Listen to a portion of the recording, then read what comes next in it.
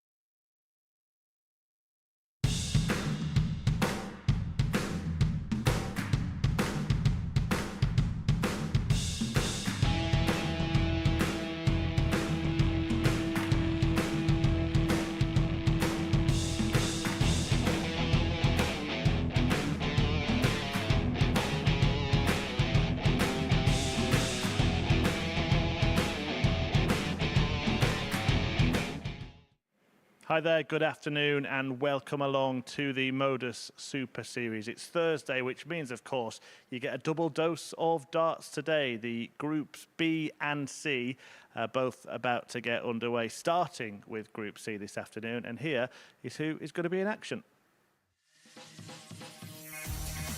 This was a rare moment of relief for Willem Mandegers in Group A. The Dutchman only won one match in 3 days and will be ready for a reset. Fellow Netherlands native Patrick van den Bogaard enjoyed a much better campaign, and the former weekly champion will be a big threat in Group C, especially with these kinds of finishers. He's joined by Sebastian Białecki, who narrowly missed out on a Group B spot and threw some beautiful darts along the way. Harry Ward returns to action. The former Pro Tour title winner will be joined by two debutants in Group C in the form of ADC qualifier Richard Hosey and Jeff Murray.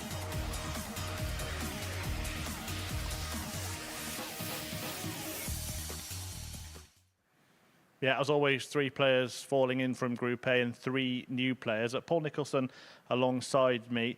2 of them brand new players in Richard Hosey and Jeff Murray. What do you know about them? Not a great deal, but we know that Richard Hosey's been playing a lot of vault stuff with amateur dart circuit. Loves the format, obviously. He's won more than one tournament. And I think some of the statistics from the games are encouraging, but I think you do learn what kind of player you are when you come here and play under the lights. I'm really eager to see him. But another player from the Northeastern, Jeff, has come with a very high recommendation, so it'll be interesting to see how he evolves over the next couple of days. Yeah, this man knows as well as anybody how strong the dart scene is in the Northeast. So we'll have a look at the groups as a whole here. Luke Littler, of course, already through. Of course he is. He's in finals night again. That's the 5th time out of 5 that he's made it there. Group B tonight, Luke himself said he expects Andy Bolton to win that group, but it's a tough group. Do you concur? I think it's a pretty good call, actually. I think when you look at what Andy did yesterday, he averaged well over 90 for the day, and the only reason he didn't win Group A is because Luke Littler was so good. But I think we have to be very careful when trying to predict that group, because Jelle Klaassen will want a piece of it, Jordan Brooks will want a part of it, and we're not really sure what kind of form Mark Hilton is in.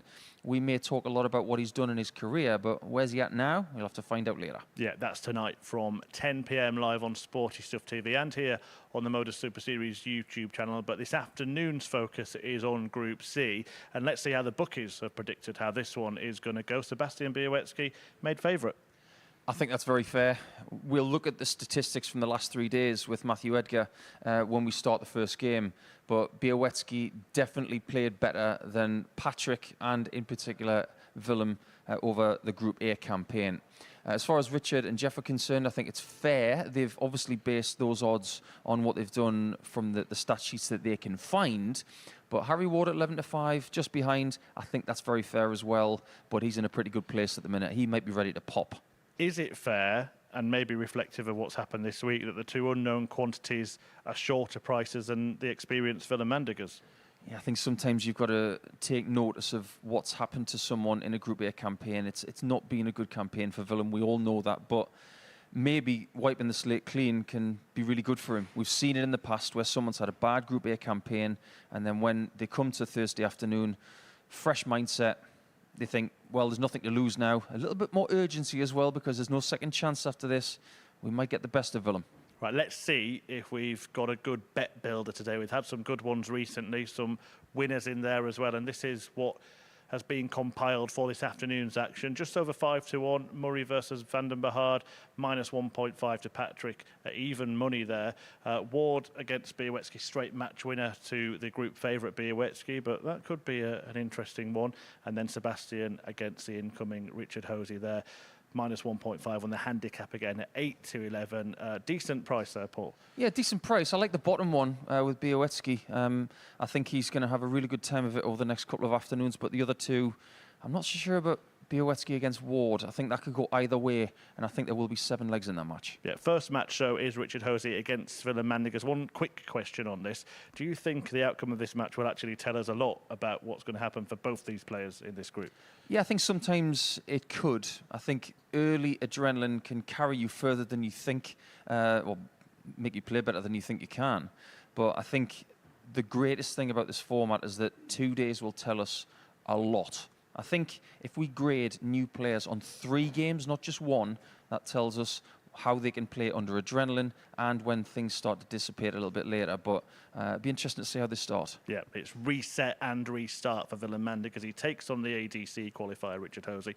Paul's going to head downstairs. We're waiting for him in the commentary box. It's Matthew Edgar. Thank you, Murph. Summed up beautifully upstairs there by Paul Nicholson. This one is going to be interesting. It's the start of our Group C campaign, our fresh start. Everyone's on 0. But how does Willem Mandigers feel about that coming into this? He's been here for the last 3 days. He's kicked off his group campaign in a Group A on Monday, where he played pretty good darts, 85 average across the day, but has slipped away. He's going to be taking on Richard Hosey from Birmingham, using a 21-gram John Lowe dart. It's been a while since we've seen some John Lowe darts. People tend to go for the more thinner barrels to fill up the 180s, but that's something we know Richard to throw first. Richard Hosey is more than capable of when we see what he's done on the ADC. Danny McNamara is your referee for the day, and I don't think Richard Hosey is going to be too phased by this. He's 100. quite a confident sort of character. He's playing lots of darts in Worcester Super League, and for many, many years now has been a Worcester County player, which, as you know, Paul, is played 97. upon stages. Yeah, Worcester's not a bad place to hone your craft in English darts, that's for sure. Been some great players from that neck of the woods. 96. Tony Randall, Andy Smith. Superb part of the world to get better. And that's exactly what Willem Mandigers is looking to do over the next couple of afternoons. Let's face it, it couldn't have gone much worse. Well, he kept finding a way because it got worse from day 1 to day 2 to day 3. So 145. interesting ploy there from Richard Hosey, but he's left himself a finish. Yeah, I like that. I like it a lot. Just goes to show, even 60. with Richard, you require first game 160. adrenaline pumping through your veins, he's still thinking good stuff. This is better than good. That's Game unbelievable. first leg, Richard Hosey. What a start. You said it on the balcony, and I wrote it down straight away. Second leg, Early Willem to adrenaline. throw first. Game on. Mandigers isn't going to have adrenaline. He's been getting pumped for 3 days. He's going to be timid. He's going to be unsure. Richard Hosey's here on debut, and he clearly 59. enjoys the battle. I always talk about debutants in the same way. I want to see what they do over 3 matches, because we've seen people have incredible 100. debut games, like Cam Crabtree averaging over 115 in his first game. But when that adrenaline just starts 135. to seep away a little bit, how do you play it when it's a bit more placid? This can't really have gone any better so far. But 100. think about how Willem is thinking right now. Okay, clean slate. Give me Thursday. Oh, great. Someone else who's plugging me with 12 daughters. Playing a debutant, that should be 41. okay. He's going to be nervous, surely. Absolutely not. Richard Hosey's having none of it. He hasn't read that script.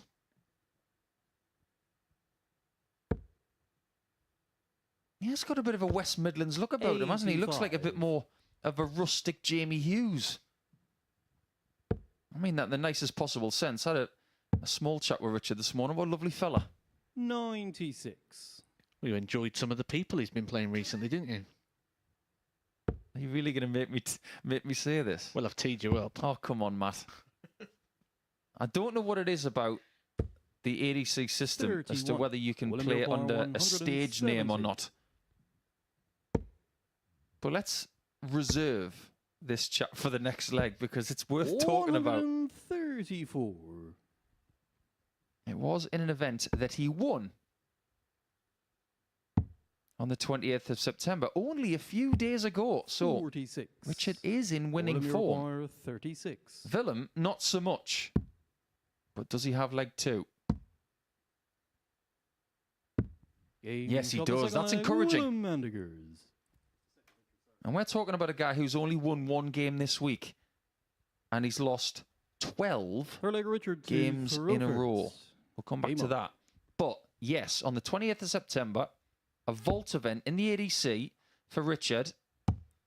He started his group campaign against Mitch Pickett. 93.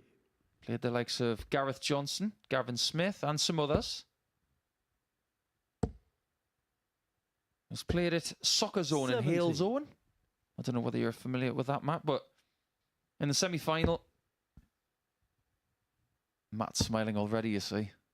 I had to check with Richard this morning as if to find out if this was a real name or not. 180. Richard, who's just hit his first 180 in his Super Series career, assured 43. me that this is not a real name, but on the Darts Atlas system, it says that Richard won 3 legs to 2 against someone called Smurf Pudding. 100. You really didn't want to say that, did you? I really didn't. Hope you're watching today, Mr. Pudding. 30. Richard, you require 128. I'm reliably informed that it's not someone's real name. It's an alter ego. Intelligent 88. darts there as well. Didn't have to go around chasing to leave the bullseye, just trying to set up the double. He does it absolutely perfectly, leaves on the tops. The double he hit in just 24. one dart at the back of the 160 40. combination in the opening leg. The line was good on that one. Get the line right on this one, and you're gold. 30. First time he's really faltered in this game. He's got time to do so as well. Willem Mandigers over 300 points behind, which has been the story of his week. Just a lack 100. of scoring power. Richard, you require 10. You will delve into his stats very soon.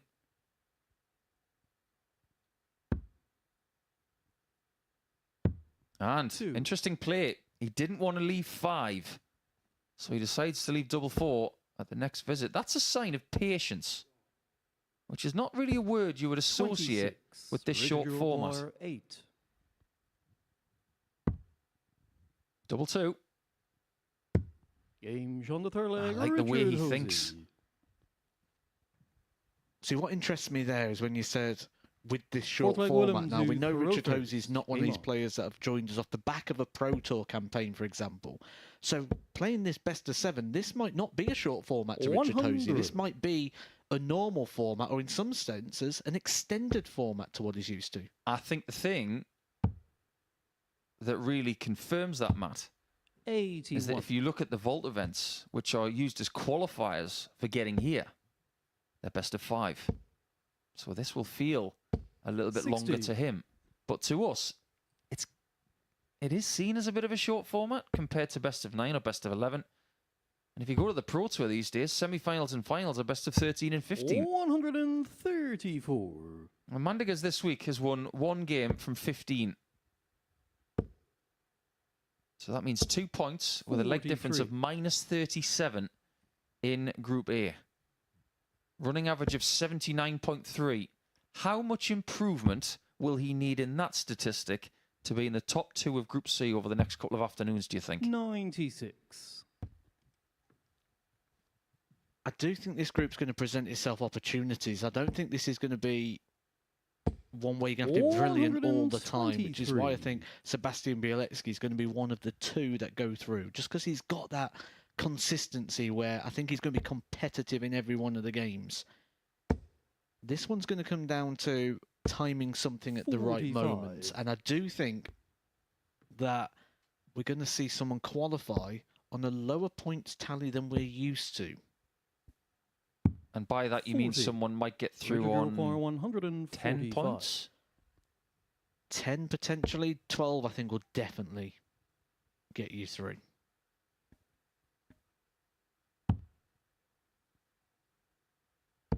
That's a great last start. Willem, you require 135. That could be the difference in who wins this leg. Now that Mandigas has missed that 47. 60 for a shot at Richard, the your ball, require 52. that 54 has given Hosey a really good opportunity to get a 3-1 lead. When you say about winning this leg, the winner of this leg could have a sizable difference on who wins this match. And this is those big, thick John Lowe barrels. Just getting in the way slightly.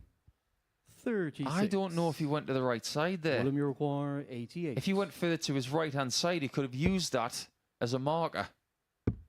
Game shot No of the fourth markers leg, needed for Willem Willem, who Mendiger. dodges a bullet in leg 4. He could easily have been 3-1 down. Fifth leg, Richard to throw first. I think the thing that Game on. surprises me about Richard Hosey's darts is just how big they are, but yet they're 21 grams. Must be quite hollow. There might even be maybe an 80% 100. tungsten sort of barrel because they're quite sizable. They take up a lot of room in that treble for a 21 gram dart. 26. Now, they're not quite the heaviest darts that we've seen at the Super Series, or indeed heaviest darts on any circuit. Do you know the heaviest darts that we've seen at the Super Series? 60. No. Ryan Palmer, 28 grams.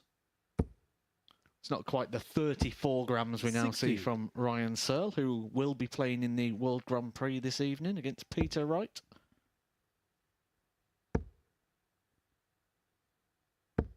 $140. He's plodding away after that 12-dart start.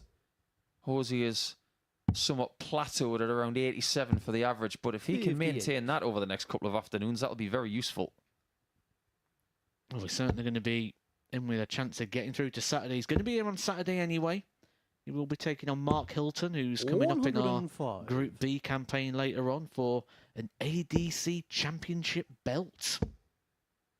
Never had your fingerprints on one of those belts, 100. Matt? Richard, you I require haven't. 96. No, I'm very much like you, where I don't like touching things that aren't mine.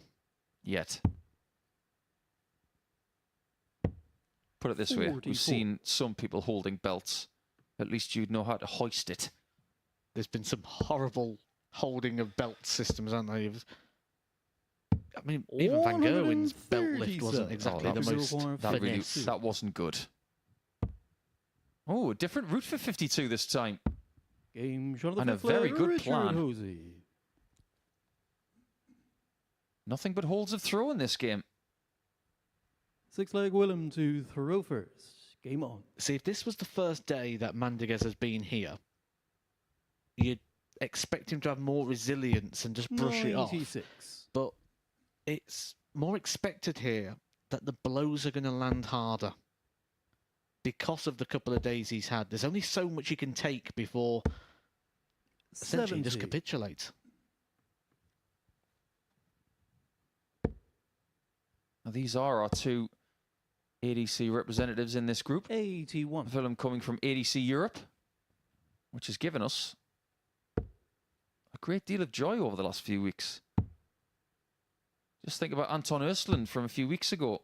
He's coming back to 69. Champions Week with fellow Swede Andreas Harrison. What a developing country as well Sweden is. When I'm out on my travels, I'm seeing quite a lot of good stuff at the 100. moment from people in Sweden. Edwin Thorbertson, if I pronounced that correctly. Bjorn John. That's about time. 43. Sweden has been a heavyweight in world darts for decades, but I think they've struggled in the last few years to try and find the next phase. 121. It's starting to come through now. Ever since Magnus Carus retired, they've relied very heavily on Johan Engström, Daniel Larsson, 140. and Dennis Nielsen. But William I think Uruguay, Andreas Harrison 103. coming through, and obviously now Östlund and some others. It's really good for Sweden's efforts. Well, that's different. 77. Didn't lose the opportunity though, still had the opportunity on the double 13. He was dangerous of hitting the treble 17, which would have took the opportunity away. You know what that illustrates, though? Anybody who's watching this who wants to 81. improve as a dart William player, but you Uruguay, still need 26. some comfort blanket singles, there's a lot of odd numbers at the bottom. Oh, Willem. No score. He could pay the ultimate price 98. for those misses. He decided to split, and it didn't work.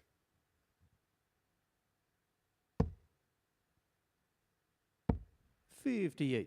Double 13. Will he go Willem straight for it this Unicorn, time? 26. No.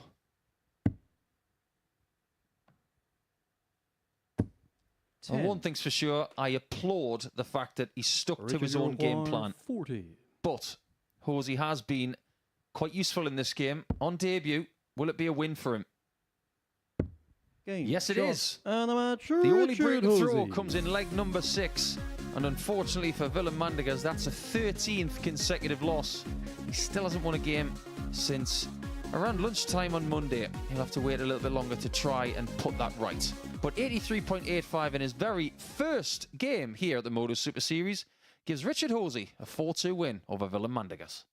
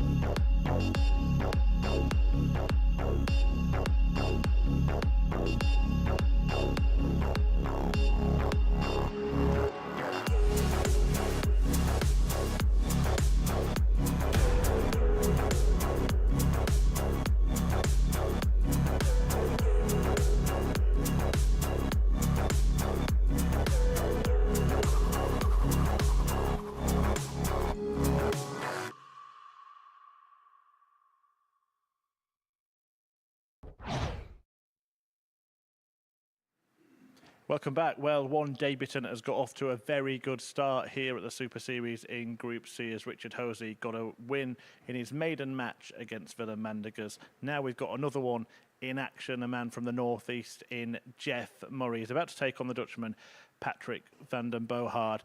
And Jeff met Matthew Edgar before play today. Jeff, good morning. Welcome to the MODUS Super Series. You're here for the very first time today, here at the back of a recommendation from a certain Glenn Durrant, I believe. I am, yeah.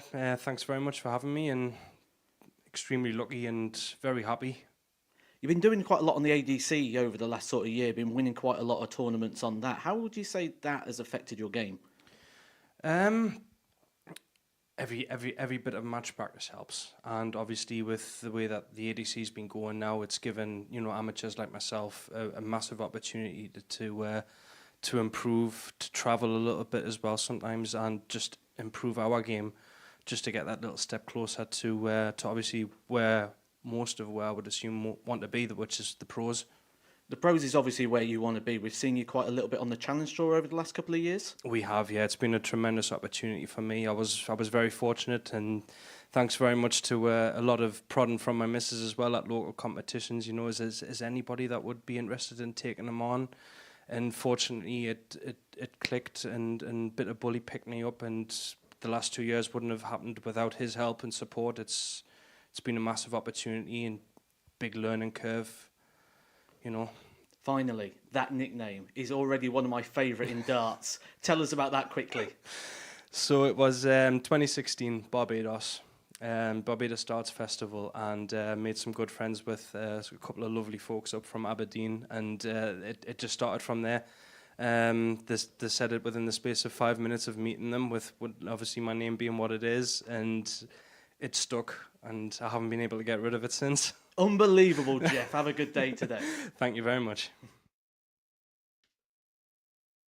It's a very warm welcome back to Patrick van der Mohard for his second campaign of the week. He'll be looking to go much better than Group A, but he's up against somebody who is quite unbelievable. Well, I hate to shatter your confidence, Jeff, but if you want to have unbelievable by AMF as a walk-on track, there's a fellow person from the northeast of England who has already got it. And that's Colin Osborne, so don't steal it.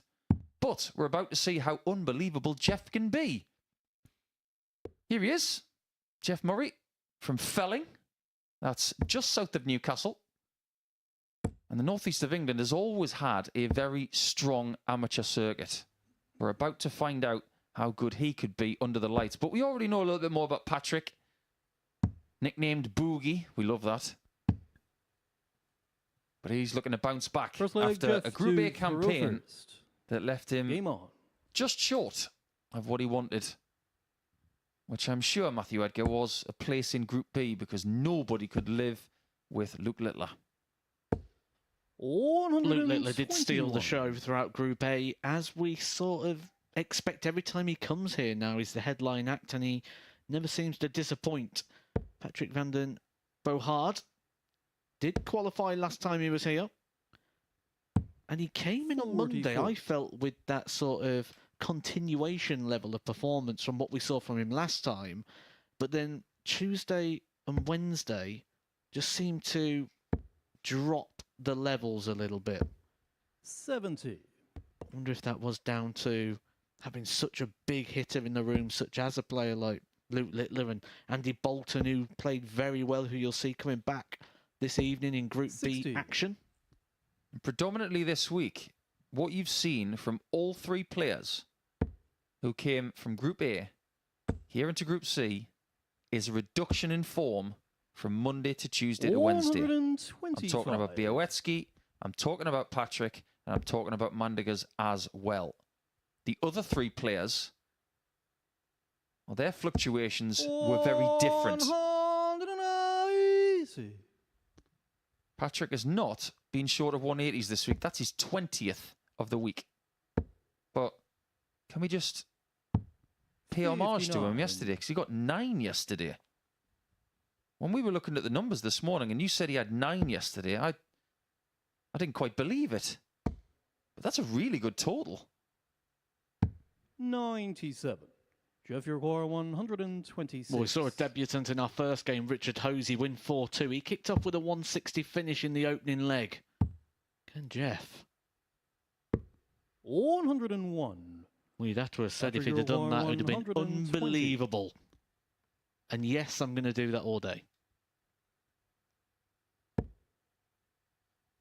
Single 20 for tops to nick this first leg in 5 visits. 80. Well, this is where you find out if Murray is a 12s guy or an 8s guy. Game There's your answer. Jeff Murray. That is a very, very sinister back of the shirt, isn't it? Took me a little while to figure out what it is. In fact, I'm not 100% sure what it is, but it's different, and anything different in darts is good. It is a very sinister shirt because he's got 3 darts in the neck as well by the looks of the front. 85. Yeah, they're pointing the wrong way. He must have a bulletproof collar. But it's all very coordinated, isn't it? 41. Do you know what it looks like? It looks like Blade. You know that character that Wesley Snipes played? Very similar to that. In fact, there's an awful lot going on with that shirt. Like, he's got a nice little logo on the front of it with the G and the M, but the M's like the shadow to the G, but yeah, very, Very unusual. Yeah, I like that logo, and I'm a big fan of good logos. I think Ross Smith's 96. is elite in world darts. I think everybody, even Michael Van Gerwen, looks up to the logo of Ross Smith, in my opinion. But that GM on the front, yeah, I'm a big fan. 59. He has been winning quite a lot on the ADC circuit and was actually recommended to us, wasn't he, by Glenn Durrant? Someone who he's seen out on his travels. 85. He actually recommended us Rob Grundy as well, I believe, who turned out to be quite the find. He's not had a bad season. We'll see him at the end of the month in Champions Week. 100. And he beat the very seasoned Paul Hogan in his weekly final.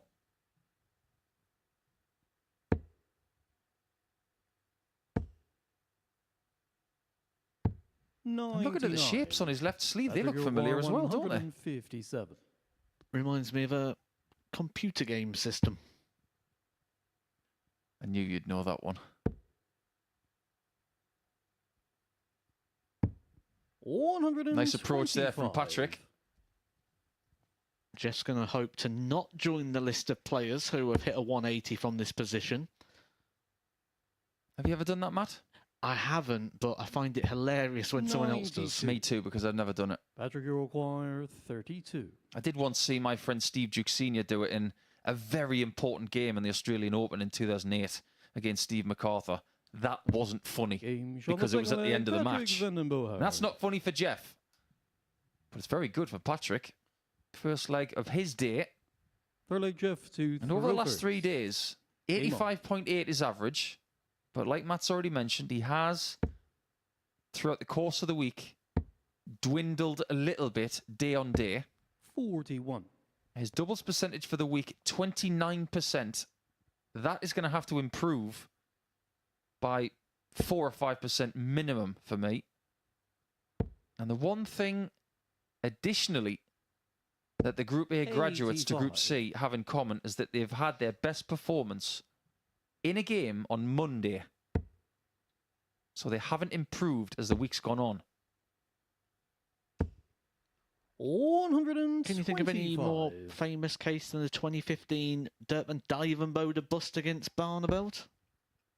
He actually referred to that in an interview, saying how the embarrassment of that actually caused him to sort of lose his way for a couple of years. 140. Yeah, I read that article, and I think that game being against Raymond van Barneveld as well, it was so important to him. It did set him back, but I'm so glad he was able to get past it. 99.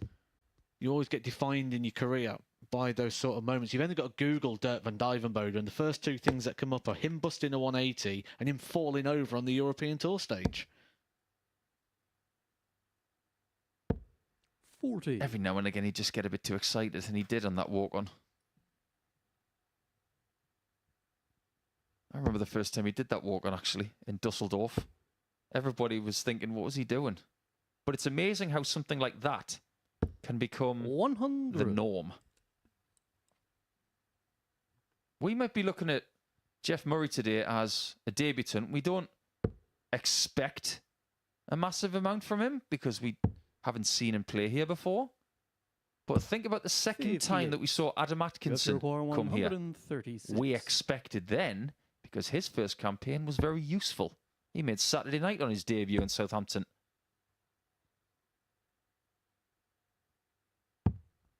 42. I think this is an ideal group as well for a debutant to come into, because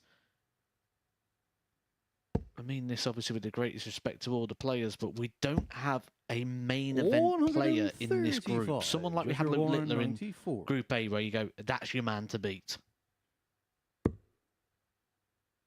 Single 19 needed for a shot at the bullseye for a 2-1 lead. 69. Not far away. Patrick, you require Chance for Patrick to break, 43. and we only saw one breaker through in the previous game. It's all that Richard Hosey needed. Well, that one's missed by an inch.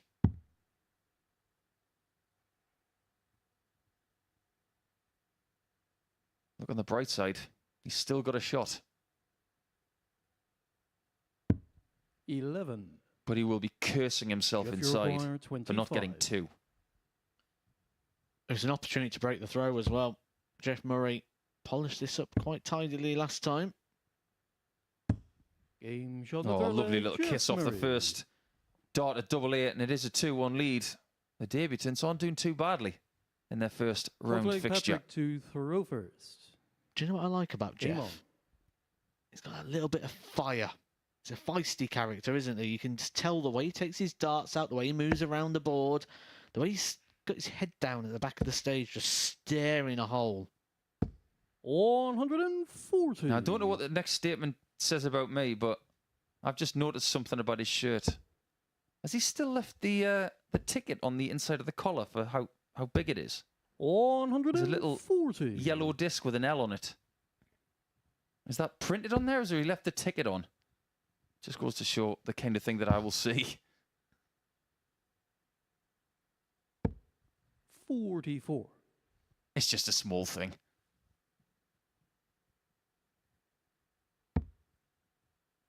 When I mentioned to you, Matt, dart player from Newcastle, who do you first 60. think about? Nowadays, Chris Dobey. He's playing in the World Grand Prix tonight against a certain Michael Van Gerwen. I think he's in a good mood today, considering what happened at the football yesterday. 96. But there have been some rather incredible dart players from Newcastle over the last few decades. Who could do that? Even on the tour these days, you've got Ryan Joyce. He's been making finals on the Pro Tour this year. You've got Kevin McDine. 43. There it is. Jeff, you He's require left it on the collar. 121. We'll give you all the information here at the Super Series, give you stats, averages, and shirt sizes. 43. We're going to give poor Jeff a complex if he watches this back, because we've spent 3 legs talking about his shirt. Well, we walked into the supermarket yesterday after Group A had finished. We bumped into Jeff, and his first words to us were, "My name is Jeff, not 100. Geoff." Jeff, you require 78. Because we had a whole discussion yesterday about the spelling of the name Jeff. Double top. 58. Exact same shot for Patrick. Patrick, you require 78. Taking his time into this shot. And when he's took his time before, it's been successful.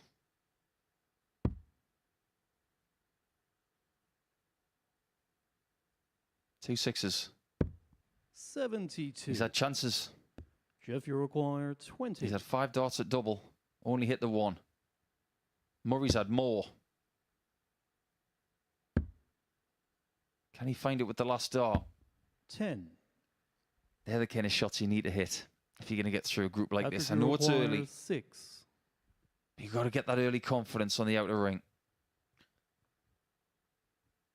Well, if you're lacking confidence, you don't want to be down here at the bottom end of the board. And that's awkward. The way his darts stand up in the board.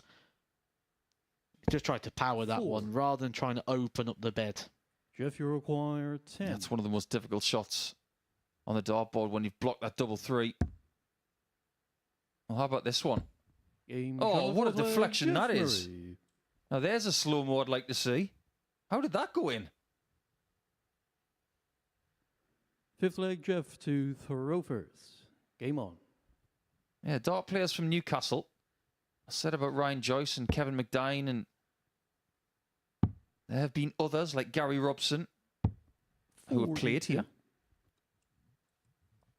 But there are others that I know of who Jeff will know who are unmistakably good enough to grace this stage. It's just a question of desire.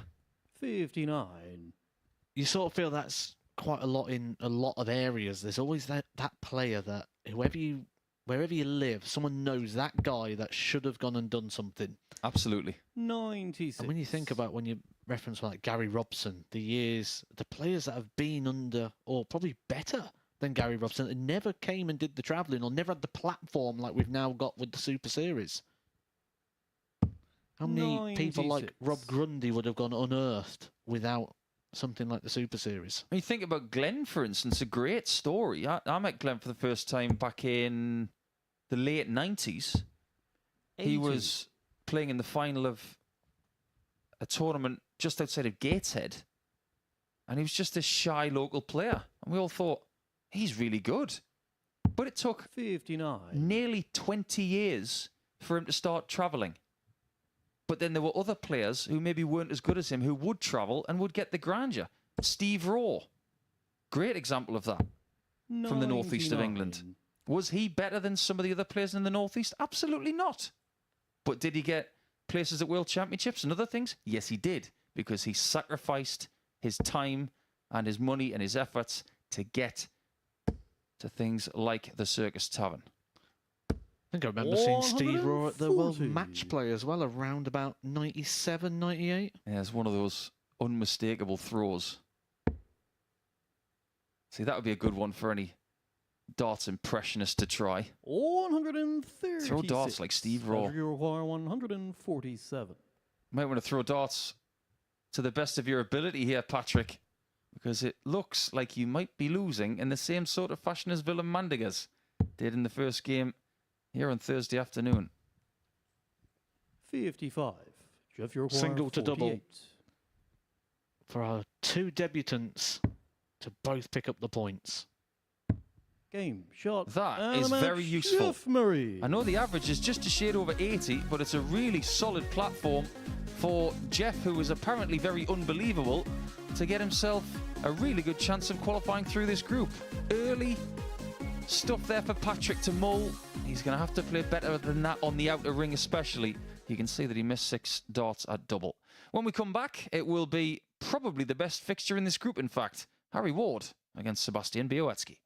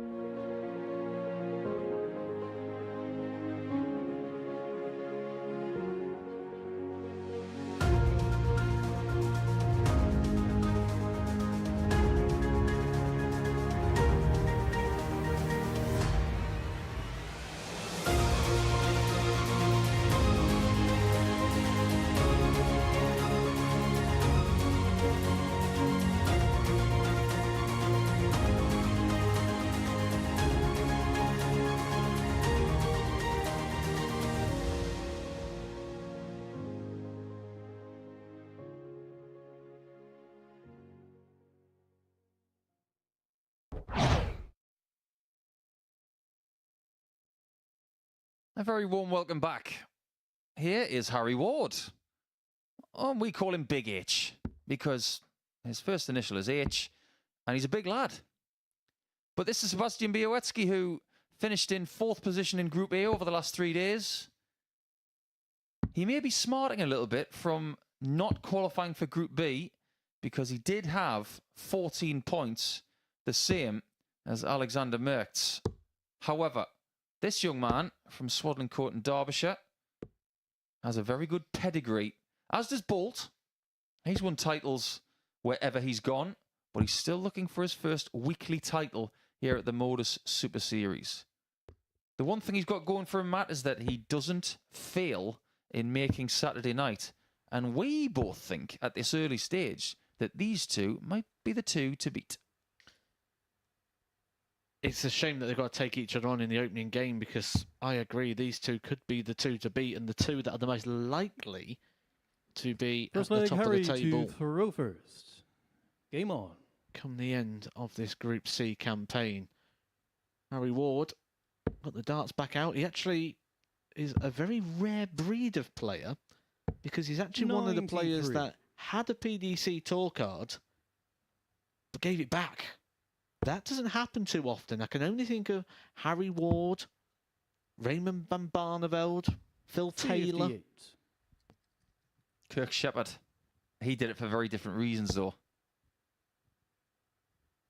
He got himself a very nasty bout of dartitis 81. and decided not to put himself under the microscope, which I think, in hindsight, was the right thing to do. But the reasoning behind Harry Ward handing in his card? He just didn't enjoy it. He didn't enjoy the 99. lifestyle. He spoke quite fondly of players like Daryl Gurney, someone he's good friends with, and said he saw the sacrifices that he had to make and he just wanted a normal life. 140. He enjoyed his building work and he just wanted the general 9 to 5. However, he's getting the bug back. 55.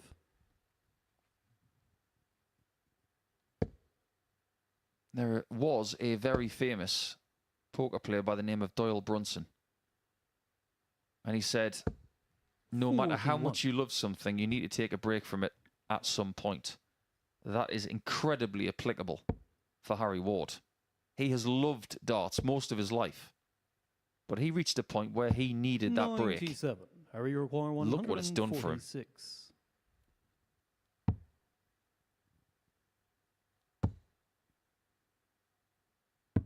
I was just about to say no more. That would have been a wonderful start to his weekly campaign.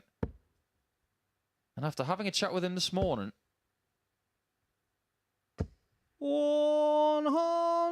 emphasised that he's been here twice before and he's got better from visit 1 to visit 2, and he really wants to do better this week.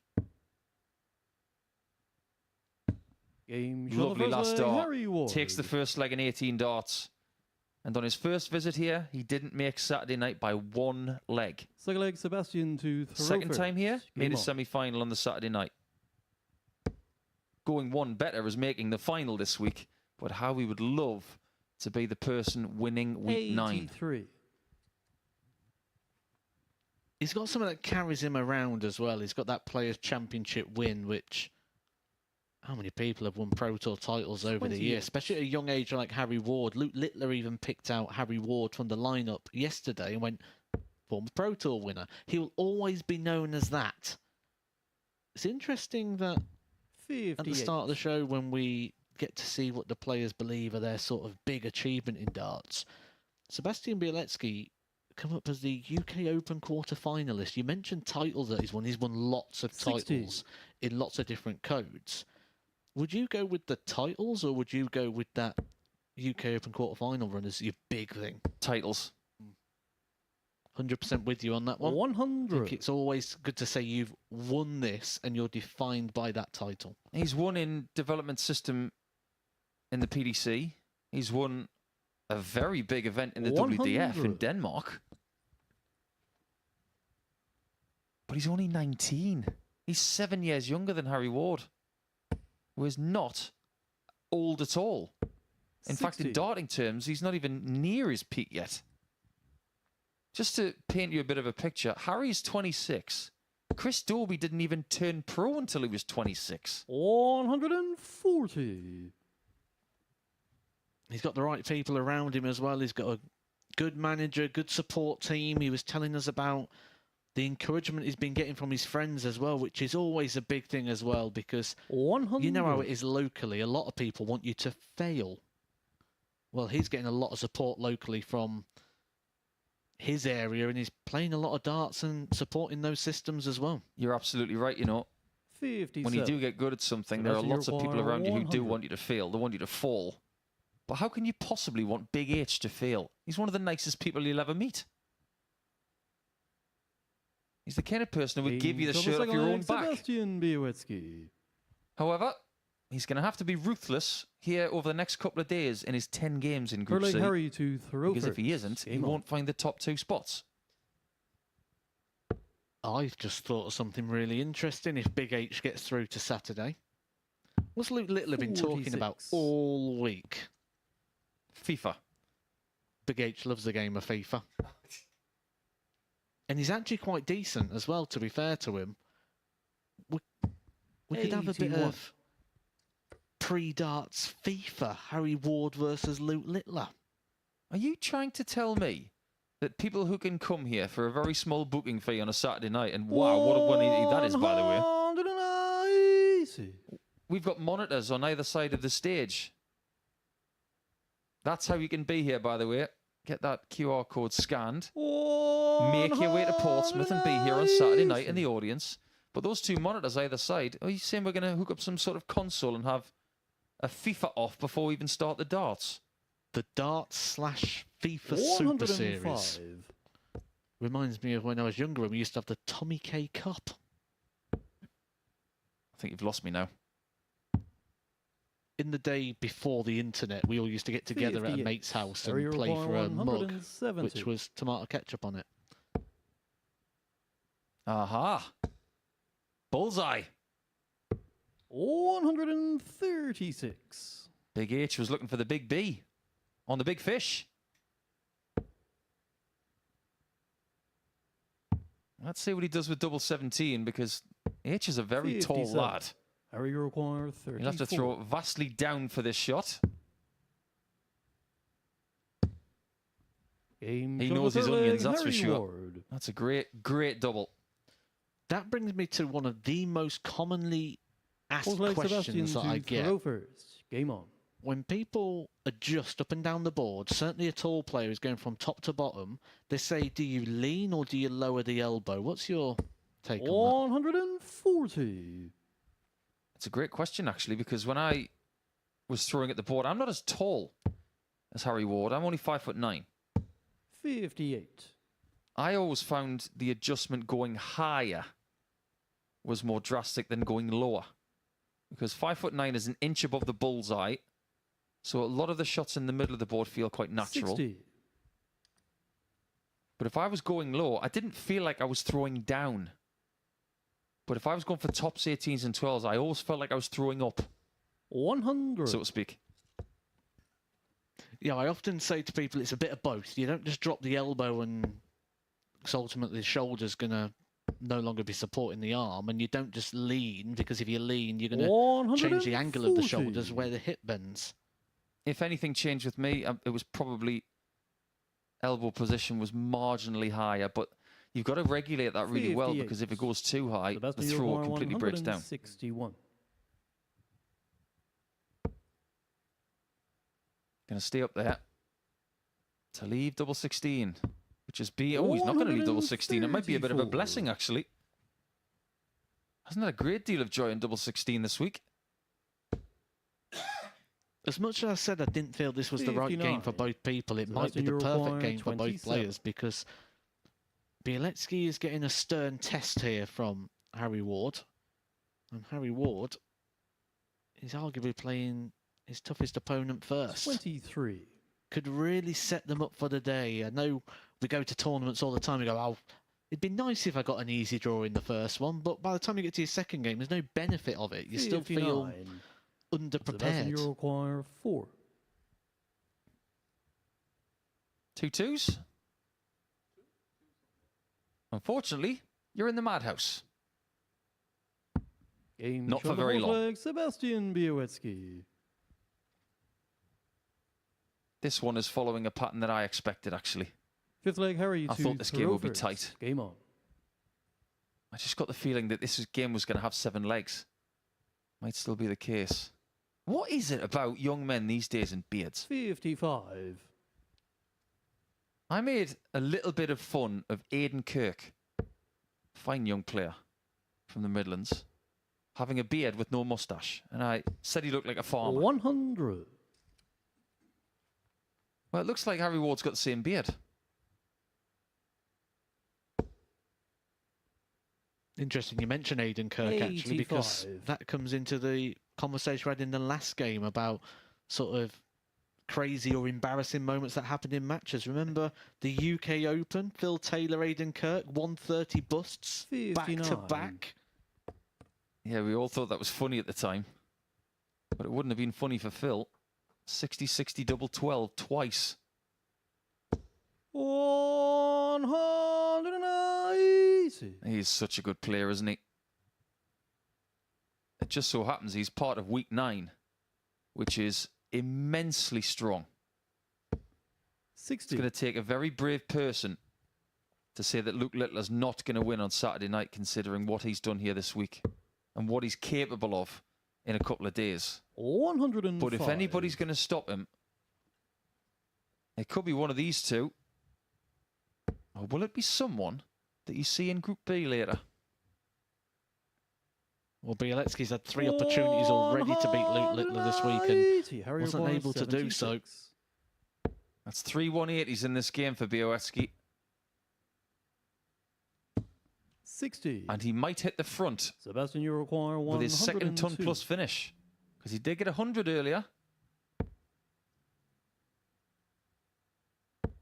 Super smart play. Double 11.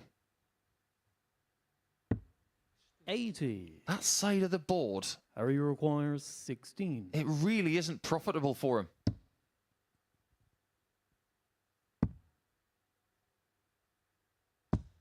Excellent marker Games on the used. fifth leg, Harry Ward. Great shot from Harry. He's had the inferior average in this Six game leg, Sebastian pretty much to the whole throw way, first. but he Game is in on. front. I feel like I've been beating the same drum all week for Białecki to go more for tops and 10s. 140. I'm going to keep beating that drum because I still think it's the right thing for him to do. 60. We were talking with Harry a little bit earlier, weren't we, about how he's a self-employed builder. And he's got aspirations of getting back to where he was before, but in his own words, 40. he's a better player now than he was before. And this is a man who's won a Pro Tour before. It was interesting as well. The bit I really picked out from that conversation 125. was the bit when he says about his friends have been telling him he's playing well and needs to get back on it again. What does that tell you about him? Because actually when he came off the tour and gave that tour card back, he just qualified for the World Series, beating Chris 140. Dobie in the final of that qualifier. Although he did say that Dobie missed a lot of doubles to take him out. He said it was jammy that he'd made it. 100. You don't get any gimmies in darts, Harry. You know this. I wish I was that lucky. Nothing like being lucky and good. Well, let me put it into a bit of a strange way of looking at it. 45. Harry Ward has got the same amount of senior PDC titles as Mark Webster. Just compute that for a second. 140. I know Mark's Sebastian, won you require World Cup singles in the 136. WDF and a Lakeside Championship, but someone as great as Mark Webster, a Premier League player, he's won the same amount of titles as him. This is double 8. Game shot on the sixth Well, leg, it doesn't let him down this time, Sebastian and we are Białecki. going the distance. What a fabulous shot that was from Sebastian. And that is his biggest finish Seventh of the and final week. leg, Harry to throw first. Game on.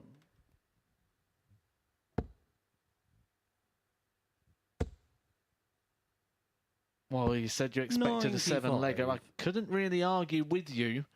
And at the moment, everything's going with throw, which if that carries on being the same, that little mark next to Harry Ward's name is enough to suggest that Harry Ward could get the 2-point tier. 125. Białecki has given us some big last leg deciders. The one that really stands out is the Andy Bolton one when he left 86 after just 9 darts. 60. Yeah, it's been fine margins this week for Seb. And it could well be fine margins for him to get to Saturday night 140. once again. But you mentioned earlier, Matt, that these two playing each other early on Thursday, is that a good or a bad thing? I'm going to flip that around and ask you a question. 85. Is it a good or a bad thing that they're playing each other in their last match in this group? I think it'll be a situation by that time where one of them's qualified and the other one's going to be in a bit of a battle. 83. I think they're both going to be in the race, so I think they're both going to have an opportunity, certainly on the evidence of what we're seeing so far in this match. 100. Sebastian, you require 153.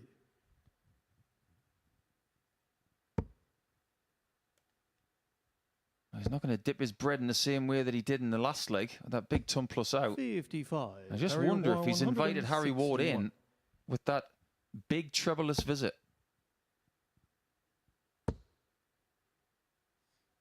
I think the answer is no.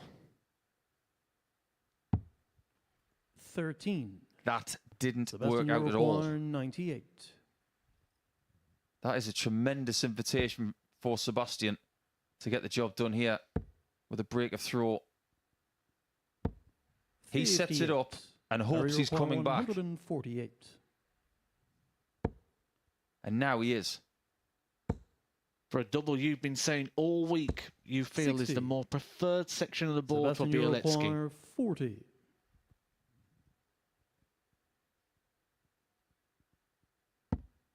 Double 10.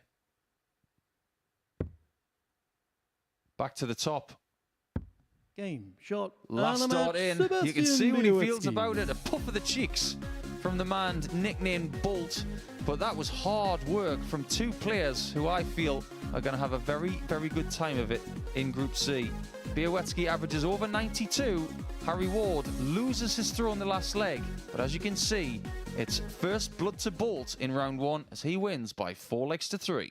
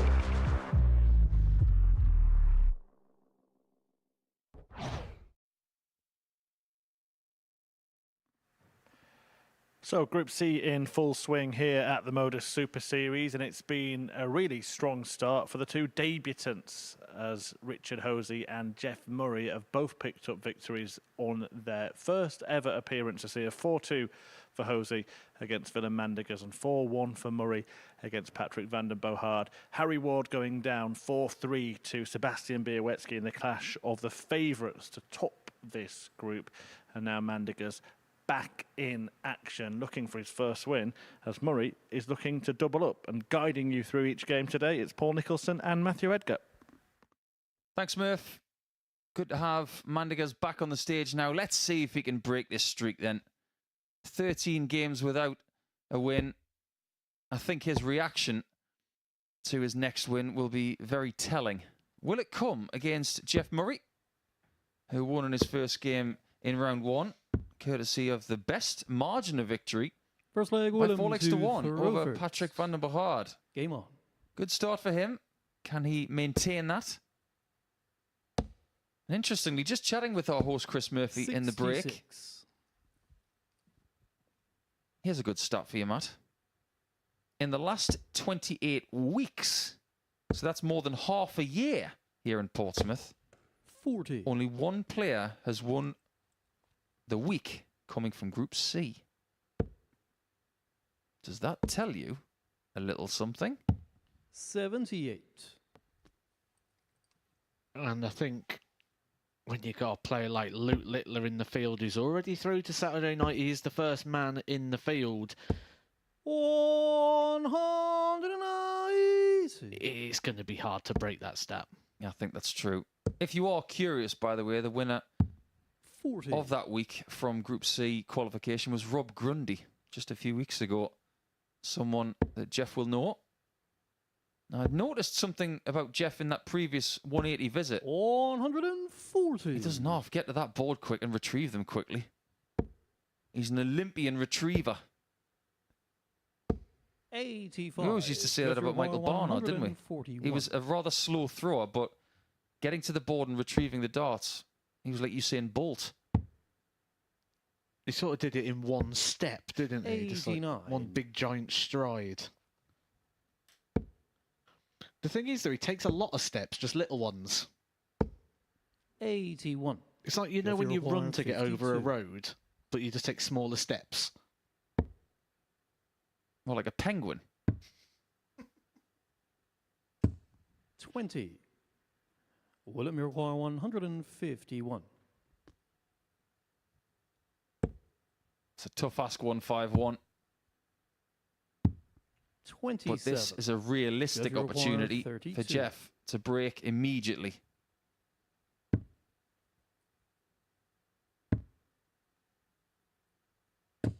16. Ooh, now that was a deflection and a half, Willem, you wasn't it? require 124. I don't think at any point that dart was going in.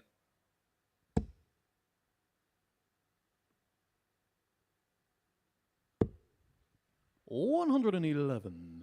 Jeff, you require 16. He had 63 left and he went for bull. Interesting play.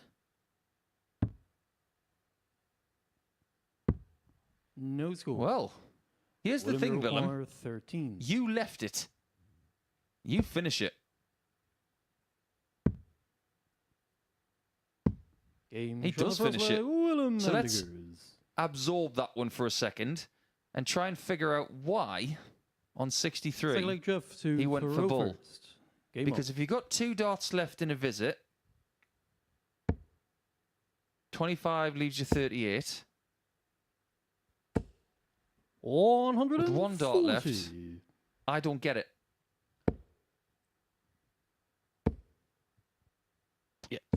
60. No idea. You look right now like someone who's staring at a menu. Your favourite dish has just been told to you by the waitress that they haven't got any of it left, and you don't know what else to order. 96. That's normally what happens when they don't have the chicken. And they eat about 3 things. I hope the 40. other 2 aren't chicken as well. Funny enough, when yesterday's session was over, we actually did see all of the Dutch dart players going for a bit of post-session 97. food at the local chicken shop. You could even say some cheeky chicken. 121. That's a play on the fact that we were at the Hungarian Darts Trophy recently and we had first ever Hungarian winner on the European Tour who was called Nandor. We called him Cheeky Nandor. 45. Was he the spicy version or? He was particularly spicy. 140. But when he played his second round match, If you require he wasn't spicy at all. 123. No sauce. Got nilled. 99 for 3 bits of green. Game shot on the second leg, Jeff Murray. That's very good. Snatched those darts out the board, didn't he? It's feisty. Third leg, Willem to throw first. Game on. Maybe that character on the back of his shirt is him. Maybe he's the sinister being. 140. Well, you do want to be here Halloween week, don't you? Because that's Champions Week. Are you behind the fact that on that Tuesday in Champions Week, everybody's got to be in fancy dress? 130. Yeah, absolutely. I'm all over that. So, by that token, I'll set you a little task here, Mr. Edgar. 43. Matt Clark is going to be in Champions Week, and if he's in Group A, he's got to turn up as Superman. Fair. If Conan Whitehead is in 45. Champions Week, he's going to have to turn up as Conan the Barbarian. Yep, I was going there as well. We've got 2 Swedes in there. They've got to turn up as the 81. 2 male members of ABBA.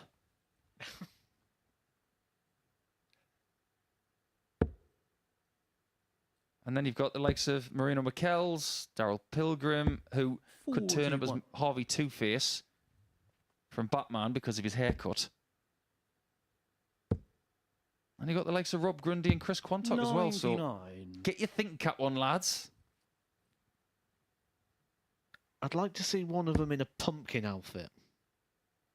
Playing darts on live TV. Yes. That to me 64. is what I want to Willem, see. you require 138. That's my idea of entertainment. That's a bit like Martin McCutcheon and Hugh Grant trying to have a kiss in the back of a limousine with a big octopus or lobster thing in the middle of them. Yeah, that sounds good as well, actually. That sounds... It's my sort of programme. Well, that was a slight diversion, 60. wasn't it? Willem, you require 40. Don't divert from tops, Willem.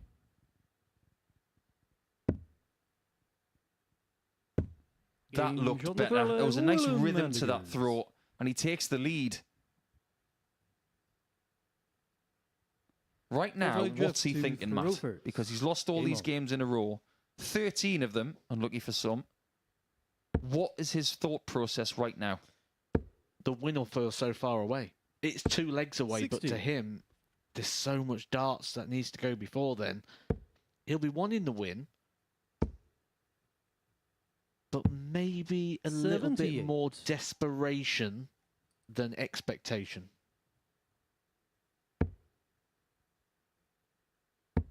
It's not as if he hasn't been close to winning 45. over the last couple of days.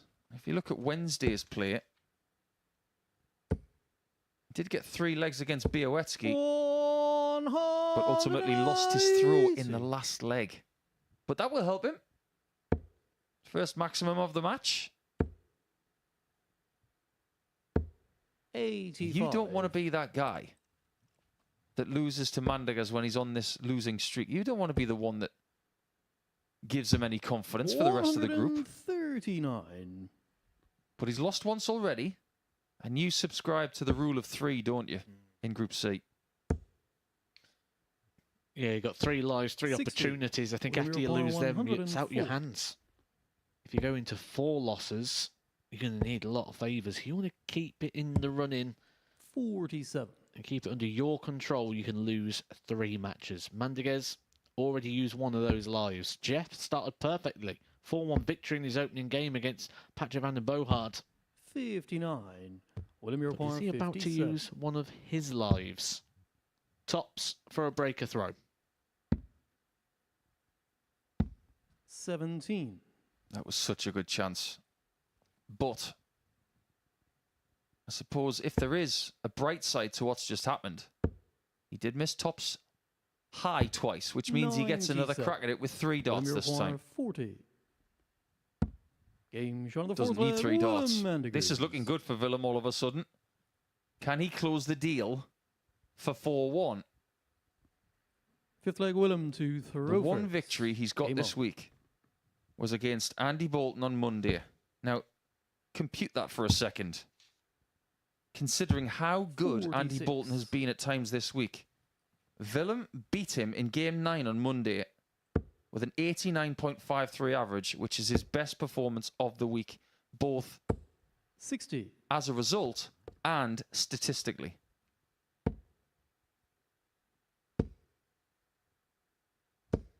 I don't think he's going to beat that average in this game, but he doesn't care. 125. He just wants to get over the line. And he's racing towards it at a very good pace right now. Jeff Murray needs to start firing quick. 100. This is what I'm talking about. When you play your first game on this stage, you're going to have the adrenaline pumping. When you go up there the second and 45. third times, it will feel different. And that's where we start to judge your game. Especially when you look at someone like Richard Hosey, who's coming up in our next game against Sebastian Bieletsky. 100. He played the opening match, winning 4-2 against Mandiguez, and then he's had to sit for 3 matches before he comes back on again. That's about an hour between matches, 41. and he's had time to go back and digest that win, probably a bit too long to do so. There is that potential danger of just coming out the second time a bit flat, especially when you're 83. taking on more experienced campaigners in this type of format. What a recovery that is. 80. The Jeff, first start was a real 158. horror show, but start 2 pretty much guaranteed him a match-winning opportunity, albeit 42. a very difficult one. Willem Europoint 164. Now, 57. should he have gone for the bullseye with the Jeff second Europoint dart? 116. It's a 50-50 call, that one. 57 needed. Would have left him tops, but 56. now Mandiguez is William still in 107. 3-dart range.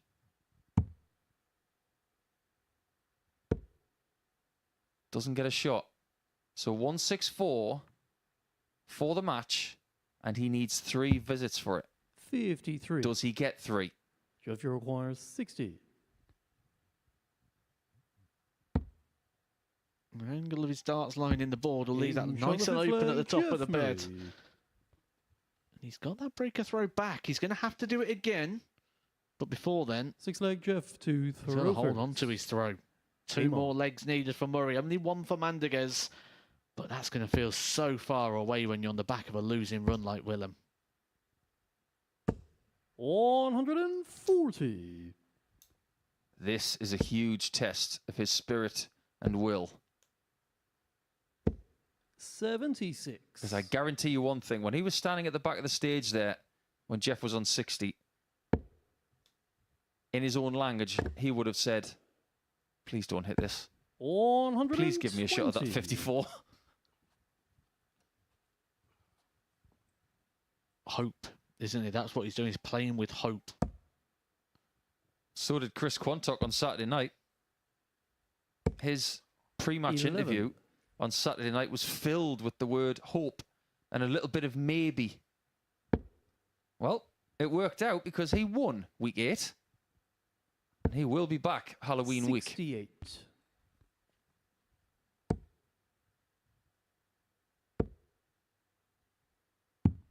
This 40. one has already gotten away from Mandiguez. Are we already seeing Jeff Murray is the favourite for this match, even though he's not even on level terms yet? 45. Keeps drifting into that one, doesn't he? 26. And then the Jeff requires overcorrection into the 128. 5.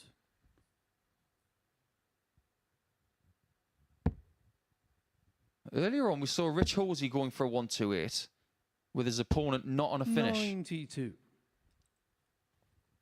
And he went for 60s.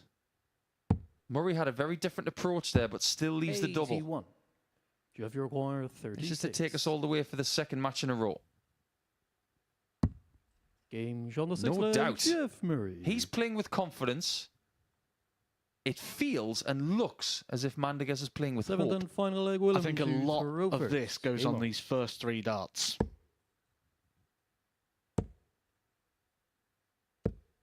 And I think that sets 41. the tone for the rest of the leg. Can Jeff find just one big treble? Might be 2, because that is sat perfectly in the 100. board for the way that Jeff Murray's darts go in the board. Well, there's another thing to take into consideration, apart from the fact he keeps finding that one segment at the start of a visit. 61. Go back to Monday morning, before he'd even won a game. He lost 4-3 to Patrick van der Bogaard. Then he lost 4-3 to Alexander Merckx in his first 2 games. 41. In 4-3s this week, he's not been good. 88. Keeps losing the line, keeps moving to the right. Well, after getting the 19 there, which I thoroughly agreed with, by the way, he should have gone back to the 60 after that, because he trimmed the 9 off the 81. end.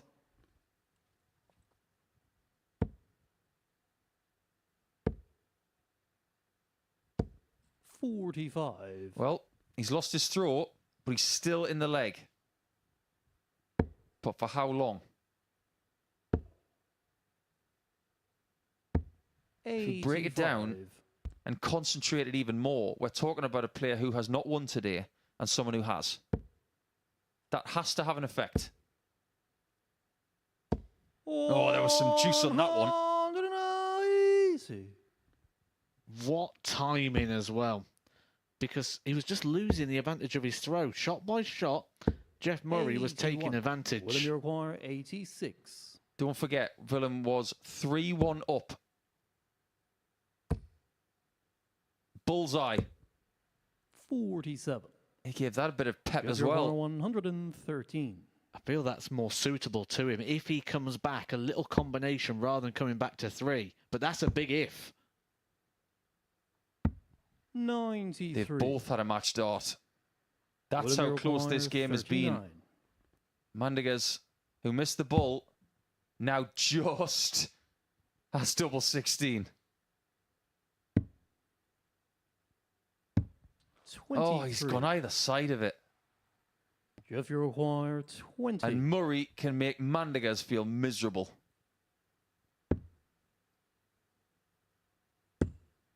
Double 4.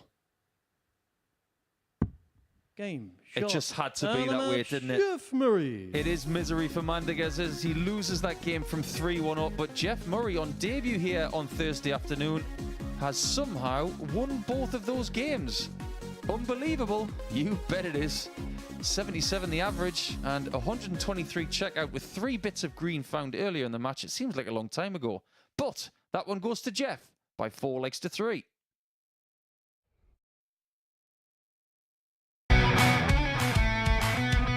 This is the MODUS Super Series.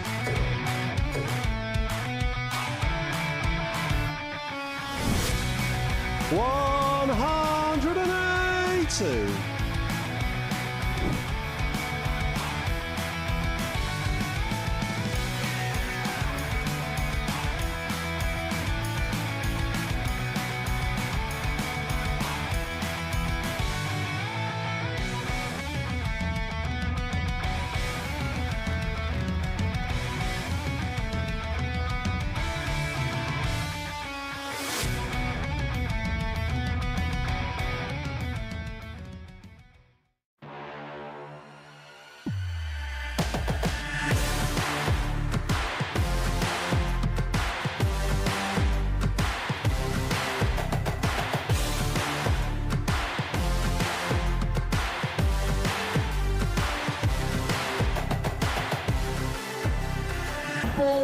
Joe Taylor, Garrett Tilling, and board 2, Craig Nixon, Robert Young.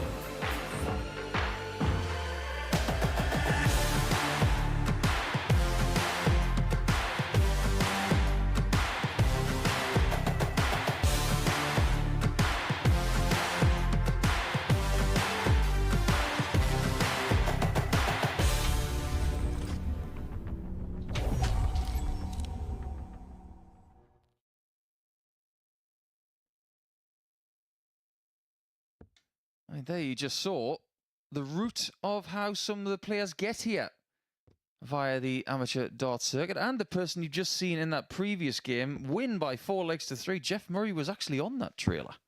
So it's not just a dream for some of these players. It is reality for the likes of Jeff and for this guy, Rich Hosey, who won his first game on debut against Willem Mandigers. So the debutants have had First leg, Sebastian Willem to for lunch Rovers. today, that's for sure. Game on. But now, it is the elder statesman on the stage who's playing his second game here at the MODUS Super Series up against someone who is a bit of a veteran here at the age of 19. 100.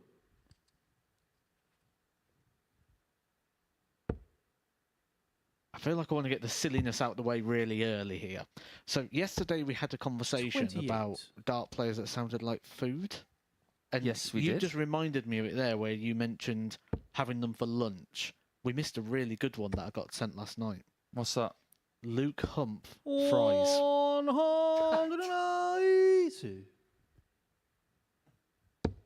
I don't know what hump fries are, but I'll give them a try.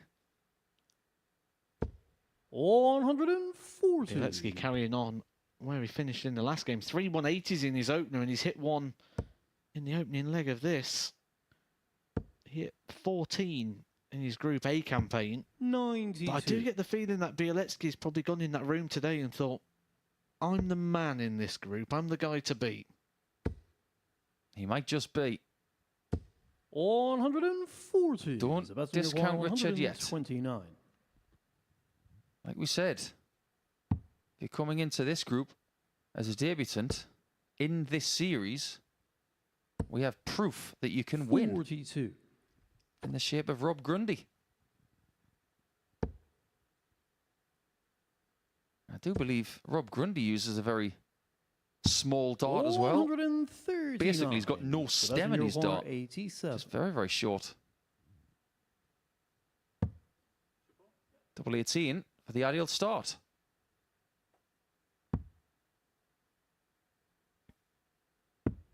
$69. Richard Hosey having a Richard fantastic Uruguay, leg here, 54. opening up the match again. He opened up with a 12 darter in his first. And he's breathing down the neck of Bieletsky. Game shot on the first leg. Richard Brilliant Hosey. start again there from Richard Hosey, a 14 darter. And when a player comes on the stage and does it once, you go, okay. Second leg, Richard That was to good. Rovers. When they Game do on. it a second time, you start to take notice. I agree with that. If he's going to be a fast starter, this format is going to really suit him. 190. And judging by the way he's been starting games today, I think we'd have to nickname him Catapult.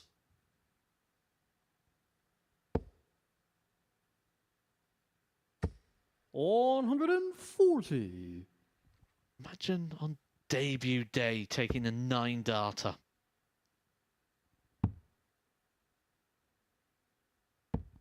If you are a regular viewer of the Super Series, well, can you, in your own mind, without checking on the internet, who has hit a 9 darter here on this stage before? The majority of them 95. have been hit recently.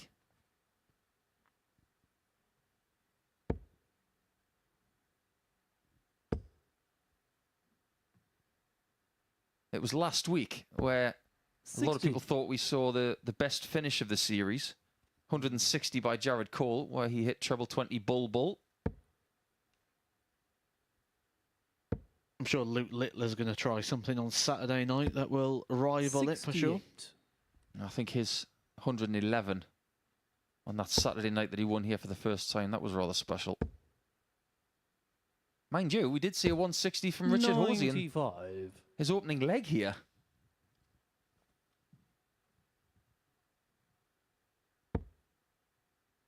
He does strike me as a no-nonsense dart player, Rich. He's not 46. a bit of a fanfare Richard dart player. 109. When he was trying to pick out his outfit for today and his flights and stems, he'll just say, give me the black ones. 89. Almost. Sebastian Uruguay 100. Averaging over 100 for the first 2 legs and having them both in the bank. Are we discounting Richard at this early stage a bit too much? Well, that's the message he's trying to tell 94. us right now. Richard, you require 20. Game shot on the second leg, Richard Hosey. Same facial expression in the commentary box right now. It's one of, we're impressed. Third leg, Sebastian to throw first. Game on. There you go. 2 legs in, averaging 100. Very simple for us to say, but do that again, and the likelihood is you will win. 85.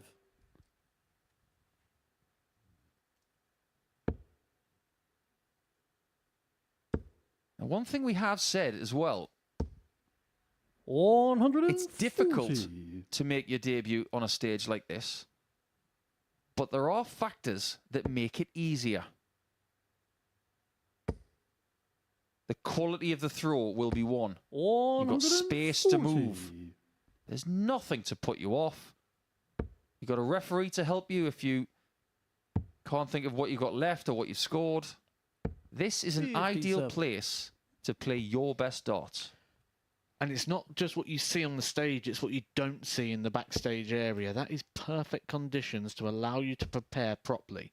When we take a look at Richard Hosey and we look at his Super League 45. stats of around about an 84, that is good. When you think that's over 12 weeks worth of darts in 12 different venues on 12 different nights, that's good. 140. Yeah, you might get one really good throw, a few decent throws, and one throw you'll dread. And there'll be one practice board with about 8 people on it trying to get ready. Here, at most you normally end up with 2, sort of 3 on a board. Any other familiar names in that Super League? There are a few. Richard require 164. So Luke Woodhouse has played a couple of games. So there you go. He's playing in the World Grand Prix this week. 84. He's from Bewdley. Sebastian, you require 94.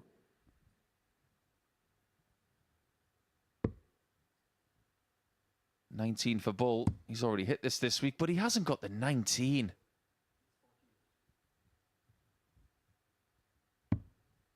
Sometimes a small treble can get you out of jail, but not that time.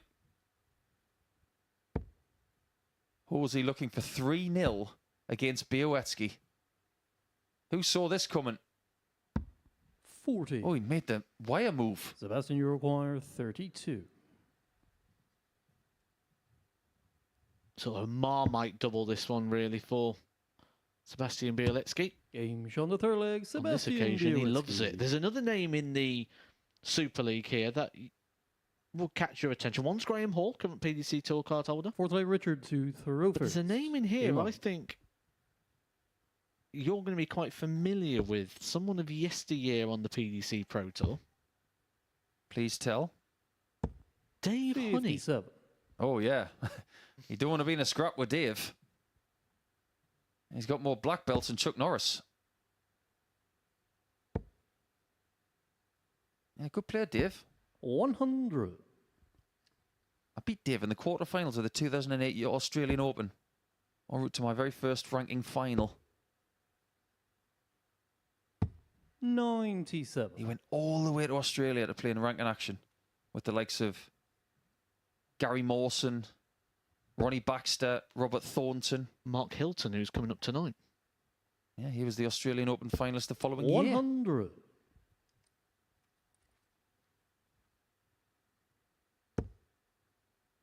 I believe, was it Hilton went out there because he needed the ranking money to guarantee himself a World Championship 60. spot? Yep, he lost to Dennis Priestley in the final. Should have lost to me. Not that I'm bitter about losing to Priestley in the semi-finals in the 2010 Australian Open final, but 140. that's the way it works. Yeah, but he played well that week, did Mark. That was the best tournament he ever had in the 40. PDC, making the Sebastian, final of that you Aussie require Open in Revesby. 161.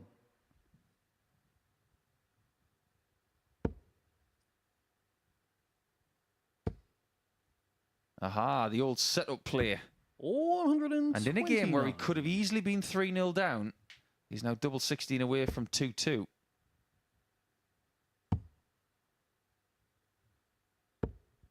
$44. Sebastian, you require 32. As you can see, he's throwing from the right side of the oche, so this is quite a long shot he's On the got. fourth leg, Sebastian Białecki. But it works. He's had so much practice at it. I'm not surprised he's getting better at it. Fifth leg, Sebastian. But after to showing you throw the first. averages Game on. after 2 legs, which is not usually my style, look at where they are now. They tell you a very different story. 85.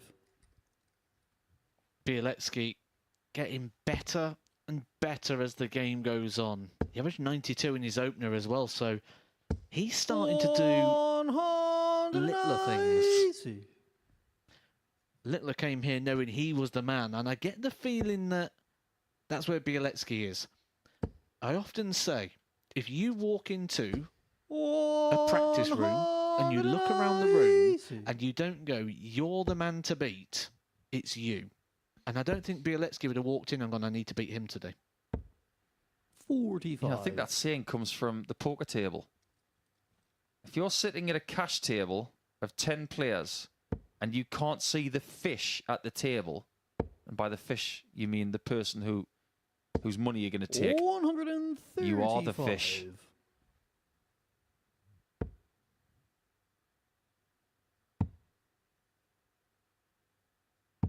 I've been impressed by Richard so far. I think he's played lovely. 101. But Białecki is playing at maybe a higher level than we've seen all week. By far. He's brought his best darts today, for sure. 49. We know what his best darts are capable of. 147. PDC secondary tour titles. UK Open quarter finalist. 57. Sebastian Uruguay, 52. WDF ranking champion. Gold event as well. That was in Denmark. Indeed. Another look at double 16. 20. This time not Richard so Uruguay, successful. 90. Could his momentum be shuddered with a 90 checkout? That's right in the middle. Don't look, Sebastian. Well, now you can. 60. Sebastian Uruguay, 32. To turn this around from being 2-0 down. Got 1 dart left. 28. Oh, and opportunities present themselves again to Richard Uruguay, Hosey. 30. Opportunities that could see him break the Białecki throw again and become favourite to win this match.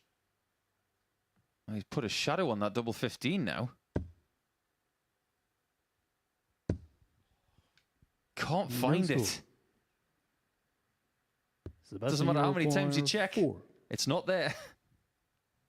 And they're the sort of shots that if Białecki comes and takes this, they're the In trouble with moments that flag, you'll sit Sebastian back in the back Białecki. room and you'll talk about those moments with your opponent and with the other people. It may even be something leg that he Richard goes to home throw tonight first. and Game on.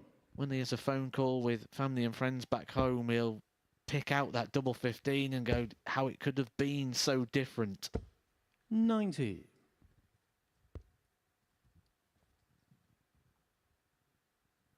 Dart players are ninjas at the shoulda, woulda, couldas. It was one of the reasons 98. I never went out to the hotspots on the Pro Tour where people would go, oh, we're going to go to this place tonight. I'd deliberately avoid it because every 100. restaurant would be full of, if I would have hit that double 10, I could have won the match. It was 0-0 at the time, mate. Like, let's turn it in and enjoy this steak. Yeah, I know what you mean, 45. actually. Certain players, no matter where you go in World Darts, they want to have some sort of autopsy 100. on what they've done that day. And yes, I'm talking about you, Richard North. And previously, Alex Roy. I believe he doesn't even play darts anymore, Alex Roy. It's a shame. 100. Miss Alex. Great guy. Really positive. Always really positive. Wouldn't that be a good week down here when you 59. could pick out certain people? I'd love to see Alex here. He would light up that practice room. which could be our great question today for our socials at MSS Darts. Let us know what your ideal weekly lineup would be. But remember, they cannot be PDC tour card holders. Try and make it as interesting as possible. 42. Sebastian, you require 78. I'm just trying to figure out what Richard was trying to do there. Did he really go for 17s first? For a 152? We'll never know. Because it's tops for the match. 38. Just over the bar. Richard, you require 110. To save his skin. Double 18. 74. Misses the chance. Sebastian, Białecki, who just 40. got over the line against Harry Ward in Game 3. By the odd leg, can he improve to 4-2 in round 2? Game. You shot, bet he can. And the match, It was hard Sebastian work, Białecki. but he still averages over 91.5 in a very impressive display. Easy for me to say. But he leaves the stage, and Białecki wins that one by 4 legs to 2.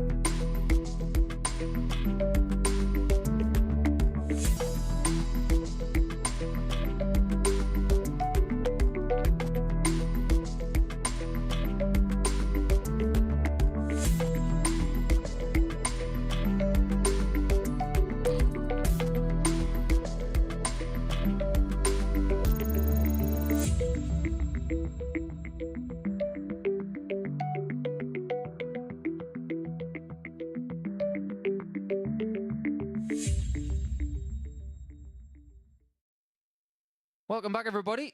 Time to see the end of round 2 already. And now we have 2 players undefeated after their first 2 matches. Jeff Murray, with a leg difference of +4 and his 4 points. He has company in the shape of Sebastian Białecki, who is just behind him First leg, Patrick, on +3 in leg difference. first. Game But on. this time, we're going to see who's going to get 2 points after their first 2 matches. Will it be Patrick or will it be Harry? We will be joining our friends at 30. Sporty Stuff TV from 3 o'clock. That will be at the end of this game. And we will see the conclusion of play via Sporty Stuff TV and via our 131. MODUS Super Series YouTube channel. If you aren't subscribed to that channel at this stage, please click that subscribe button and hit that notification bell. And that way we will let you know 96. whenever our live sessions begin. And there is a great deal of additional content on there for a few giggles, 60. some intelligent dart stuff. And we'll keep you up to date with what's coming up in the next few weeks, including the Champions Week, which will start 59. when 12 weeks of qualifying is finished. I'm the asset Paul Nicholson. This is Matthew Edgar. Last game of round 2. And you're probably going to have Harry Ward as a marginal 60. favourite in this one. On the evidence of what we're seeing so far and what we know of the players, their ceilings, I'd have to agree. 100. Just a reminder, if you're just joining us, we have asked the question today, what would your 6 players of Group A, your Super Series lineup be? 100. Be as creative as you can be with those. Who would you pick to be here at the Super Series? Remember, they cannot have a PDC tour card. And they must be alive. Always helps. 80. Harry, you require 150. I've got 5 names so far. I'll let you know those in the next leg. Interesting. Just like this shot. He's hit this on this stage before. Game shot on the first leg. Harry Anybody Ward. got a case of deja vu? I'm going to start calling him Mr. 150. Second leg, Harry to throw first. Last Game time he on. hit that, it was against Lee Cox.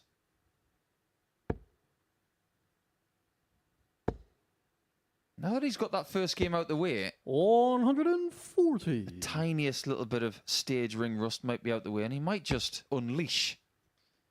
Seems to be throwing with a nice rhythm and pace, doesn't he, at the minute? 87. Do you want to know my 5 I've got so far? Please do. I think you might need to give me the 6th, though. I'm going to go with Alex Roy, because we're just chatting about him recently. 30. The Pie Man Andy Smith. Like it. Dennis Ovens. Haven't seen Dennis in ages. Great shout. Royden Lamb. I can see why. 55. He's just a little slow. I just think he's one of those people that we never saw the full potential of by sizable difference. Oh, trust me. I know from 45. personal experience how good he is. But, yeah, he's a fabulous dart player, especially soft tip. Scott Rand. I know what you're doing.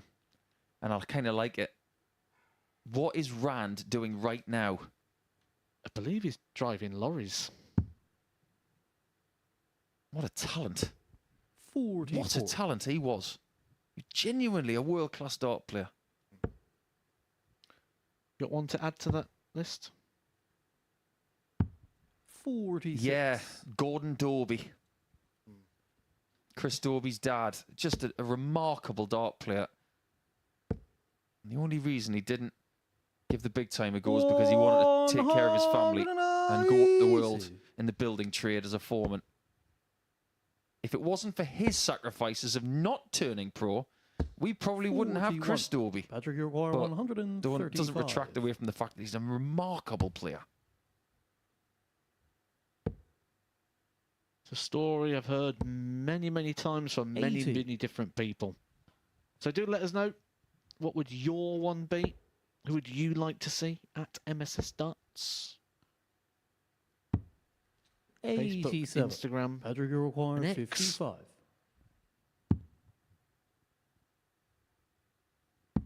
Game shot The old second leg, 19 Patrick double 18 Van trick Boven. for 1-1. Very handy. Maybe he's had enough of tops. Third leg, Patrick to throw first. Game on. You ever thought about growing a beard, Matt? I don't like it, it's a bit too itchy. Yeah, Patrick's a bit of a 59. dying breed. A clean-shaven darts player.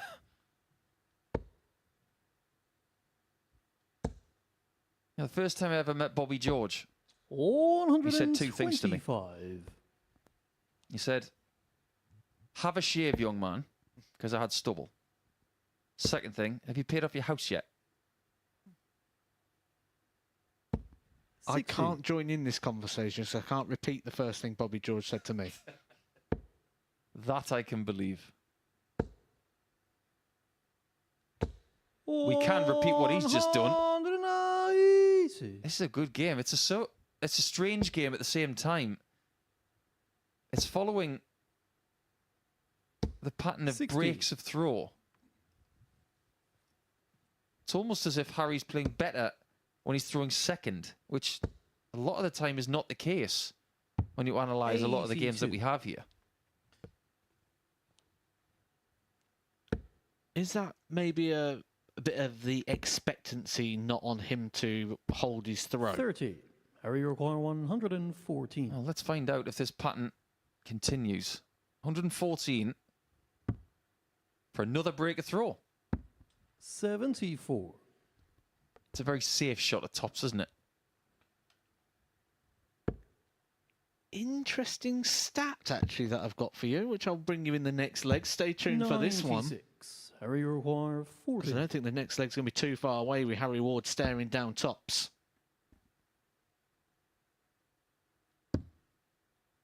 Well, he might bust this. 35. And maybe he should have. But it's easy for us to say. In that spot, when your opponent's on 196, would you rather have 5? Or would you rather have 40? I see the logic behind the bust, but I'd have probably done the same thing and gone for the double 5 because you just want it over with as quick as 60. possible and you don't want to Harry requires 5. guarantee another visit to the board. It also says that he's quite an aggressive dart player. 3. He's not an aggressive Patrick, you person. require 136. And some people have levelled the tiniest bit of criticism at him that way, saying, is he too nice?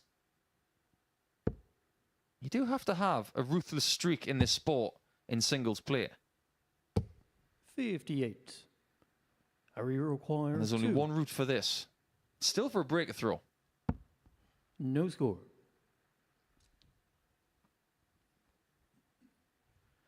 Patrick, you requires 78. Penny for his thoughts. It's, again, very easy for us to say that he should have bust when he had 10 left. And Patrick was on 196. Double 12. Game shot That's the a third leg, miracle hold Patrick of throw. Vandenborg.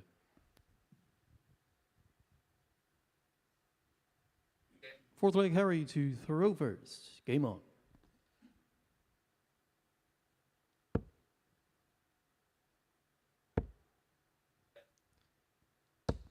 Now, I did 41. say I found an interesting little stat here that does support what you were saying about playing better against the throw. I've looked at the yearly statistics for Harry Ward, and I've broke it down into with and against throw. 60. He's actually 6 points better when throwing against the darts. Now, we normally see a slight increase against the darts due to the fact that you're more likely to have darts at a double width. But 6 points is quite a 45. sizable difference. Yes, it is.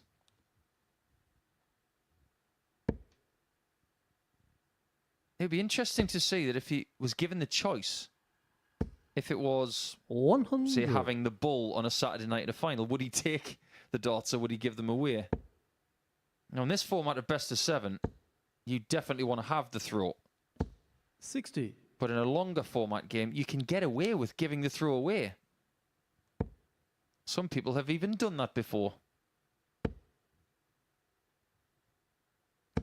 100. Guilty. Who did you do it against? Mike Kivanoven at the World Championships. It worked a treat then. And I did it to Suljovic the game after, and it didn't work quite as well. 100. I've done it to Taylor 3 times.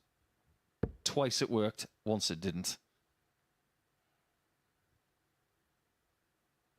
I love it, because that's where the game really starts, isn't it? At the bull-up moment. 45. I think that's true. We only have one bull-up here in 104 games every week, and that's before the final. In the qualifying games, everybody gets the same amount of starts. 190. Well, this time he's got the darts and he's got a chance to hold. We're judging by what has gone on today for Harry Ward. 130. Nothing is going to be easy. Harry requires 75. Double top. 35. Another wire clipped. And he might pay the price for that miss. 62.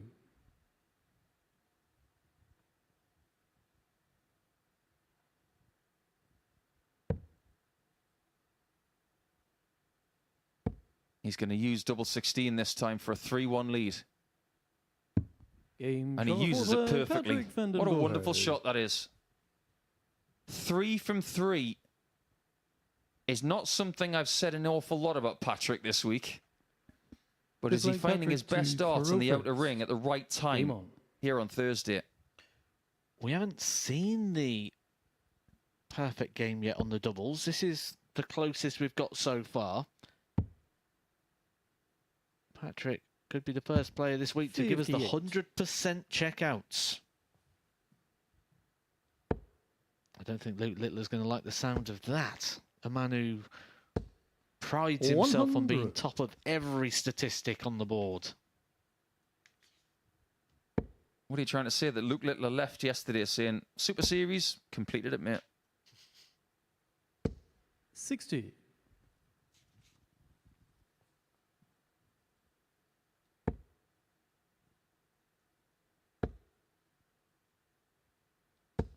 That's a great last start from Harry.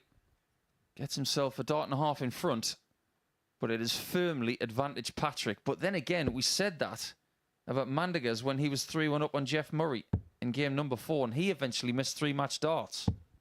43.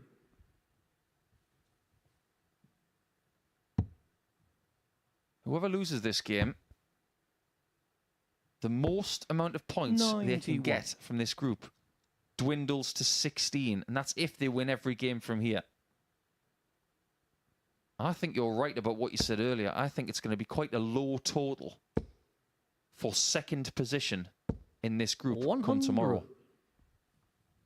Especially if Bielecki carries on playing the way he is today. 2 averages over 90, looking solid as ever. 6 scores of 180 96. already in just 2 matches.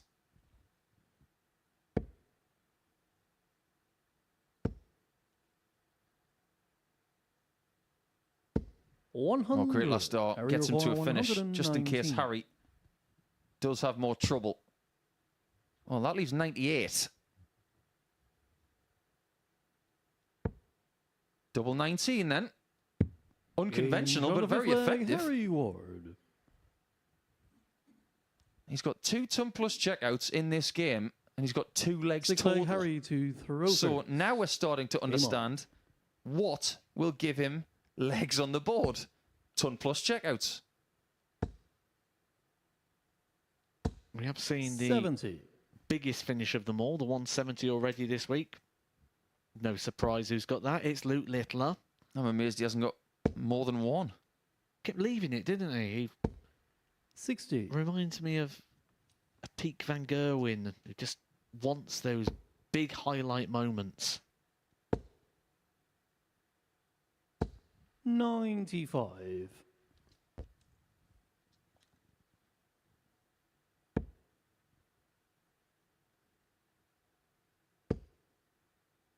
That's the dart that's been plaguing Patrick the last couple of days. That right shoulder's being engaged a little bit more. Sometimes on dart 3 more than the other 2. Just got to relax it a little bit more. 140. Harry hasn't got that problem. Just trust the throw, isn't it? Just trust what you've got. Trust the process.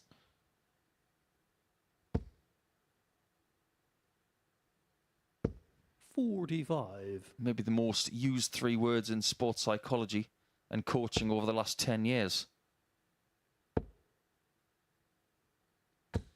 120. Oh, that's really good, isn't it? 190 ahead.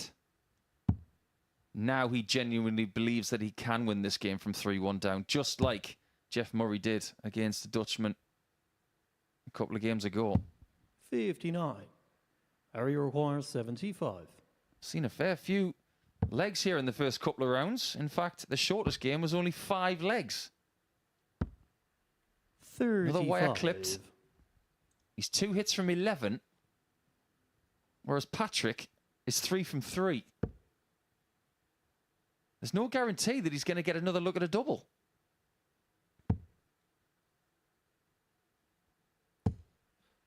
He does have in the back pocket, though, that advantage of the throw.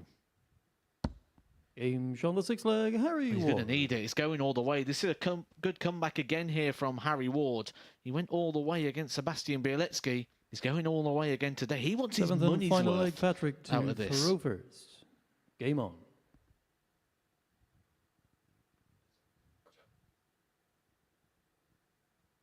Okay, 1 leg shootout then, to see who's got points going into round 3.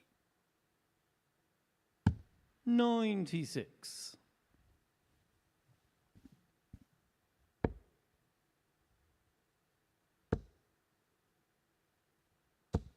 41.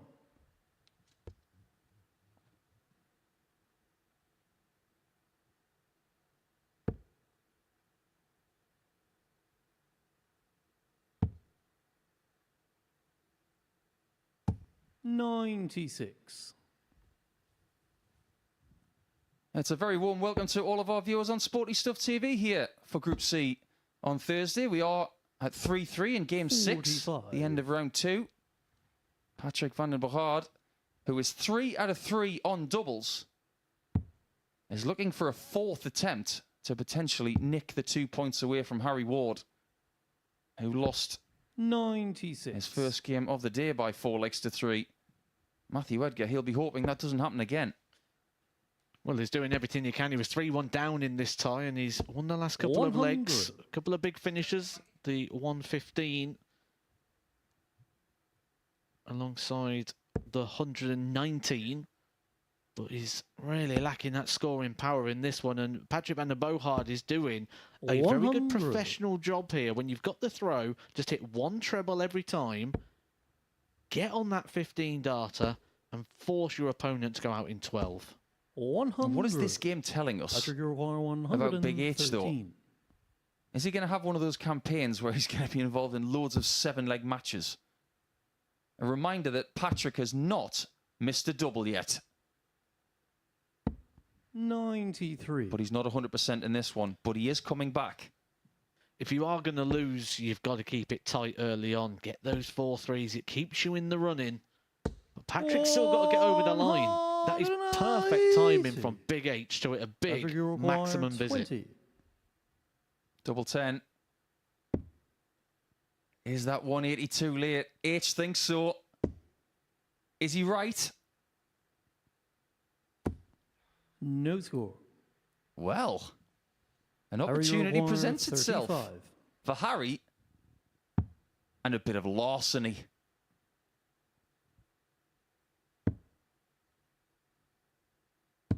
Game. He nicks it. And the match. That's going to make Patrick feel very bad indeed. He was perfect on the doubles until the last leg decider, and Harry Ward flips the script a little bit, losing his first game by 4 legs to 3. But in that one, he did not have the darts and still comes away with the victory. That 150 checkout was very early in the game, but ultimately the 2 points are the most important things. That one is won by 4 legs to 3 by Harry Ward. Well, I'm the asset Paul Nicholson, that was Matthew Edgar, and this is Chris Murphy. It is indeed. Thank you very much, Paul. And again, let me welcome viewers on Sporty Stuff TV. You would have just caught the end of that dramatic duel between Harry Ward and Patrick van der Bogaard. Ward getting over the line and getting his first win. We have played 6 matches that were available exclusively to watch on the MODUS Super Series YouTube channel. And as you can see, Ward winning that one, having gone down in a last leg decider to Sebastian Białowieski earlier on. But as for van der Bogaard, well, he has now been beaten in both games. Jeff Murray, a debutant here at the Super Series, has won both of his fixtures on his first day on that stage behind me. And that means, in terms of the Group C table, that Murray has made it right to the top, level with Sebastian Białowieski, who's also got a brace of victories so far. A win apiece for Ward and another debutant in Richard Hosey. And Willem Mandigers now on a 14-match losing streak. And Patrick van der Bogaard, the Dutch duo, without a win to their name so far. Mandigers is in action next. He takes on the unbeaten Białowieski. And I'll hand you back to our commentary team for the day of Paul Nicholson and Matthew Edgar. Thanks, Murph. Welcome back, everybody, to the action. Round number 3 about to commence. And the big narrative in this one is very simple. Białowieski looking to stay undefeated today in his quest of a top 2 spot over the next 2 afternoons. But the other side of the coin is very dark. It's very Harvey Two-Face from Batman, because the man in black... First leg, Willem to throw Not that first. one. That's our referee, Danny McNamara. But the man who's throwing first has now lost 14 games in a row. He hasn't won 59 since Monday. He really wants that to stop. However, he's got probably the favourite for this group in his way. 58. Well, he was the favourite with the odds compilers at the start of the day. 13-10 available on Sebastian Białowieski to win this group. 59. Mandigers, 28-1, the absolute rank outsider to win this group. So according to the odds compilers, this should be a bit of a walkover. 59. Darts isn't that simple, though. There's only one thing missing from this fixture this week. 45. For Sebastian, anyway. He's beaten Mandigers by 4 legs to 1, 4 legs to 2, and 4 legs to 3. Just hasn't given him a bagel yet. But how funny it would be, not for Sebastian, of course, if 96. Willem was to flip things around and give him the bagel.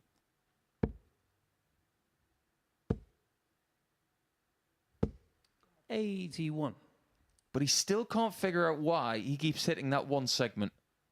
Either the dart is not coming out of his hand right, or he's following through to the right-hand side of his line. 100. Just watch out. Sometimes that dart falling to the right-hand side. 55. Especially on the first dart. That's what I've noticed over the last couple of days.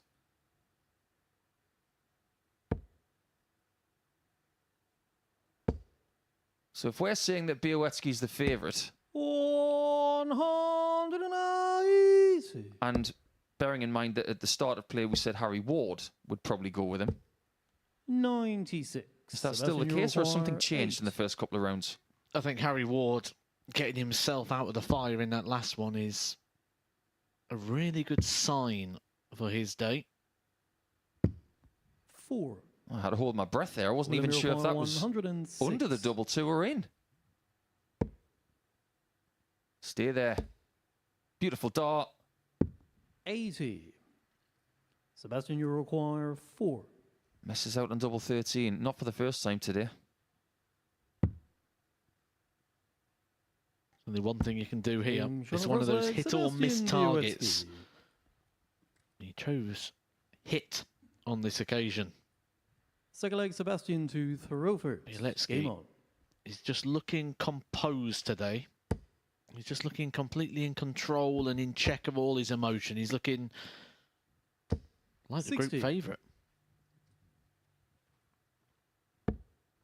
It's amazing how much experience you can have at the age of 19. 45. He probably walks into local tournaments in Poland as the favourite to win a tournament, and he's a kid. So if anything, he knows what it's like to be Luke Littler. 85. He is one of the premier players in his country under the age of 20. He's better than some of the other Polish players you've seen. 83. And a developing nation as well. When we look at those ticket sales when they did the World Series event over at Poland, snapped up, sold out so quickly. Yeah, that'll happen again. 100. That was a great addition to the calendar, in my opinion. Because I believe very strongly that World Series events should take place in 100. countries that need development. Stop putting them in countries where it's already developed. Do you know where I think needs a World Series next? Do tell. 100. Belgium. I spend an awful lot of time in Belgium, and I've never seen a country embrace darts 39. like they are doing right now. Sebastian, you require 156. I think that's a very fair point. I was in Visa for the Belgian Darts Trophy earlier this season, and seeing how many people tried to qualify for that tournament, it was unimaginable. Ooh, double 18. Game You shot on the could second say leg, that's Sebastian unbelievable, Białecki. Sebastian. Doesn't have the same ring to it as unbelievable Jeff, though. Third leg, Willem to throw first. Game on. I know of event promoters, shops in Belgium, and they collaborated together to put on a 95. local open. It was attended by over 950 players. How big was the arena? It was big. It was like a sports hall type setting. 140. 950 players for a non-ranked event. That's incredible. 140. We've seen it in Holland. Then it moved over to Germany, sort of that real intense growth and development. Belgium is the next one to come. I think we need to go further east. 100. Poland, perfect example of this. Hungarian Darts Trophy the last 3 years, really good. The MVM Dome, last month, my word, I'd be here all 58. afternoon talking about that place. Largely seen by most of the pros there as the best arena we've ever played in on the European Tour. And I think the way that that arena was taken and received by the players is 55. how people have received this place for the MODUS Super Series in the last 13 months. People love coming here to play. 84. I like venues got a bit of character. There's one on the Euro Tour that I used to love, which was like in an old train station. Göttingen. Yeah, they used to make trains in that building. 96. This William venue used to be a 124. church. Hallelujah. Oh, Willem. 84. He's not saying Sebastian hallelujah, Uruguay 110. but he might need some sort of divine intervention to get through this game. Well, his prayers have been answered 58. up until this point. William Uruguay 40. But he's still bottom of the table, somewhere he's been throughout the week. Game a shot of lovely dart. Willem Mandigers. They are very difficult shots when you're in the spot that he's in. Fourth leg, Sebastian to throw first. Game on. We're talking about a former quarter-finalist at Lakeside who was just finding his way back to the game. 100. Maybe we judge Willem Mandigers on what he does this week. But if he doesn't make it through to 59. Saturday's finals, we then look and see what he's done in the next 6 months. People can respond. People can rebound. It also goes to the question, though, of how much does he still want to do with this? He did put the 140. darts down during COVID, and he's not someone who's starting to travel a lot or doing any of the circuits. 123. Oh, look at Harry Ward. He decided to put the brakes on. He wants it more than ever now. Who's to say that Willem won't do that? Yeah, Harry Ward did sound very hungry when he was in here earlier, 57. didn't he? He does strike me as a fairly hungry character. You could make a board game out of Harry. Hungry 59. Harrys. He's trying to eat up the doubles.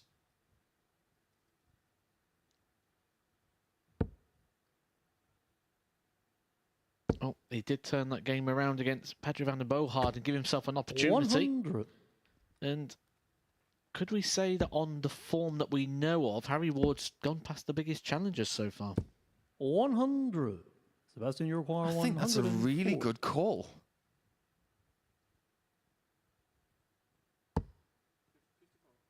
Now, what's he going to do? Is he going to go for 18 or 10?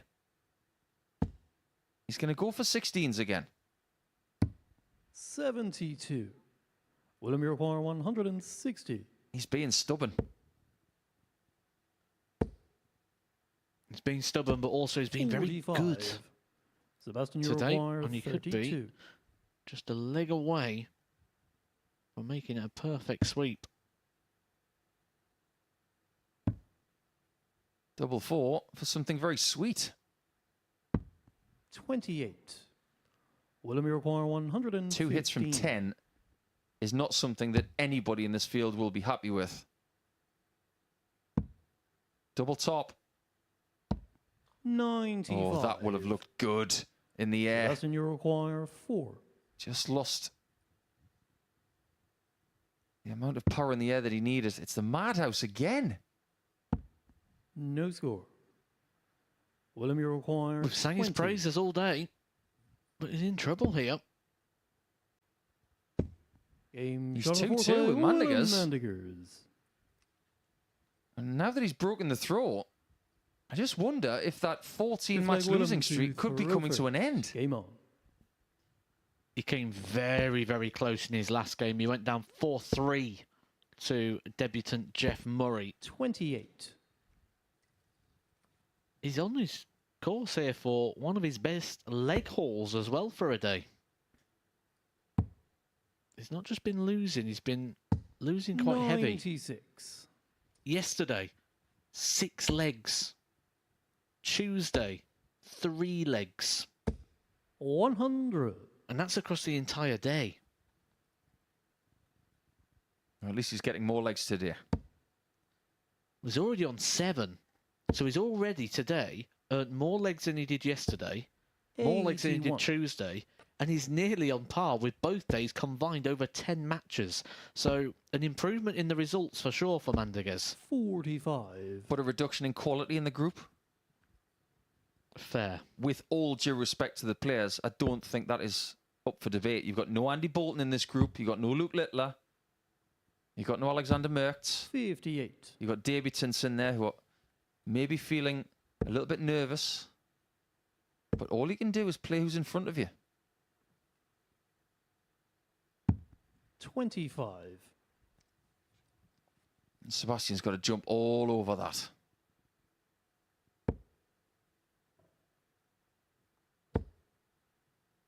He'll move now.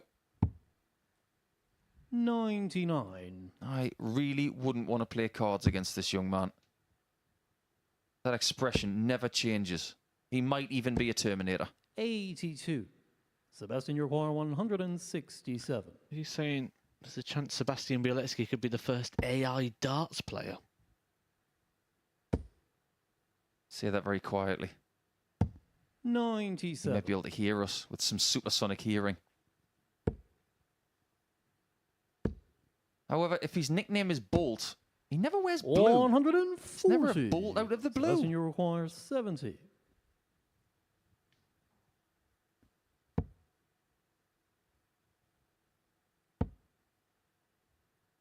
Leaves it again. This time In finds it. flag, 3-2 up. Białecki. Breaks immediately back. And more misery for Mandigas. Will it be more joy for Six leg Białecki? Sebastian to throw first. Game on. How much can Mandigas take? He will feel like he played himself into this game and gave himself the opportunity. Just 140. was nowhere near taking it. There's one thing I do admire about what he's done this week. 85. I think he understands that it's not his darts. It's what is happening between his ears and it's his technique. It's just coming together.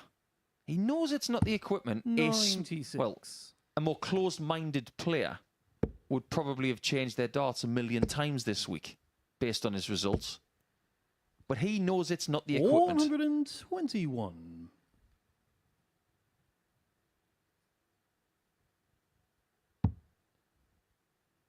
Yeah, we could probably reel off name after name of someone who'd changed the shape of the 57. flights, changed the whole dart. Sort of looking for that reason. So he's not blaming anybody 100. but himself.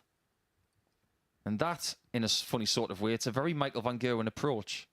He's taking ownership of what's happening. He's taking everything on the chin. It hurts. And that hurts as well. 190. And another loss should be coming his way. 85. Sebastian, you require 28. This has been a very effective performance. And the only reason Białecki's averaging under 90 is because he's Game, missed a few shot. doubles. And the match, But he doesn't miss the match Sebastian start. Białecki. That's a 4th consecutive win against Willem Mandigas this week. He has been very good against the Dutchman. And now that is 6 points from 6 in this group. A very steady 86.76 and 4 from 14 he will accept. He's got 2 more games to have a perfect day, just like Luke Littler yesterday. When we come back, it will be Jeff Murray and Harry Ward in our middle game of the afternoon.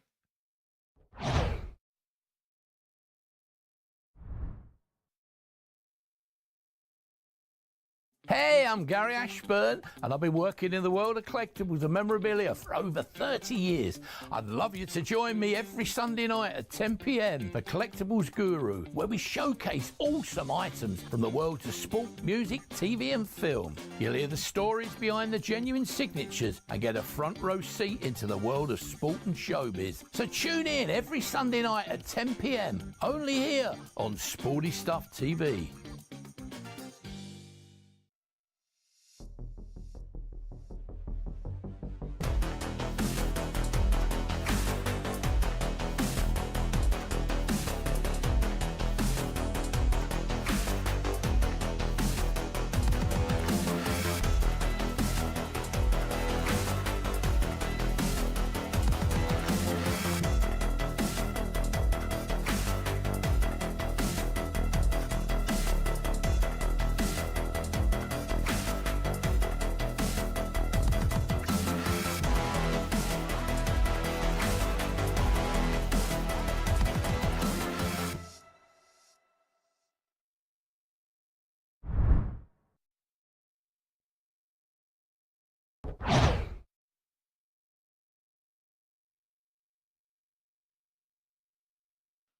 If you're just joining us for the first time, this is Jeff Murray, debutant here at the MODUS Super Series. Unbelievable, Jeff. Probably one of the best nicknames in darts. He's having a good day so far. He's picked up 2 wins from his 2 games. He's going to have his hands full here, taking on Harry Ward, a former winner of a PDC Pro Tour, a man who put his darts down, but has decided he wants to give it another go. He will be going to Q School this year. There's a bit of an exclusive for you. More of that as this game goes on. First leg, Jeff to throw first. Game on. But he did start his day off with a 4-3 defeat to Sebastian Bielecki, who is top of the table on 6 points. He then 97. had a comeback victory against Patrick van den Bohard, which may be the game that gives him now the impetus for the rest of the day. A game you feel you should have lost that you win. 60. Quite often, we see players almost, I don't want to say free roll from that point, but we see a much more state of relaxation. 40. That's not what you want to see. Darts on the floor. All courtesy of that very violent deflection. 99. It'll take a very brave dart to be rejected from the board for Big H. Wasn't that Jamie Harvey? 180. A 180 call from our referee, Danny McNamara. Not for the first time today for Jeff Murray. 81. He's enjoying a pretty good debut day.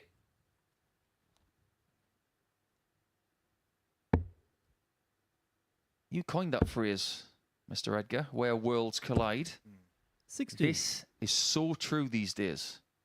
We've got players coming from all over the world to play here. We had Alex Spellman here last week, who's going to Ali Pali this year via the 60. Championship Darts Jeff, circuit in you're the United States and 124. Canada.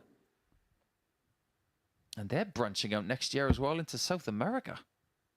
I do believe they've got an event happening in Chile. So it's not just players from Derbyshire and 38. the northeast of England. They're coming from all over the place.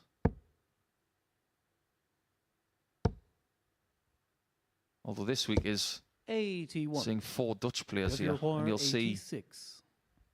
arguably the best of the lot in yellow class and a little bit later. 777. 72.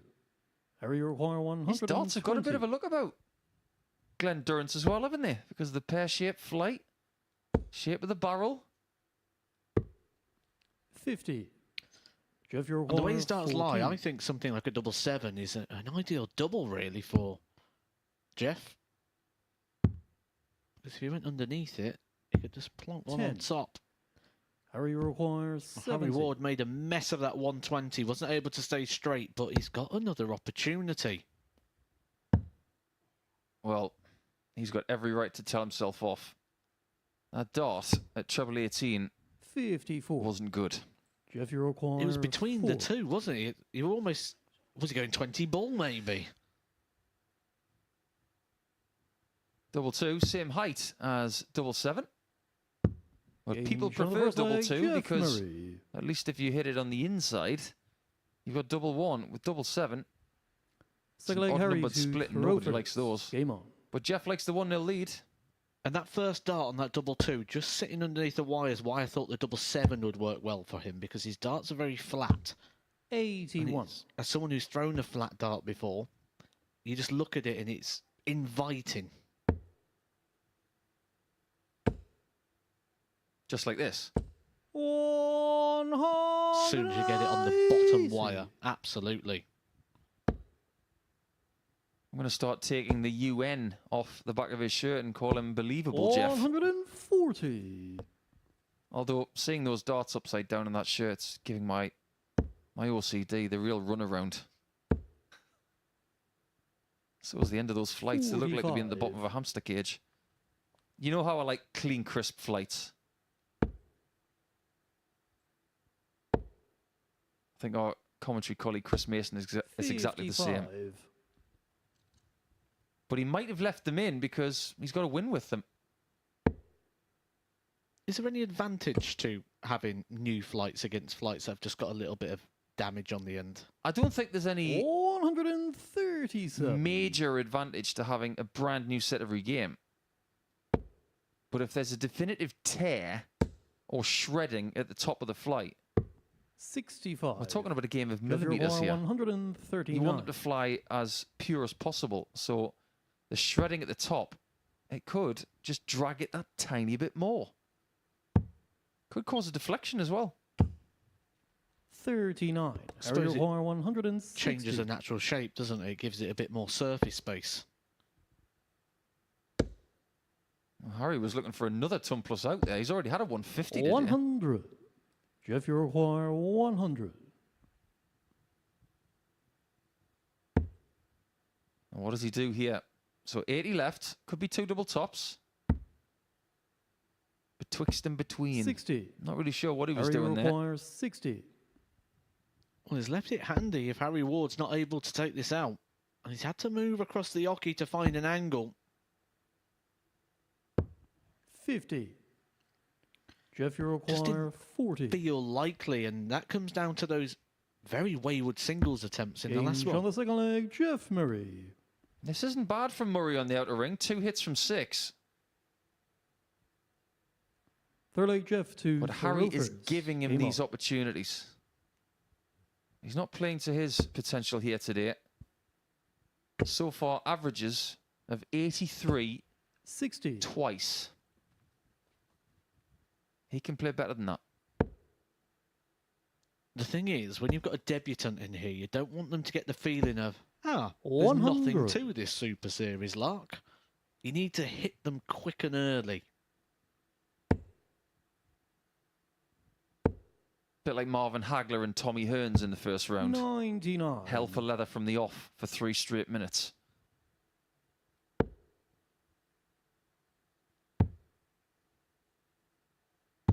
$96. I haven't speculated that Jeff is a Newcastle United fan. I don't like to speculate anything. He could support anybody. 83. But if he is a Newcastle fan, he's in a good mood today. Any idea who Harry supports? Burton Albion, I believe. 59. As in Burton-on-Trent? Where they got all the breweries. Very famous brewing town, isn't it? Yeah, I believe that's the one. 133. I went to a trade show once that was all about sports bars and breweries and things like that. And I was introduced to so many people there. 140. And almost everybody I met. I'm from Burton. 126. What's going on here? All the breweries in Burton. I think our whole road that we're staying on knows who Paul 98. Nicholson supports Harry after last require night's 106. cheering during the football. Do you blame me? Will there be some cheering here if Harry Ward can take, which he can't? So 50. Jeff Murray got an Jeff opportunity require 28. for 3-0. 7 again. What a lie. Game shot What a the third hit. leg, Jeff 3-0 Murray. Jeff Murray. I didn't see this coming. This would be an upset. Fourth In leg, terms Harry of what we to know from the Rovers. players and what Game they've on. achieved already, in terms of the odds coming into this on the sports book, this would be a sizable upset. But we've seen Harry Ward turn it around against 140. Patrick van den Bogaard, so there is your warning, Jeff Murray. However, Patrick hadn't won a game going into that one, whereas Jeff has got 55. the job done here today so far. Not once, but twice. He could be undefeated after 3. He gets the better of Big H. On the live in-play 57. table, as it stands, Jeff Murray's top. He would have took that at any point of the day. 140. Yesterday, you were calling him G off. Now he's G on.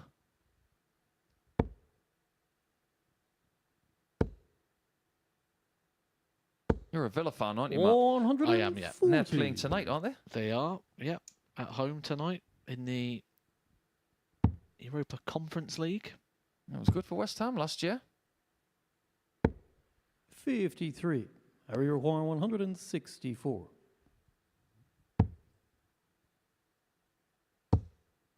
That's a good second dart.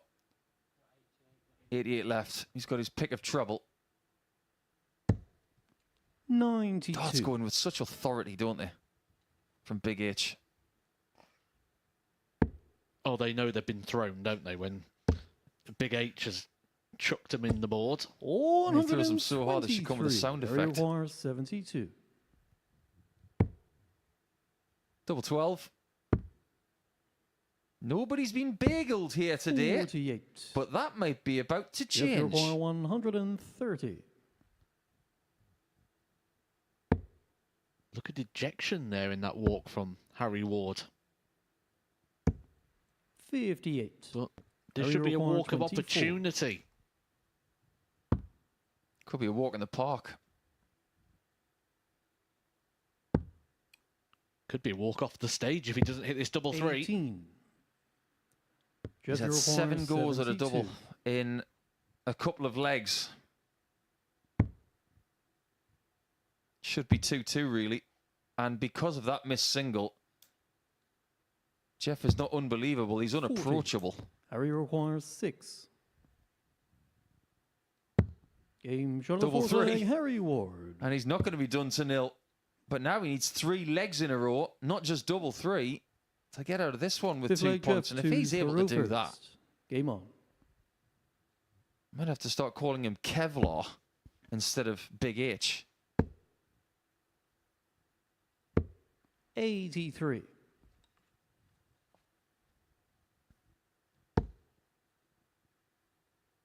We were talking a little bit earlier about the shirt of Jeff Murray. 60. There's a lot of different shapes on the sleeves and the shirt. Any idea why? I've got a feeling it's a bit of a gamer. 97. Because we've spoke about that logo, but that logo also is very, very similar to a bit of a retro 96. console that's still around now.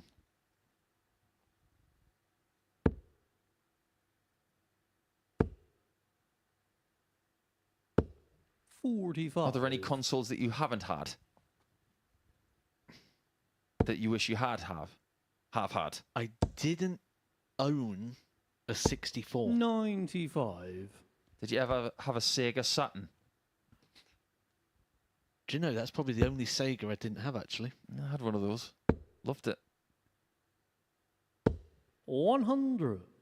One of my favourite things in World Darts that we haven't done yet is when Seigo Asada of Japan, his walk-on song should start with 60. Seigo. 100%. I love that guy. He's such a good player. Now, there's somebody I'd love to see here, especially after seeing Muramatsu Haruki and 140. Suzuki very recently. I thought they were a great addition to Super Series action. There's our 6. We've got our lineup. Seigo Asada. 100. Jeff Murray is Jeff looking for his requires 6. 36.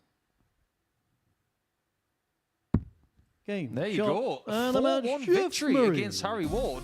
It is a bit of an upset, but get this. Jeff Murray's on 6 points, just like Sebastian Białecki. And guess who he plays next? Yes, it is Sebastian Białecki in Game 10. But before we get there, we're going to end round 3 with Richard Hosey now taking on Patrick van den Bohard.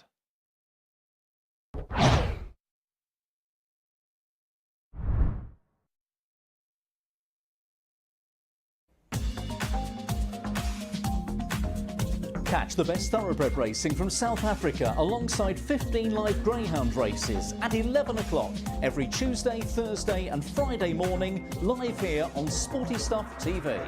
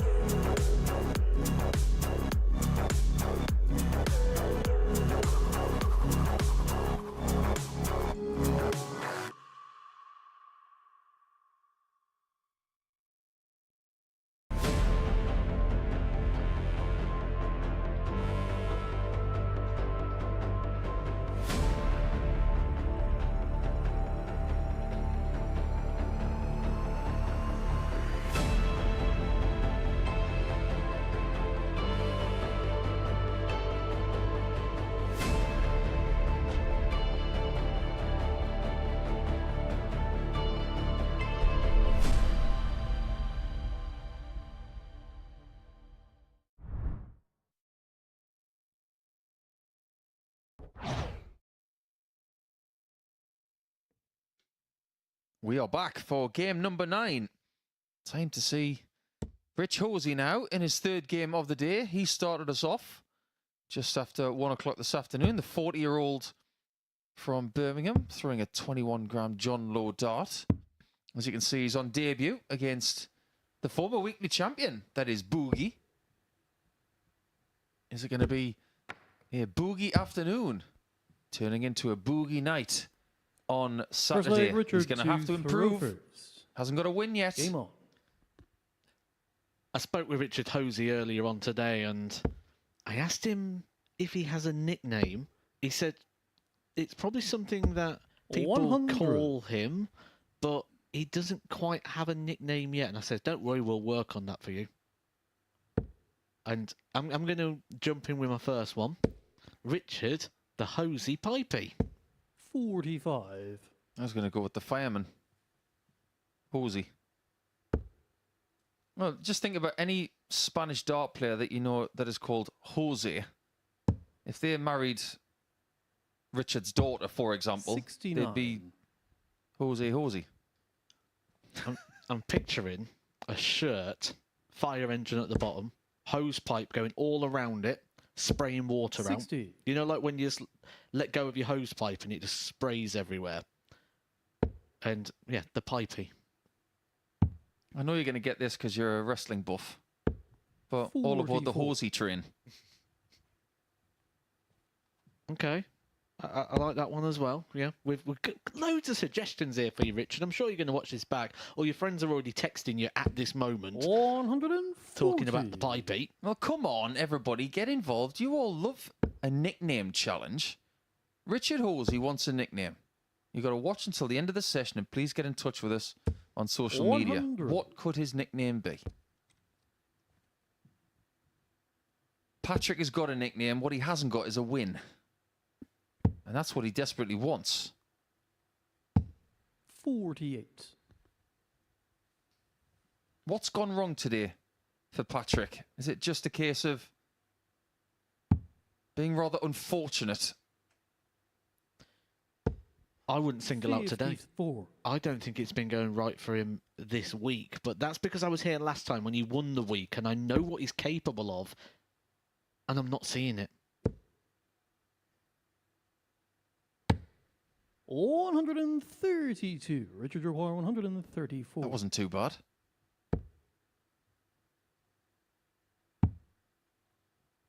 The scar tissue of the week. I just get the feeling it's got Patrick around the neck. 56. We talked about certain Patrick players Roy, 76. regressing as each day goes by. Patrick is part of that group. He's never really had things all his own way. 56. In getting to Saturday night and succeeding on a Richard Saturday night O'Connor, when he was here before. 78.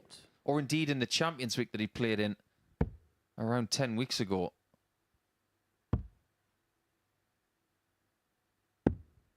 66. But at least it's gone his way this time. He's got Patrick 3 darts O'Connor, to get a break 20. of throw.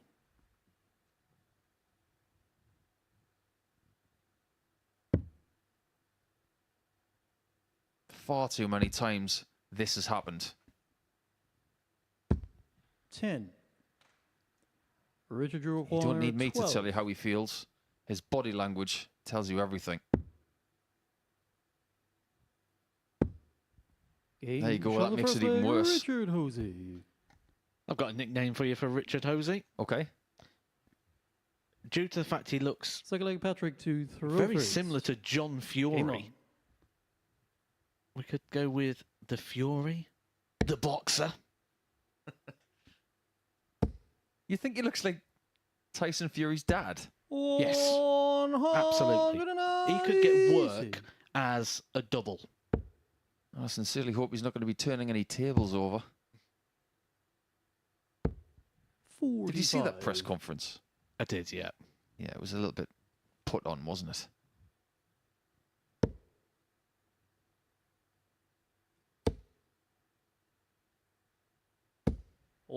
And Patrick was fairly famous, wasn't he? After his previous weekly visit here when he had Paul Hinks as a referee.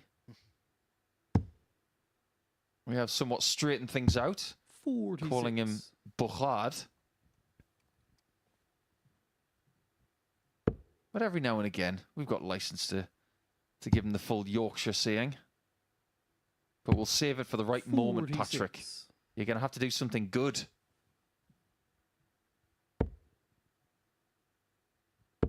Is it a good thing or is it a bad thing that he's got 60. some of his Patrick countrymen in the 140. practice room? Is that a comfort or is it a distraction?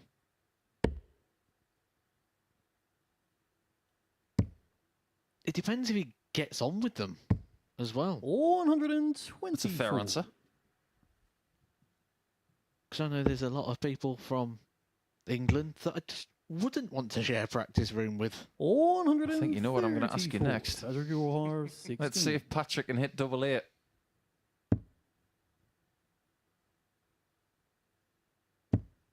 Thanks, Game Patrick, shot, because it means I can ask that question now. Vandenborg. Tell us. Who wouldn't you want to have in that practice room with you? Game on. I think a lot of it comes down to the characteristic types. You don't want someone in there who's, and this is going to sound so contradictory, 97. you don't want someone in there who's too chatty to the point where when you want your half an hour before you're about to go play that they're disturbing that.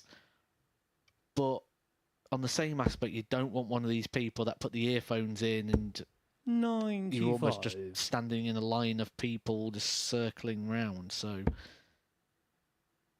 the ideal people are people like the people I used to practice with, like a Ryan 60. Searle, who you could have a bit of a chat with and just chat about general life. And about an hour beforehand, it was like we'd never speak to each other, but we'd just be in that cycle. It's very interesting, Matt, but you didn't answer the question. You never know who's listening, do you? That's the thing. Still haven't answered the question. I've got a feeling one of the people are probably watching. Well, there you go. But I think you're right, though. The week that I played nearly a year ago, I was very fortunate to have Wes Newton, Tony O'Shea, 140. Andy Jenkins, Richie Howson. Superb group of lads. It was such a lovely vibe in the room of concentration when we needed our own space. 84. If you needed a little bit of banter, it was there. 126. So to answer the question of whether it's good for Patrick to have Willem in there right now, it's probably a good thing he's got somebody speaking his language. 86. But I'm not sure he's going to be getting a great deal of positivity from Willem because he's not won a game in, was it 15 games now? 140. Patrick, you require 40. You never know, he might have struck up a friendship with Sebastian this week. Game shot on the third He's leg. got a friendship Patrick with that double Vandenborg. top now. That's a 13 darter, one of his best legs of the week. Fourth leg, Patrick to throw first. Game on. Richard is averaging just shy of 73 in this game. And this is what I was afraid of. Initial adrenaline, it's there. You can play, you can buzz off it. But when things start to peter away, your game can be exposed.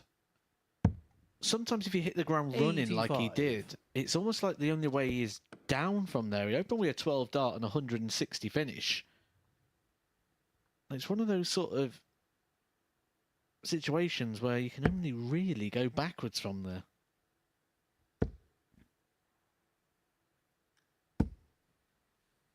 $55. I was taught at a very young age that you have to learn to lose before you can learn to win. Because the majority of the time in World Darts, apart from the very select 84. few, you are going to lose tournaments more than you win them. So you have to learn to live with it and respond to it. 100. I'm speaking to our players marshal this morning who was doing a bit of digging for us. We've been told that these darts of Patrick's are Nathan Aspinall darts. 125. But they are unique because they've been somewhat tailored to the grip of Patrick Vandenborg, which I think is really interesting. You might find a dart out there that suits your 58. particular needs, but if you want to get them a bit more personalised to what you need, there are people out there who can do that for you.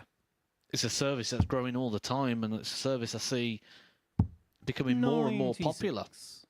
Patrick, you as require people 108. understand more about equipment and what it does for you and your game.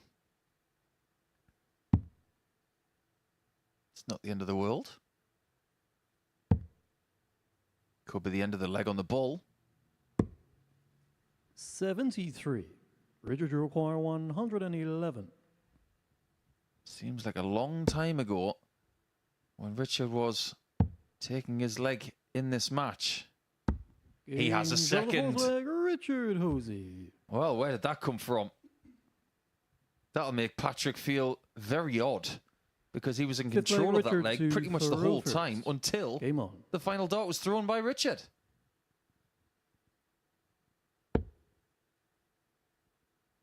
That's a lovely dart there for Richard Hosey. That first one just 81. looking inviting. The second one just providing too much in the way. And that's the thing you get with these quite thick barrels. You expect to see a little bit more deflection. We're seeing quite a lot now with a tapering of the equipment down to the point to try and stop this sort of bouncing off and deflecting off the equipment. Well, this equipment that he's got here was described in his profile as a 21-gram John Lowe dart. Throughout John's career, he always threw a dart like this. Short, bulbous, 100. centre-weighted. The grip in the middle of the dart, however, did change over the years. Sometimes it was quite aggressive. In the early days, not so. 30. But it's darts like that that got him a lot of success. And if you think about it, laterally, John Lowe darts actually gave Phil Taylor a lot of 60. success. Because you remember when he switched from the pencil-style darts to the short bulbous ones where he became better? Apparently the story goes that he picked up his wife's darts one day and said, 95. "Oh, I like the look of those. Give those a try." Next thing you know, he goes to his manufacturer and says, "Make me some of those." And he got better. A lot of the time, people play with equipment that they're first given or what looks pretty in a catalogue. 170. And don't really go through that proper process. Not a lot of fitting services 56. in golf, which you're a big fan of. You get a lot of fitting services, don't you, for the equipment? 66. You do. I've been through that fitting process very recently. And I believe the next evolution of equipment in this sport is a fitting process. Double top fits. Game shot on the fifth leg. This is a good Patrick doubling display from Vandenberg. Patrick. 3 hits from 9. And considering what he's been through in the last couple of days, Six leg Patrick. this to is a throw proper first. performance. Game on.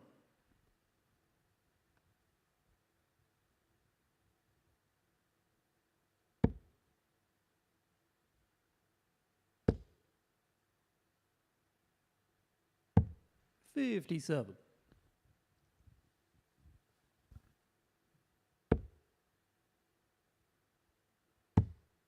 He's fairly hard to read as well, is Richard. 96. It's a good quality to have as a dart player. You don't want to give anything away to your opponent. I always thought that was my biggest weakness. I'd always wear my heart on my sleeve and someone could expose my weaknesses just by looking at me. As someone who's played you many 43. times, I didn't get that vibe. Oh, that's good. Probably because you won most of our encounters, though, to be fair. Yeah, but the one I remember the 96. most is the time that you did beat me. I remember that one and the Euro Tour. That was in Hildesheim, wasn't it? That was a good game. For you, it was.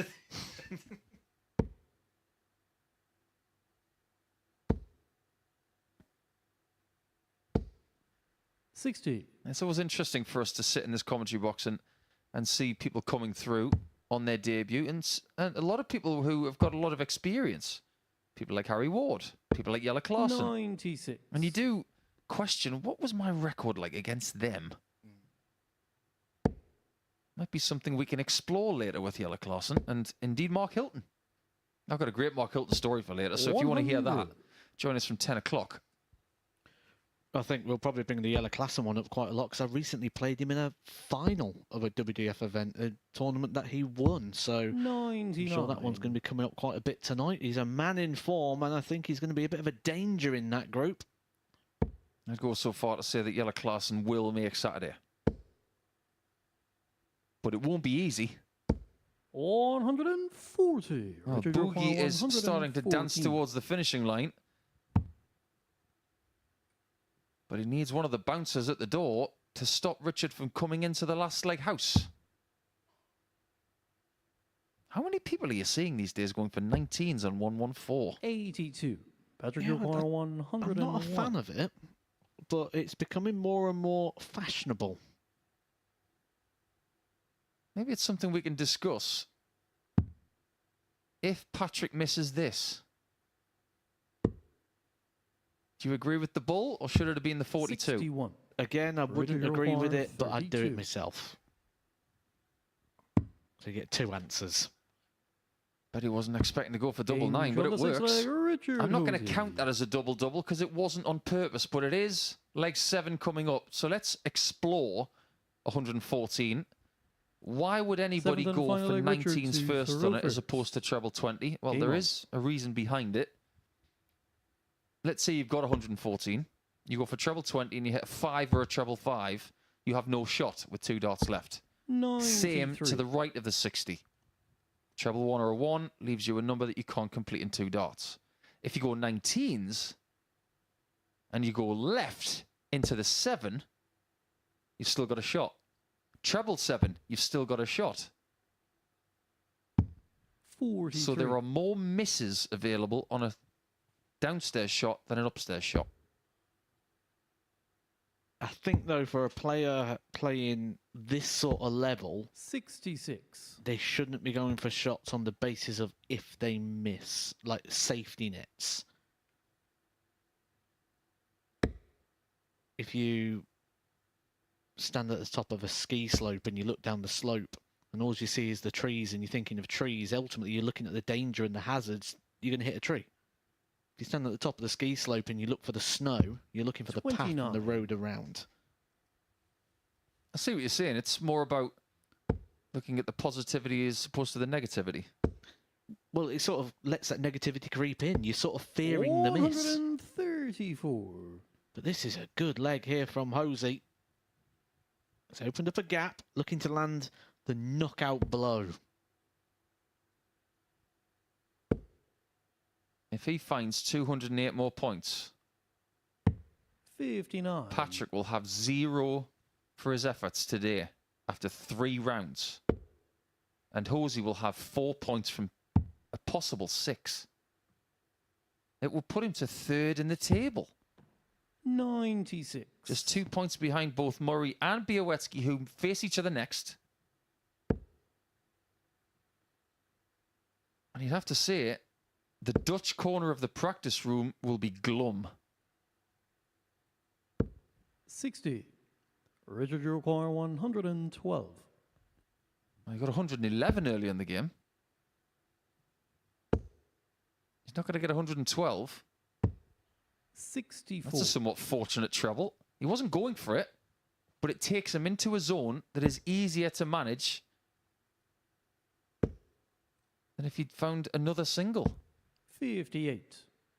Richard York, 48. It's all on him. He's been decent on the outer ring. 3 from 7. Just sandwich it in between. It's a lovely marker, that. Just hit it in between the two. Game Just like that and get it quickly. And the match, Go and get it! Richard Go Hosey. and get it! Okay, now we can say that he's won the match. It was declared by our referee, but he was leaving that dangling for a very long time. 80.9 the average and a high check-out of 111, but it wasn't as good as that last check-out of 48, was it? 4-3 to Richard, and Patrick is still pointless.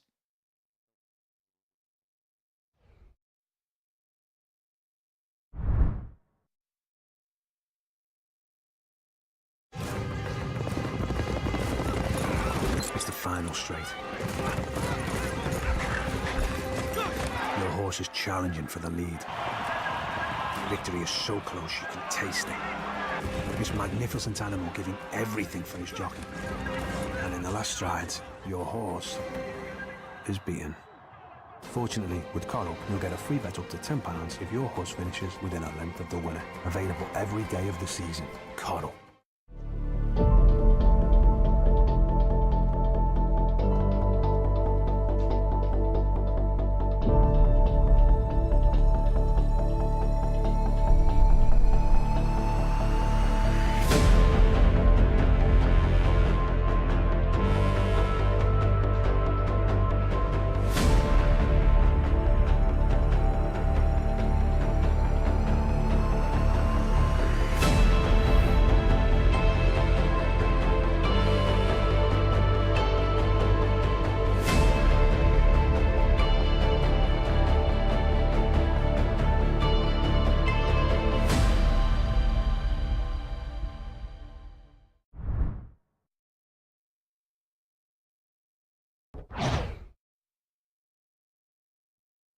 Hello again, welcome back to the MODUS Super Series, where it's all been about the debutants so far today in Group C, which is underway with wins for Richard Hosey, who opened the day in style, a brilliant 160 checkout, a 12 darter, and Jeff Murray, who's actually won all three of his matches. Hosey did have that defeat to Sebastian Białowieski, but a very good win before the break there against Patrick van den Bohard. And Murray, with the 4-1 victory against Harry Ward, made it a perfect start for him. And that means that he does indeed, on his debut, top the Group C table in its early stages. 3 wins from 3, the same outcome for Sebastian Białowieski. And that pair are about to go head-to-head now. So a real opportunity for one of them to steal a march and put themselves in pole position. Will it be the pole that does that? Fun fact, by the way, Jeff was actually born in Germany, so I suppose that makes him the German Geordie. The Aussie Geordie is in commentary, Paul Nicholson, alongside Matthew Edgar. Oh, Murph, please don't ever change. The German Geordie. Now I've heard it all. Well, we didn't get any F1 jokes for this man being in pole position. You just heard the ba-dum-tsh, by the way. So, the German Geordie, as he's now been coined by Chris Murphy, and trust me, Jeff, these kind of nicknames do stick. But get this, he does play Super League with Ryan Joyce and Kevin McDine. He's part of a very, very good team. Sebastian to throw first. Game on. But if he's from Felling, you know, they always used to have a really good team in the Northumberland Super League. They had, in my opinion, a great Northumberland player in the Felling team around 20 years ago by the name of Andy Chalmers. We used to call him Charlie. Fabulous player. Should have played for England. 45. Jeff, you feel, is going to have his hands full here, though. Sebastian Białowieski has been the best performer of this group so far, and was probably the most likely to be the best performer of this group on everything we know about the players. Kicked it off with a 180. That is his 9th of the day so far. And this is just the start of match number 4. That is a very healthy return of maximums from Sebastian Białowieski. Right, what I'm about to say next, I think, is very applicable for someone of Sebastian's talent. We are talking about a player when it comes to the development tour, which is players from around the world playing under the age of 25. For this year, he's ranked 5th. That's immensely impressive. Sebastian, you're 127. He's also a Challenge Tour player. And he's 11th in the averages for all of the players without tour cards as well. Almost 89, the average for 50 matches on the Challenge Tour this year. 59. I think when there are no second chances, he turns into a better player. I suppose that's what he's used to, though, isn't it? You don't get second chances when you're out there on the tour. Exactly my point. 4-4.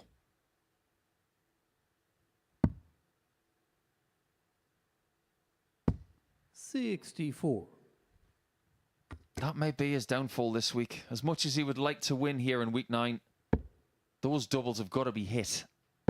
especially when you're playing against Littler, Bolton. 140. Other people in this group, he might get away with it, but if he makes Saturday, he won't. Game shown on the first leg. That's useful. Sebastian Takes a Białecki. 1-0 lead. And in the quest to be undefeated after 4 rounds, it is Białecki who lands Second the leg, first Jeff punch. to throw first. Game on. Just want to say one more thing. He's from Gateshead, which is just south of Newcastle. 58. They were always seen as a really tough side to play against in Super League, were Gateshead. They had some of the players that I used to look up to and admire 94. when I was very young. They had Davy Richardson. Do you remember him? King of the qualifiers for Lakeside. Used to call him the Face. And then other players who are lesser known, like John 45. Brannan, Colin Dobson, Yogi Young. You know, great players from that area. Newcastle is just rich in dart players both south and north of the Tyne. 134. And the fact that Jeff now is mixing it with the likes of Joyce, McDine and others in that area, I'm not surprised he's been recommended by Durrant. I'm not surprised at all. 140. He's certainly validating that point, winning his opening 3 fixtures here today. He's got one more to come after this game with Białecki, which will be against Richard 93. Hosey, another debutant here representing the ADC. He'll be taking on Mark Hilton as well on Saturday night to try and win one of those belts. And that could be a game 60. which could keep one of them really in the mix and in the running here to get through to Saturday night to play in the Super Series.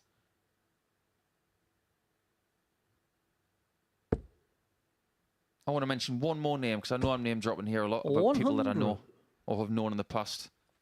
But a Gateshead legend, left-hander, played many county games. Davy Maitland. What a player he was. And I know there are some of these 45. Northeast stalwarts watching, and it's just me tipping my hat to the people that looked after me when I was younger. And some of these people are looking after Jeff. Sebastian won't have a clue who I'm talking about. But he'll have had people looking after him and who are looking after him now that he will mention in about 20 years. It's important to give those people a bit of credit because we wouldn't be here if it wasn't for those people.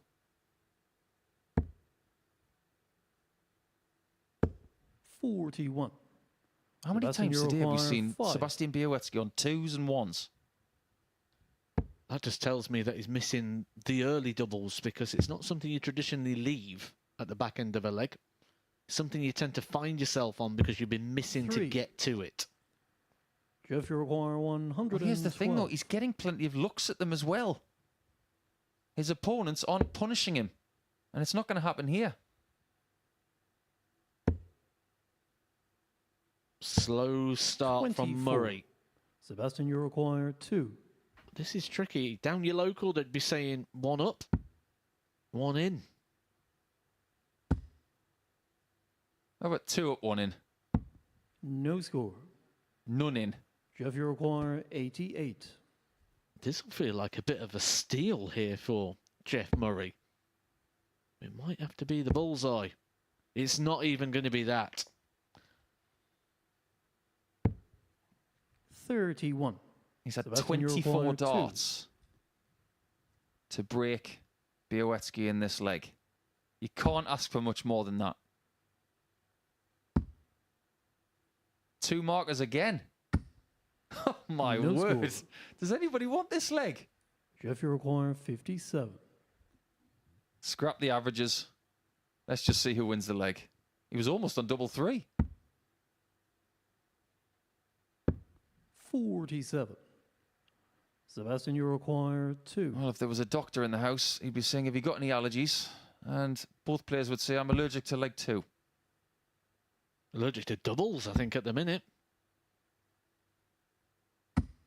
No score. He's hanging his head in shame. Jeff, you require 10. He can't really get any closer than what he just has. But if you skip tops, you go to 5s. Game shot the And second we leg, don't Jeff go to Murray. dart number 30. It is 1-1. Third leg, Sebastian to throw first. Game on. I'm surprised. On what we've seen so far from Bielecki, I didn't see that coming. But I think the answer to that will tell us a lot. 97. And we've had a text from our good friend Kevin McDine saying that the main 4 players in his Super League team are indeed Ryan Joyce, Jeff Murray and Andy Chalmers. That is quite the team, Kevin. And if you think the last leg was bad, I'm not ashamed to hang my hat on a leg that Kevin McDine was witness to at the Biker Key Club, just east of Newcastle. 96. I once threw 51 darts in a leg and lost it. We just couldn't hit a double until the end, and I had to just walk away in the end and say I was never going to win that leg. 44. Kevin really did laugh at me for weeks about that. I could have let it slide into the ether of darting history, but no, I've just brought it up again. Silly old me. 95. We've all had that game, that leg. And yeah, we seem to want to punish ourselves for it every single year. Yes, we do.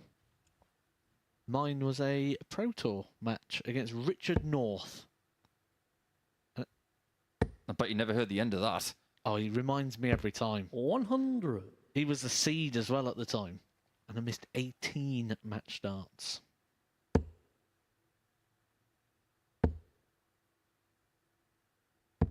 $98. So you're destined to play against him in a final sometime here. Oh, absolutely. Treble 19 would have left in double 18. 53. And after all those missed starts at double, 170. Białecki could actually find himself behind. 15 darts missed at double 55. in the first 3 Sebastian legs. requires 60. Albeit the fact he hasn't had a shot at a double in this leg yet. Now he does. Watch this. First dart. Game on the third leg, Sebastian Białecki. Always the way. When you go on those runs where you miss sizable amounts, you just get it with the next one and think, where was you? Game on. You wouldn't think it, though. He just doesn't show any weakness or any strength. That's why I think he's a Terminator. 100. He takes his emotions, he puts them in a lockbox, and they only ever come out if absolutely necessary. 63. I think a lot of dart players out there would really benefit from having the same outlook as Sebastian. He plays well beyond his experience and years. 100. If I'd have played with his mentality, I would have saved myself a few quid with the Darts Regulation Authority as well. Rumour has it you used to have your own 57. car parking space at the offices.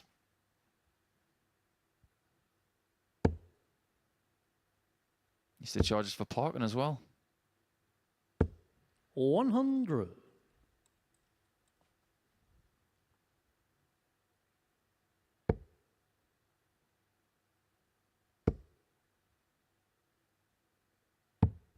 Sebastian is the most regular Polish player here at the MODUS Super Series. We have welcomed Sebastian Steyer in the past. Haven't seen him for a while. Polish darts has been on the up recently, but it wasn't last night with Krzysztof Ratajski losing at the World Grand Prix to Gerwin Price, but that wasn't a surprise, losing to the former champion. 84. I wonder if there's going to be any surprises 118. before the end of this session, or indeed tonight in our darts or the World Grand Prix. Plenty of darts for you to watch. Hope you can join us from 10 o'clock to see how the likes of Mark Hilton, Jelle Klaassen, Andy Bolton, Alexander Merckx finding his way into Group B. I wonder how big that's going to be. 140. Jeff requires 60. We can see from Białecki how uncertain a Group C can become. Game As this match goes level, he's playing a debutant here in Jeff Murray, and it's level game once again. Fifth leg, Sebastian to throw first. This is the point Game on. where if Bielecki can win, or Jeff Murray can win this, they're both in the same situation. They both won the first 3 games. Once you get to that point where you win 4 out of 4, the last game 85. becomes a bit of a bonus because you've done what you'd set out. Any player coming here would be happy to do 4 from 5.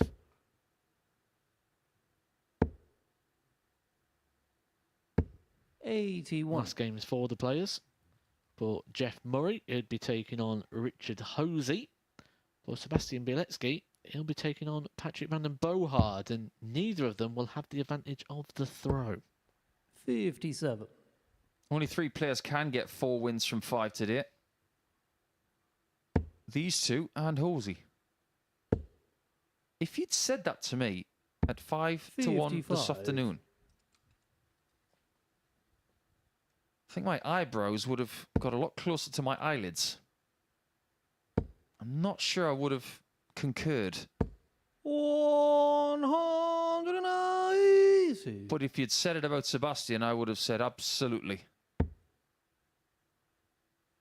You look at what he did overall in Group A this week. 60. He averaged 87.29 and was 30% in his doubles.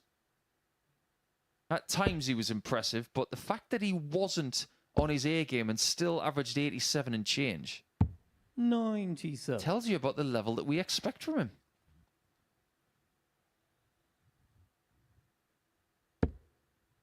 Do get the feeling that he's saving his best for the end of the week. And he's going to 60. need it. Sebastian, you require 82. 79 left with 2 darts. What does he want to do here? That's okay. Just lay up for tops. 42. And come back next time and get it. That's where doing that is really smart. Some players would have gone for treble 13, hit a single, leave 66, then you go for a treble 10 and you leave 56. 99. Then you've got to burn a dot to get to a double, Sebastian, whereas you require Bielecki there 40. does the right thing. Although he's made the double top a little bit smaller. Game shot on the So he fifth goes to leg, the other side and gets a Sebastian 3-2 Bielecki. lead.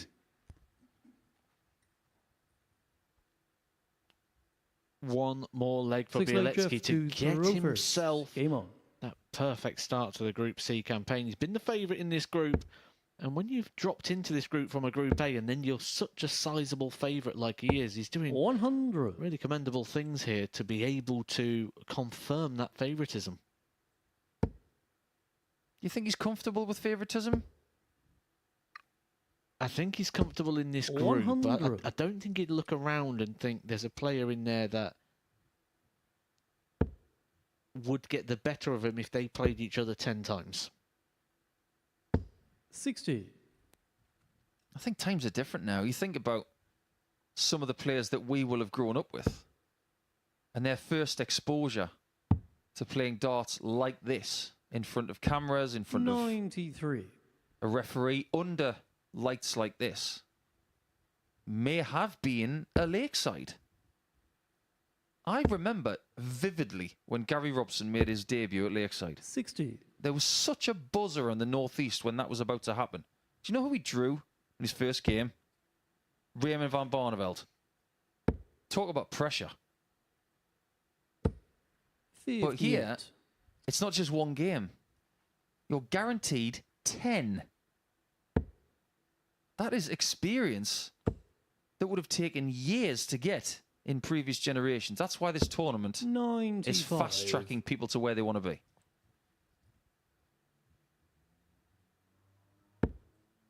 And that's why when people get to an Ali Pali, they're able to produce the game that they 60. produce anywhere else. You've got the Euro Tour as well in between supporting. Well, look at Danny van Tripe last year. He was playing here with his good pal, Jeroen Mierk, who had a really good end to the last series, by the way. 45. Danny van Tripe did not qualify for a Saturday night, but he used the experience of playing on the stage, and he went and beat Steve Beaton on the Ali Pali stage. 138. This is going to have to be some sort of skin saver. So Bielecki has a chance to stay undefeated and to be the first person to 8 points in Group C Sebastian, here in Week 9. 52. It hasn't been vintage, Game, but it is a win. And the match, Sebastian Białowieski. It was only the second leg of the contest where he struggled on the doubles, but when you consider how many darts he missed, 20% is actually not that bad in the end. 4 hits from 20 and an average just a shade over 80. We can forget about the numbers because it was all about leg 2 that dragged everything down, but most notably, it is 4 legs to 2 to Sebastian Białowieski.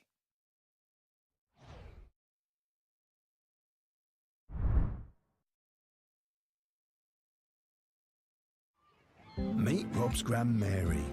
She loves nothing more than a day at the seaside. And an ice cream. And Rob, well, he wouldn't miss it for the world. By taking time outs on his account, he's making time for moments that really matter. Winner. Setting it up is simple. Choose from days to weeks at a time, or customize it. When you play safe at Bet365.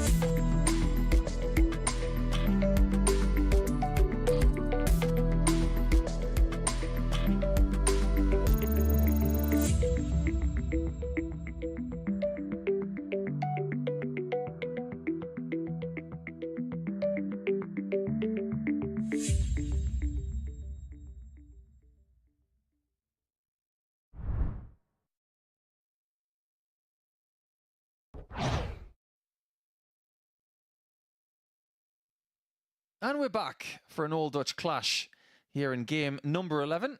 We're in the middle of round number 4. And this is round number 4 in their head-to-head this week. Willem Mandigers is on a miserable run of defeats. He'd love to snap that streak right now. But what we do have guaranteed in this fixture here is somebody getting their first win of the day. Both Mandigers and Patrick have failed to yield. Game on. 4 legs in one match so far here on Thursday afternoon. But as for their head-to-head this week, Patrick has won all 3. 4 legs to 3. 100. 4 legs to 1 on Tuesday. And 4-0 yesterday. So not only are the performances daily 95. getting worse for both players throughout week 9, but the margin of victory for Patrick has improved day on day. Well, looking on the bright side for Willem, it can't get any worse than 4-0, which was yesterday.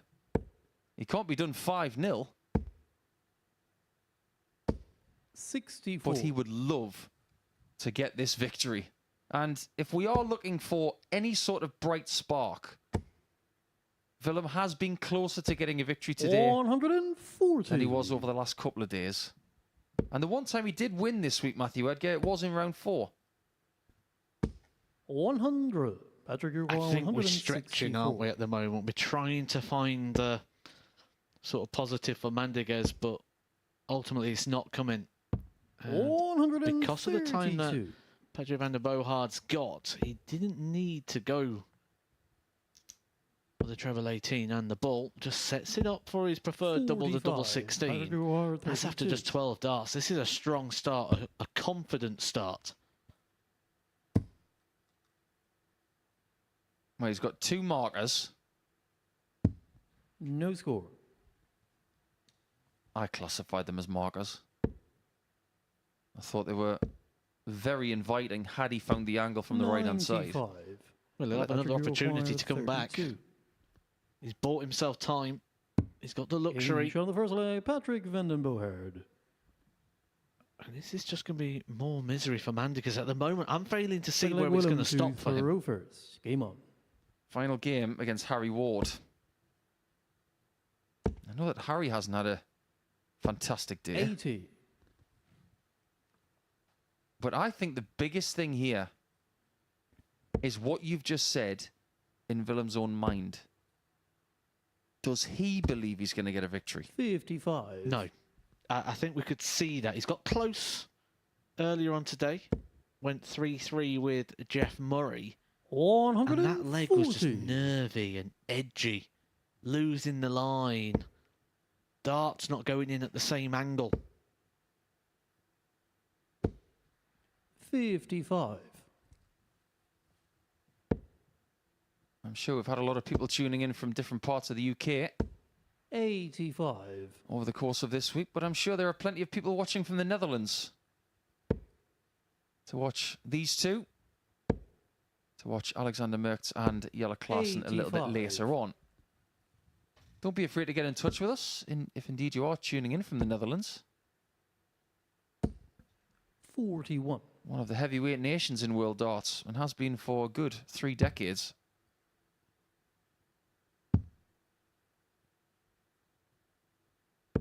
$96. Willem, you require 155. We have seen this finish this week from Luke Littler. 83. That's worked out pretty well. You can't just get confident as well. It's impossible to do that. 95. The only way to get Willem, you confidence require is to build it. 72. One brick at a time. 52. That would have been the first Patrick, brick you in the require wall. 115. Confidence is a process, as they say. 18 for tops. He only just got that in the little 18. 75. Willem, you require 20. Is he going for the treble? Well, he's done it the last couple of days. I don't get that shot at all. 15. Patrick, you require 40. But there's nothing controversial about this one.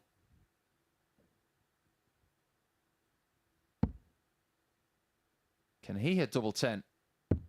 Game shown the second leg, Patrick can. Vandenboerd. And that is quite a lot of legs in a row against Willem Mandigas, because he got Third leg, 4 Patrick yesterday to throw first. without Game on. response. On Tuesday, he won 4-1. Seems to have Mandigas on a plate.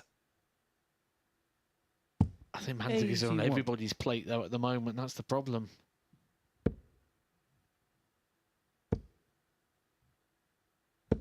And at which point do we have to say that we feel quite sorry for him, because this is supposed to be an enjoyable, challenging experience. But there have been plenty of people in this position. 100. Jack Waring was here and he won, what was it, 1 game from 15 in Group A? 55. Yeah, he struggled through his week, but he got really good at the very, very back end of it, didn't he? The last couple of games, he sort of made a bit of a statement. Maybe that's what we're going to see 140. again from Mandigas. Yeah, I think there was a time where Jamie Lewis was playing in Southampton as well, and he couldn't string a win together for a 40. period of days. I think that's the only thing going through Willem's mind at the minute. I just want to get one more win. He genuinely 100. doesn't care who it's against.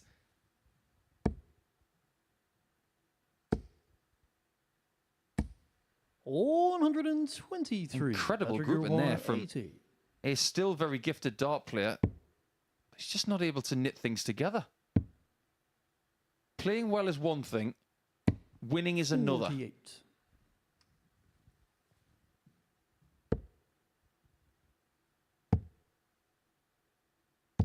He does hold that dart all the way to 43. the back of the Patrick barrel, Uruguay, doesn't he? With a 32. lot of thumb on it.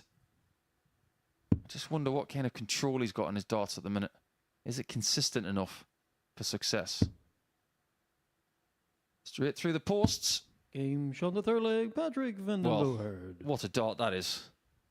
Yeah, I thought that was becoming a bit of an impossible dart, to be honest. I Fourth thought leg, the Willem flight to would have throw been in the first. way Game on. rather than the barrel. Gilding beating Anderson, though. 123. No, nowhere near that one. That one caught me out. I think it caught a lot of people out, that one, last night.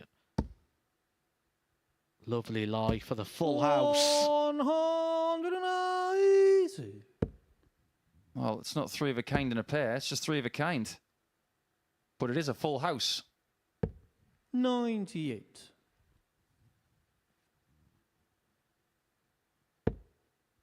Can he get it done 4-0 once again for the first 4-0 scoreline of this day and this group? 29. Mandigers might have something to 84. say about it.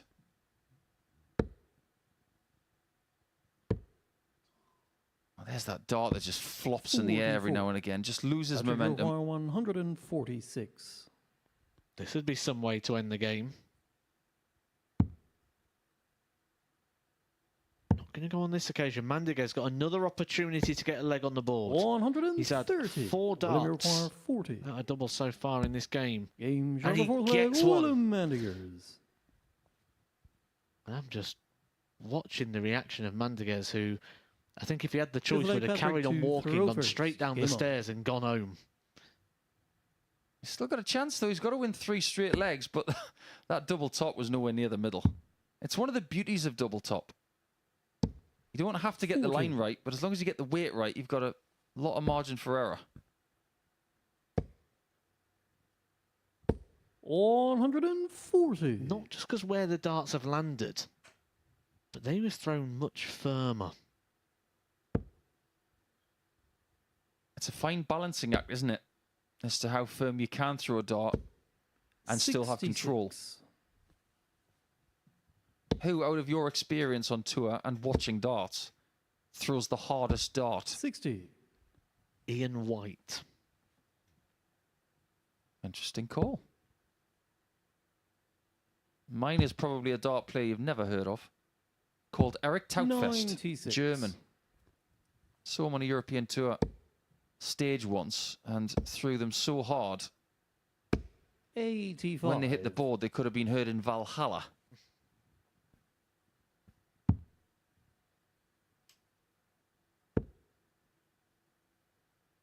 Simon Whitlock throws them pretty stiff, doesn't he?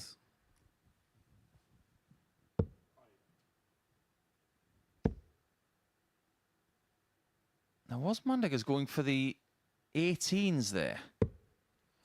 35.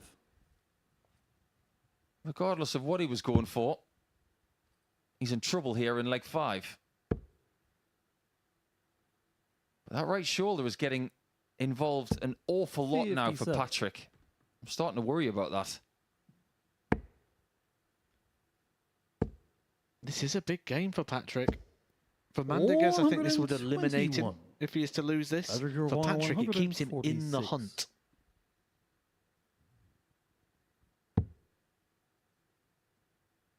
Here's the only person in this group who has won a week here before.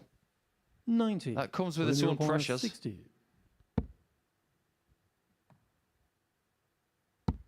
Game There's nothing wrong with his double top shooting all of a Mandigers. sudden. That's a break of throw. Could you imagine if Mandigers breaks this run of defeats by Six leg turning Willem round to a game throw he was first. 3-0 Game on. down in? Funny things have happened. Just remember back to the 2012 World 43. Championship semi-finals where both Whitlock and Wade were 5 sets to 1 up and both lost. Remember the world match play? Andy 57. Hamilton, Simon Whitlock. He won the last 9 legs, didn't he, Andy Hamilton? 81. So this is a much easier task than those examples. Even James Wade Scott Waits at the Grand Slam final. 8-0 up, wasn't he? 100. I think he might be 9. Imagine losing from 8-0 up. 60. Hard enough to be 3-0 up against Kim Huybrechts at the World Cup and losing 4-3. Still hurts, that one. 95.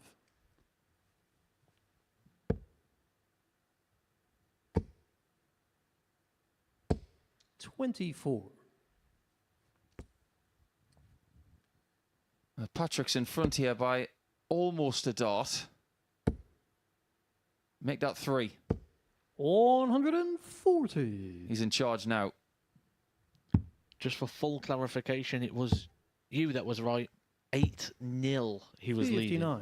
Patrick, you require 109. I'm sure that'll get mentioned a few times over the next month before the Grand Slam starts again in Wolverhampton.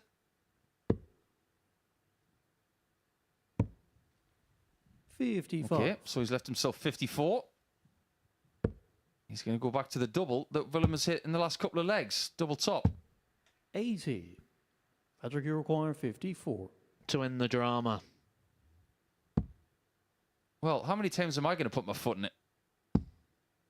Double 9. Game, shot, He's and just a dipped match, his bread. Patrick Vandenboer. It is a 4th win over Willem Mandegers this week. And unfortunately for Willem, that's now 16 games he has lost in a row here this week. But really important for Patrick to get on the board before he plays his final game of the day against Sebastian Białowieski. That's going to be a big game. When we've played game 12, Harry Ward will take on Richard Hosey next.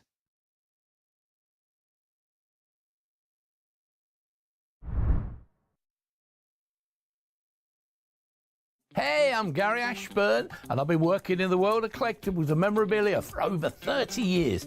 I'd love you to join me every Sunday night at 10 p.m. for Collectibles Guru, where we showcase awesome items from the worlds of sport, music, TV and film. You'll hear the stories behind the genuine signatures and get a front row seat into the world of sport and showbiz. So tune in every Sunday night at 10 p.m, only here on Sporty Stuff TV.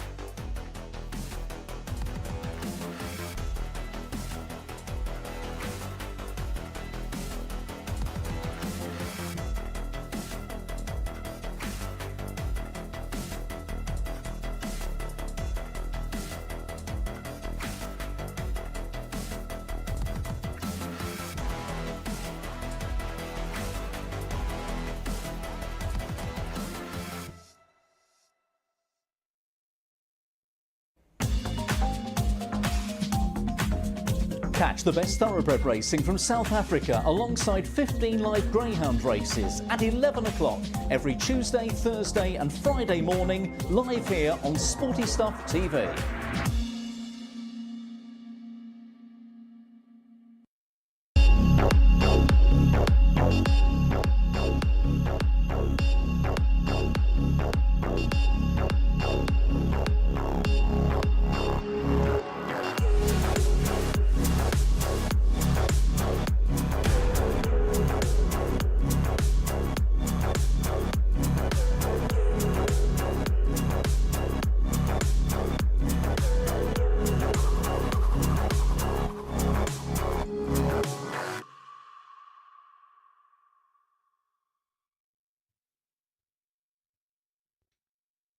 Okay, end of round number 4 coming your way right now, with Harry Ward up against Richard Hosey. Mixed fortunes for these two today.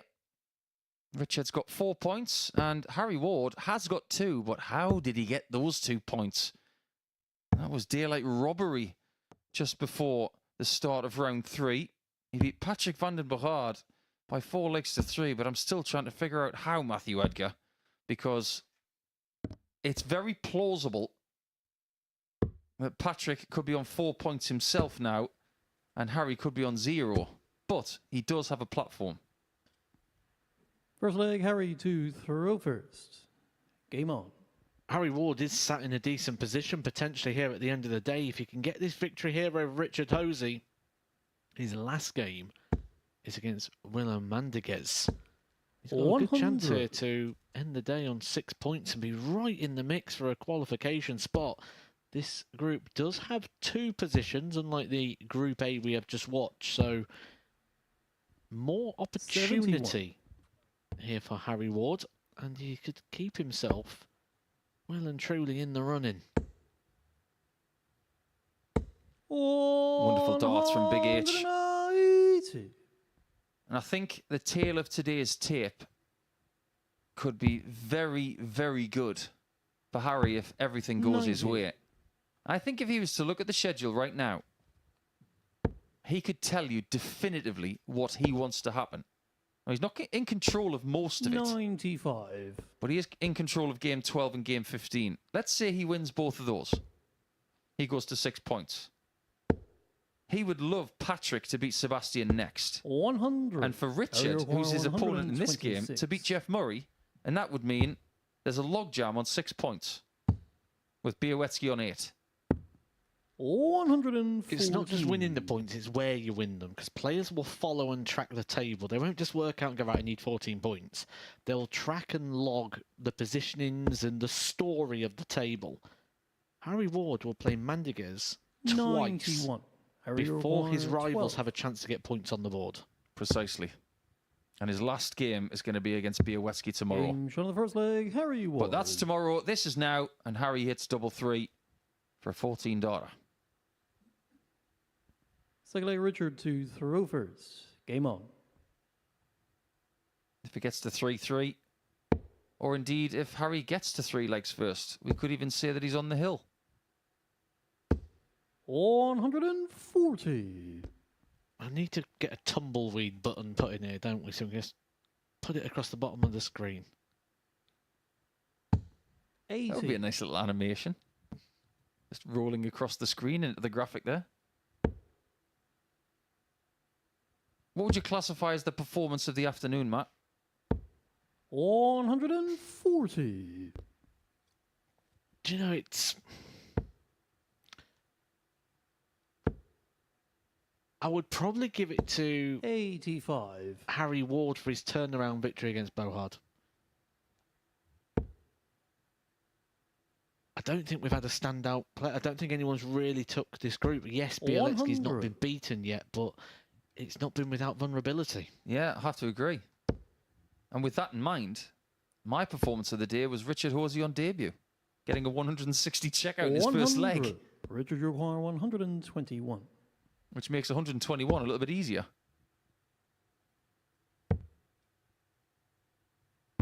89. That's okay. Good quality in this one so far.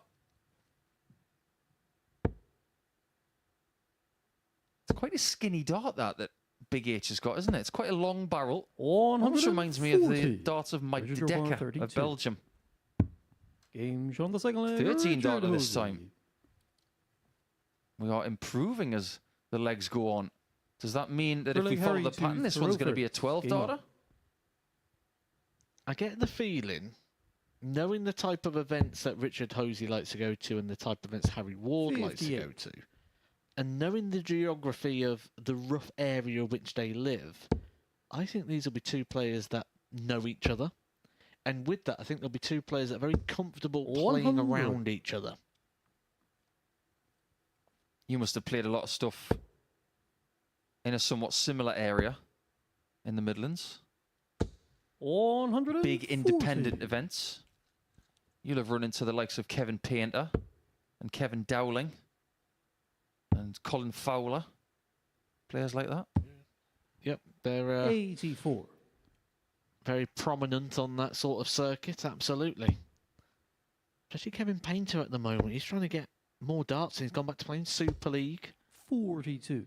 Was even contemplating going to Q School so he could get Oh, on was he really? to get on the challenge tour. Oh, he's doing a Floyd Mayweather, is he? 58. Cheeky. I think he's just teasing us. Time will tell. I think there's going to be a lot of Q School 81. chatter over the next couple of months. Oh, absolutely. One player we know who is going, Harry Ward, he confirmed it to us earlier on today. And he said he's a better player than he was when he had his card last time. And 79. I think he was making the World Series. He won a Pro Tour. Played on the Alexandra Palace stage. Well, if he wants to get through Q School, he's going to have to get through 2 100. stages of it.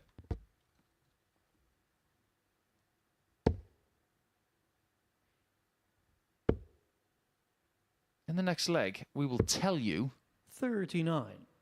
who Harry O'Connor, Ward beat 80. en route to that Pro Tour title, if you aren't aware. He's missed the 20 there. He was just a bit 40. too Richard flippant O'Connor, with that second dart. 141.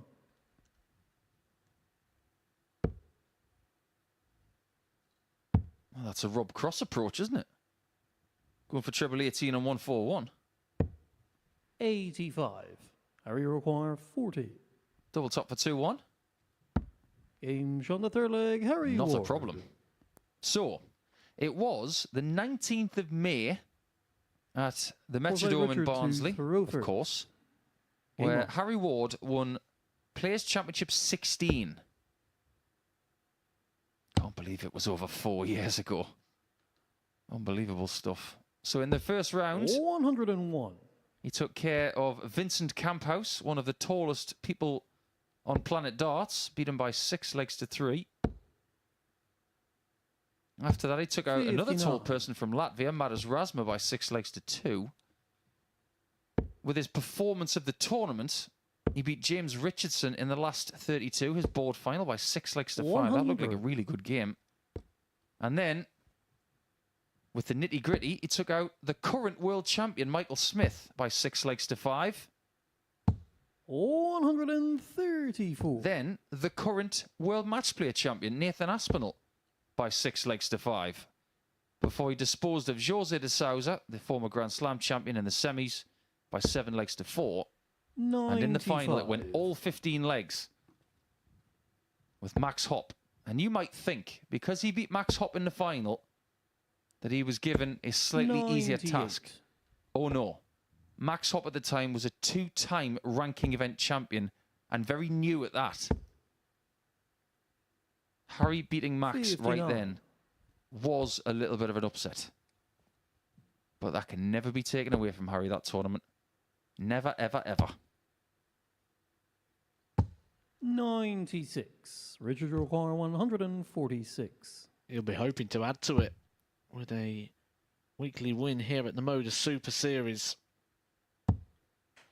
He'll be hoping to add to his box of ton-plus checkouts. 80. He's already given Harry us a O'Connor, 119 and a 150.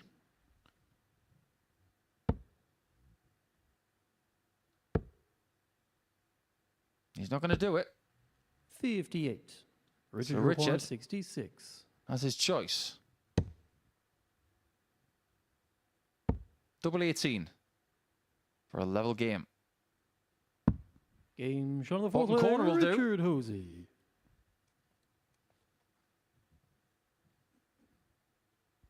Fifth leg, Harry Strikes me as the kind of player Throw that's first. really Game hard on. to get rid of. He's not going to do anything that is incredibly flashy. Hit a lot of maxes. 43. He's going to be the kind of player that just sticks around and waits for his chance and picks your pocket.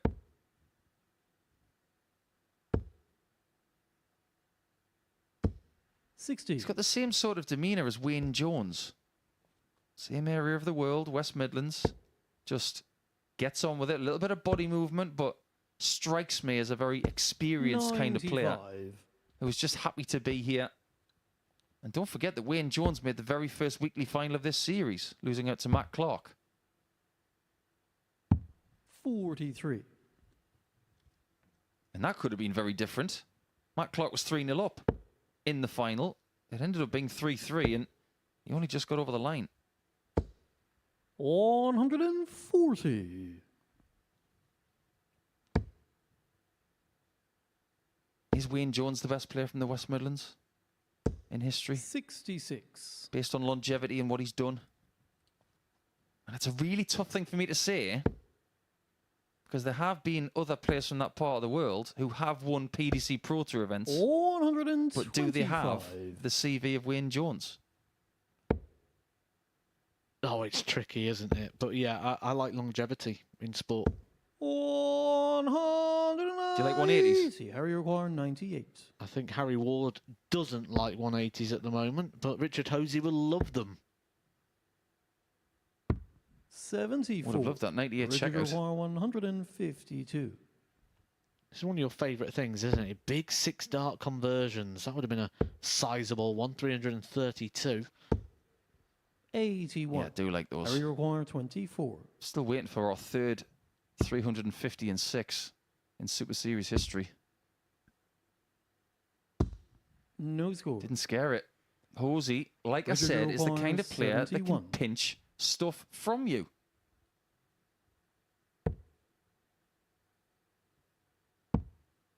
Double top. Game There you shot off go. his flag, He's that Richard kind of player. Hosey. And even Harry knew in the background he was nodding as soon as he was going for tops. 6 leg Richard to throw first.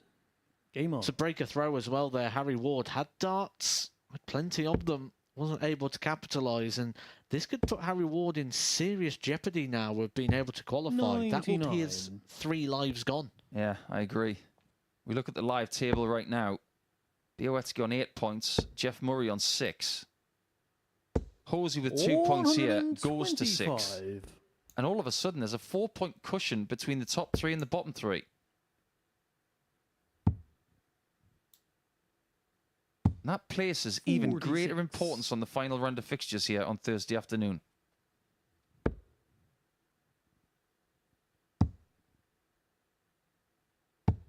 $84. I know it's a stupid question, but is Harry Ward displeased with how he's played today? Absolutely. For 134. someone who's been playing as much darts as he has and been enjoying it the way he has and playing as good as he feels he has been doing, when you come here and you're asking yourself and you're 140. demanding that performance but it doesn't arrive, it can get very frustrating very quickly. 105. This will be some way to save your skin. 52. Like I said earlier, he's at a 150, but this one's not going to be planted. But the seed has been planted for victory by Richard. 112. Richard, you require 117. He's 3 out of 3 on doubles. Is he 4 out of 4? 97. He almost was. Harry, you require 40. He has survived a match start. Game shot on the 6 leg, Harry Ward. And he ends up taking us all the way. He missed opportunities to have made this a little bit more 7th and final leg, drama-free. Harry to throw first. Game on. But maybe he's just a guy that loves the pulse racing. You know certain things in your career you just never forget? 40. I remember my first ever Q School game when I lost my card. It was against Harry Ward. And I thought to myself, 57. one thing I promised myself is that I would leave my ego at the door. And I did. And I thought, okay, there's a lot of people in here, still want to make it through. 100. Looked at the draw, Harry Ward, and I thought, oh, this is going to be so hard. I managed to beat Harry. Next round, Nathan Aspinall.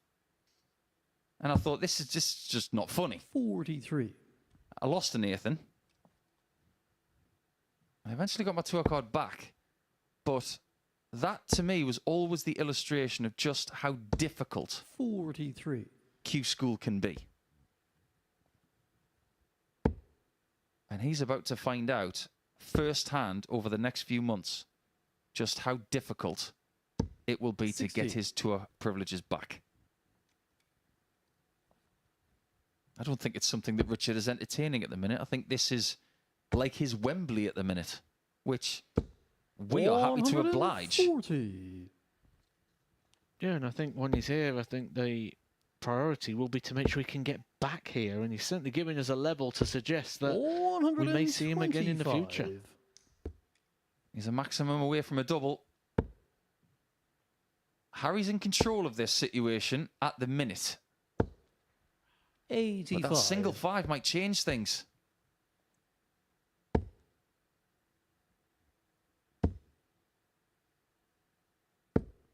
Oh, that 40. is cruel. Harry, you require 9 times out of 10, 93. that nestles underneath and leaves him 116. The one time he gets a deflection off his own flight was when he was close to pressurising his opponent at the end of the match. Game But the end of the shot. match comes And the anyway. match, It Harry meant Ward. nothing, and Harry Ward gets a really valuable 2 points there to get level with Richard Hosey in the table.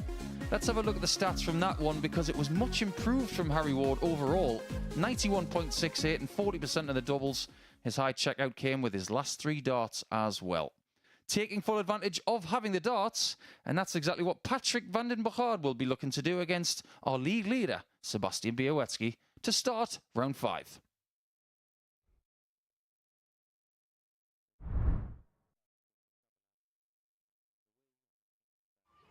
Meet Rob's Grand Mary.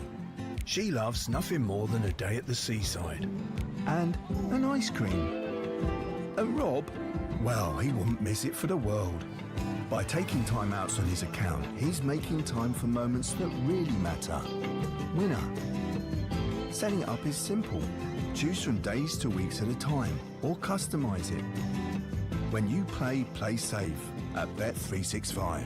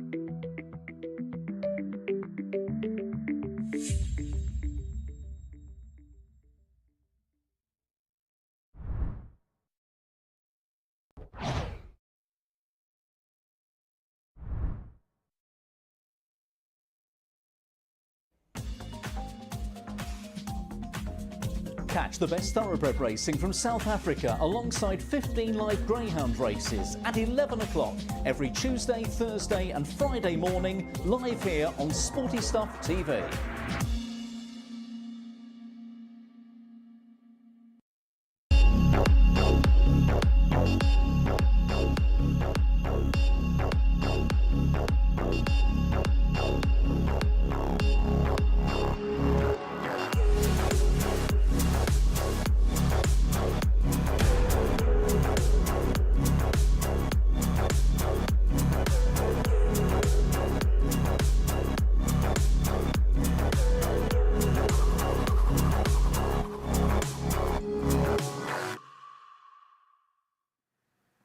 Welcome back to the MODUS Super Series. 3 fixtures left to play, and Sebastian Białowieski is looking for a full house. Top of the table after winning all 4 of his matches so far, including a win against second place Jeff Murray in his last outing, and now he takes on the Dutchman Patrick van den Bogaard, who's only got 1 win so far today in the pair's final fixture. And talking you through it, it's back to Paul Nicholson and Matthew Edgar.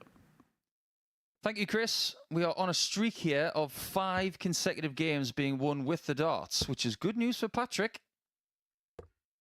Having said that, throughout the course of this week, we have had streaks where people have won against the throw. We might just have a streak starting here on Thursday afternoon, because it could be 2 consecutive sessions where someone is undefeated. Yesterday, Luke Littler was 5 from 5. He's currently having a day off, probably playing FIFA. And the celebrations tonight for Sebastian Białowieski could be similar if indeed he was to beat Patrick here. It's their 4th meeting of the week. I'm getting ahead of myself. And as it stands, Sebastian is 2-1 up. 82. But it's worth noting as well that Sebastian Białowieski has been the best version of himself so far today.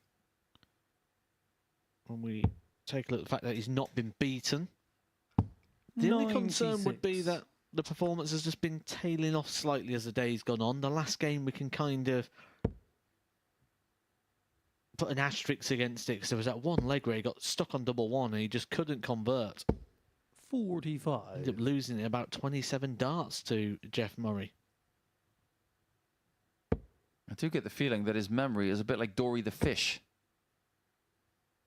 Anything that happened about 30 seconds ago is completely cast out and not remembered. And as a dart player, that's a great quality to have. As for Patrick's day, 85.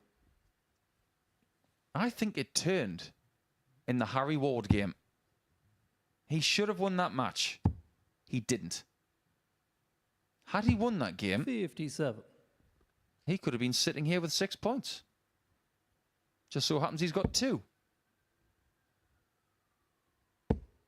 And it's the exact opposite of Monday as well.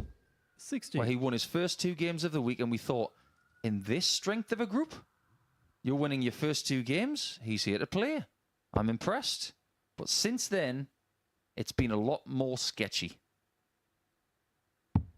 44.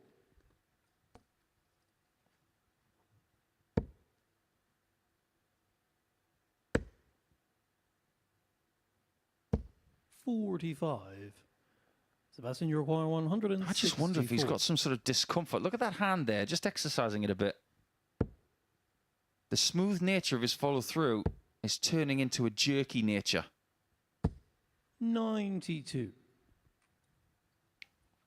Hey, you've been mentioning it all week that there just appears to be shot, and there's lift in that. That was a loop. Playing a lot of darts in this week 84. isn't easy. Sebastian, you require 72. He's in the midst of his 20th game of the week. Just goes to show that with Białecki's technique, it can be easier, it's smoother. There's less jerk or lift, as Matt would say, with that right shoulder. Second leg, Sebastian, to throw. And this young man has got an engine. You could say to him, play here this week and do 50 games. I think he could do it. 96. And I think he'd enjoy every single one of them. He strikes me as the sort of person that if you said to him, right, you can play darts 7 days a week, all day, he'd say, thank you very much. He's not the kind of person who is a positivity hoover in the practice room. There are players like that. I'm not going to sit here and say that there aren't. But Białecki is very professional. He just turns up, does his job and leaves. 140. Before anybody gets in touch, no, I'm not going to tell you who a positivity hoover is.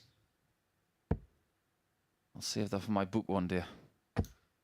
I've got a feeling, though, a lot of people could guess and probably be correct. 128.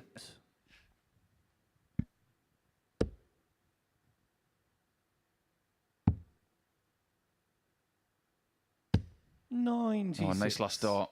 Leaves the finish.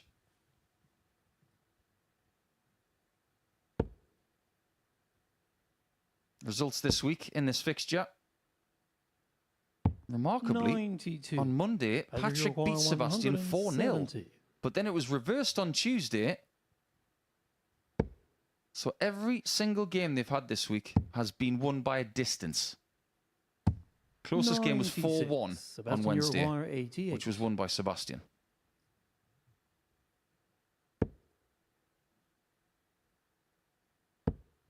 It's 7-7. Game And it doesn't get any cleaner than that. It's 2-0. He is really eagle-eyeing this possible 10-point day. Third leg, Patrick to throw first. Game on. It is Thursday, game number 5. So we've seen Sebastian Białecki now for nearly 20 matches of darts. 91. And for the first time, I've seen him react to something. Yep, I agree. He doesn't give much away. Even when he was getting 170 checkout in leg 6 of his final on Saturday night with Andy Bolton in the last series, he didn't show that much emotion. Just goes to show how much he wants that ultimate buffer going into Friday. 78. If he gets this win, how do you think he spends his Thursday night in Portsmouth?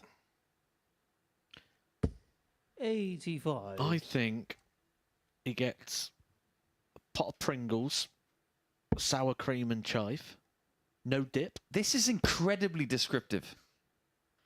the ham sandwich, 100. for which he has half the ham sandwich and he puts Pringles in the other half, so it's like cheese and ham and crisps.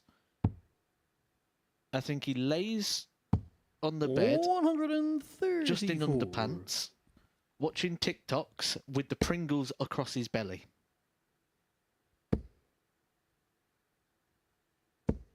You know when you ask a question and you don't expect the answer that you get? That pretty much sums that up. We've all done it anyway. They put the pot of Pringles laid on. Speak for yourself. 58. Patrick, you require 52. Sounds like a great night in. You forgot to put watching the Super Series later as well. Watching potential rivals for Saturday night. 16. Well, this Sebastian, you require would really hurt 128. Patrick's chances. And it's alive. I'm not going to say it's dead. That's a bit morbid. But the chance is off. 88. Patrick, you require 36. This is a key moment in this game. Games can turn or they can be lost on moments. Game shown the third leg. It Patrick would have van felt den like Boer. that was a moment that could have been a loss there for Patrick van den Bogaard, because Bielecki would have come back for a double breaker Fourth throw. leg, Sebastian to Instead, throw first. one Game dart on. polishes it off. And he goes back to the table, dart at a time, just killing that little bit of waiting time. I like to see this from 100. Patrick, because despite the fact he's down towards the bottom end of the table, it shows that he still believes. I've got a question for you, and it's nothing to do with Sebastian eating Pringles. Of all the referees we've had 45. here at the MODUS Super Series, who's the best player? The referees. Justin, isn't it? Justin plays county. He plays 85. County A for Hampshire, doesn't he? He's very useful.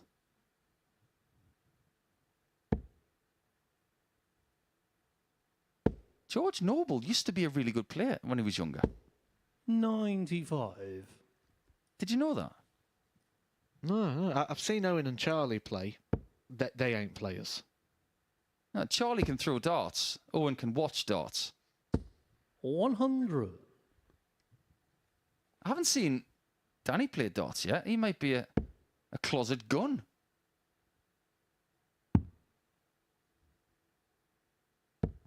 $57. Fine referee is our Danny. Danny does play. I believe he's going to the WDF event in Ireland next month. He's going to Killarney. Lovely place. 135. Absolutely stunning. Just outside of town. As soon as you go into the Ring of Kerry. Oh, my word. You might not find anywhere more beautiful on earth. 96. Sebastian, you require 81. Well, if he is going to Killarney for the Irish Open, we wish him the best of luck. Could be something that Sebastian's interested in too. 38. And the defending champion is here later. Jelle Klaassen.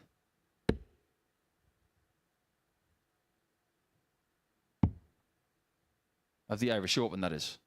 The defending champion of the Super Series is already through to Sebastian, Saturday. you require 43. Double top this time.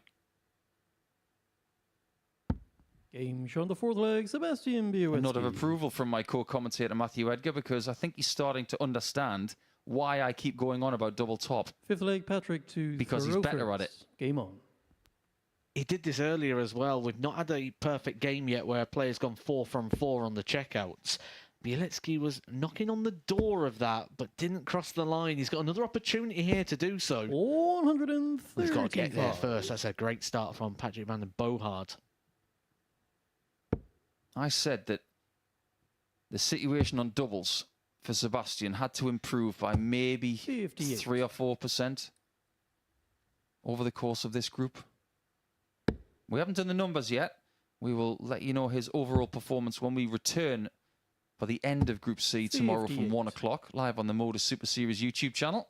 And then at 3 o'clock, we will join our friends at Sporty Stuff TV again but we'll give you the overall stats of what people have done over the day, 96. scoring-wise, doubling-wise, and all of the different things like big finishes. But without looking at the numbers, it feels, with the exception of 44. one leg, that Sebastian has been more lethal today.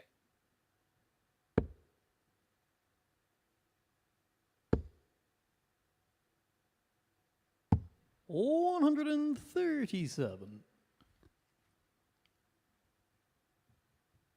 This is a massive improvement in terms of the results from Bielecki. He'll be disappointed to be in this group. He would have expected to be in a minimum Group B when you're here for the 58. week. That means he finished in the bottom half of the table. But when you talk about him being a Terminator, Terminators don't care about where they finish in the table. They just keep doing the same thing. The only reason he's in Group C is because his leg difference was -5 compared to that of Alexander Mertz, who was all square. So it's 5 legs difference. That's why he's here, and that's why Alex is there a little bit later tonight. But he has taken that 86. disappointment. Sebastian He's Europoint, absorbed it 70. and used it as fuel to win day one. One more shot required for a perfect day. 30. Patrick Europoint, And misses out on the 120. perfect game on the finishes as well. And missed start at the double for Bielecki. Will he return? Yes.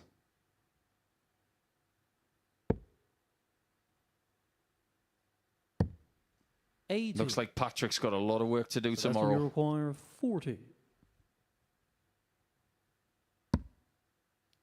Can't ask for a better guide. Or two. 20. Oh, he had it surrounded. Patrick Hardest one to Europoint, win 40. or to hit is the one that wins the game. Takes his time. This has worked for him more often than not. Game shot Oh, he's got the old Willem Mandiger's bottom left trick shot going. We'll be calling that the Six leg Duran Sebastian tomorrow. to throw first. Game on. He pops them in the corners of the goals. You'll be hoping he hits that corner for penalties. If you need them. No. 93. 6-0. You think Aston Villa are going to win 6-0 tonight? Yes. If that comes in, you're a genius.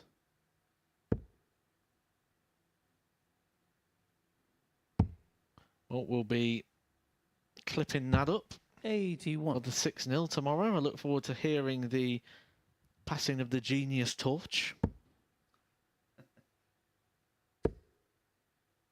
Just wonder if 42. those 3 misses at tops have dented the confidence of Białecki a bit. Because the game could be done. His day could be done. He could be en route to the bed in the Pringles by now. As said by Matthew Edgar. 40. Sour cream and chive. I'm glad that you're so specific about that. I don't really know what's so important about that. Come on, he's from Eastern Europe. It's going to be paprika. 54. Just seems to be loosening up the shoulders a little bit. Maybe a bit of tiredness kicking in. I wouldn't be surprised to see that because anybody playing 20 games of darts in 4 days, it's going to be difficult. 60. And you have to put in practice time as well. And it's not just putting him in, it's putting him in at peak performance with concentration. It's not just throwing darts and having a chat. It's playing with 40. purpose. Can be taxing both physically and mentally. I'd say probably more mentally taxing.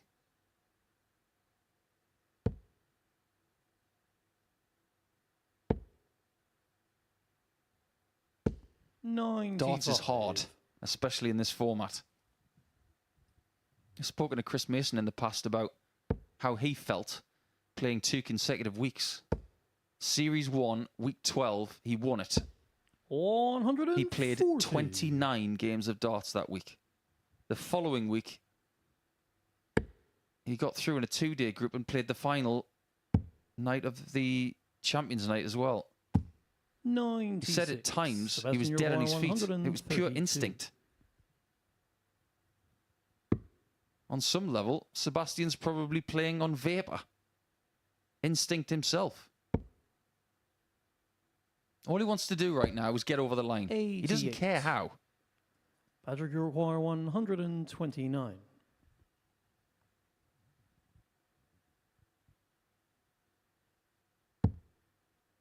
He cannot take this out from here. So Bieletsky, who's mismatched darts already, should be looking at 2 more.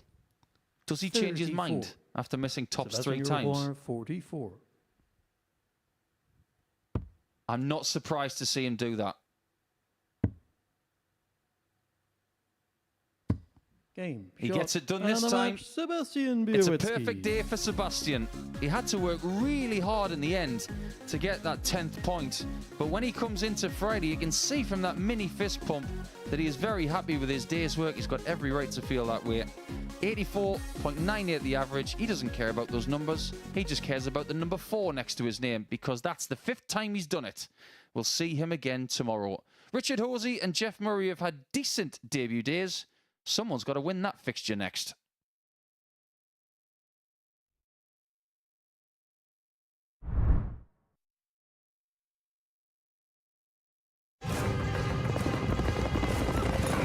It's the final straight. Your horse is challenging for the lead. Victory is so close you can taste it. This magnificent animal giving everything for his jockey. And in the last strides, your horse is beaten. Fortunately, with Coral, you'll get a free bet up to £10 if your horse finishes within a length of the winner. Available every day of the season. Coral.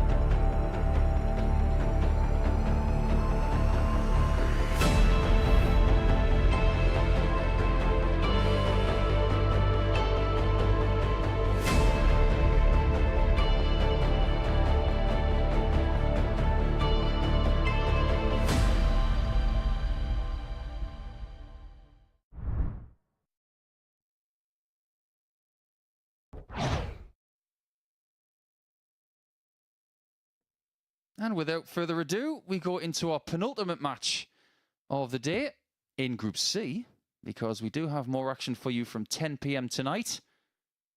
Virtue of Group B, which will be very exciting indeed, with 2 graduates from Group A and 3 new players for the week. But as far as new players are concerned, these were new players at 1 o'clock this afternoon, and we've learned an awful lot about them in their first 4 matches in this group. First leg, Richard to throw first. Game on. We may have seen them play in other arenas before, but their first time here at the Super Series. First impressions, Matt? I've been impressed. 57. It's always hard coming to something like this for the first time.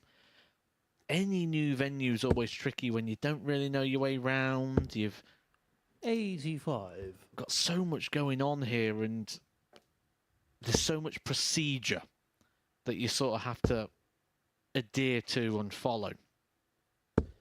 100. When you see Richard Hosey coming out and hitting a 12 darter on his opening leg with a 160 finish. Jeff Murray winning 3 matches so far. One of these 2 is 140. Well, we could actually even have both of them still in the running here. If Richard Hosey wins, they both leave on 6 points. Both of them will still be well and truly in the running for a qualification 100. place. If Jeff Murray was to win, he's going to end the day in a qualifying place and with a little bit of a cushion. Which makes this game 85. very important for the complexity of the table for Friday.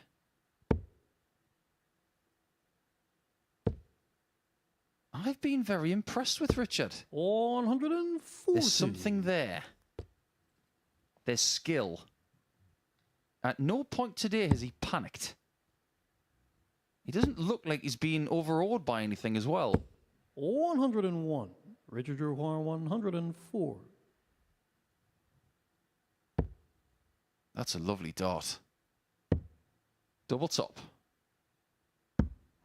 Oh, it's the wrong one. We've seen two darts over the last hour or so hit the bottom left corner of tops, but this time it goes too far. That is pulled left as well, meaning no shot at bullseye for leg one. 50. He did have some earlier trouble on double 15 in the day. Same result as before. But this time, he's a bit more aggressive on dart 2 and it doesn't pay off. Jeff, you require 40. Did he throw that in an attempt to bust it? I think he might have. 20. Richard, you require 6. Oh well. He's got 3 dots at a double. That's the bright side. I think my face was very much similar to that of Richard Hosey there, because that one blocked it and you saw him come across to the left, maybe a bit too far. And Murray, 3 more darts. 10. That's the problem with Richard, that trajectory 6. and that lie. You hit that top wire of that double 5, it's very hard to find after that. How does he find this? Now, there was a risk of the game being like this, wasn't there? 2 debutants who have put in a lot of hard work in their first 4 games.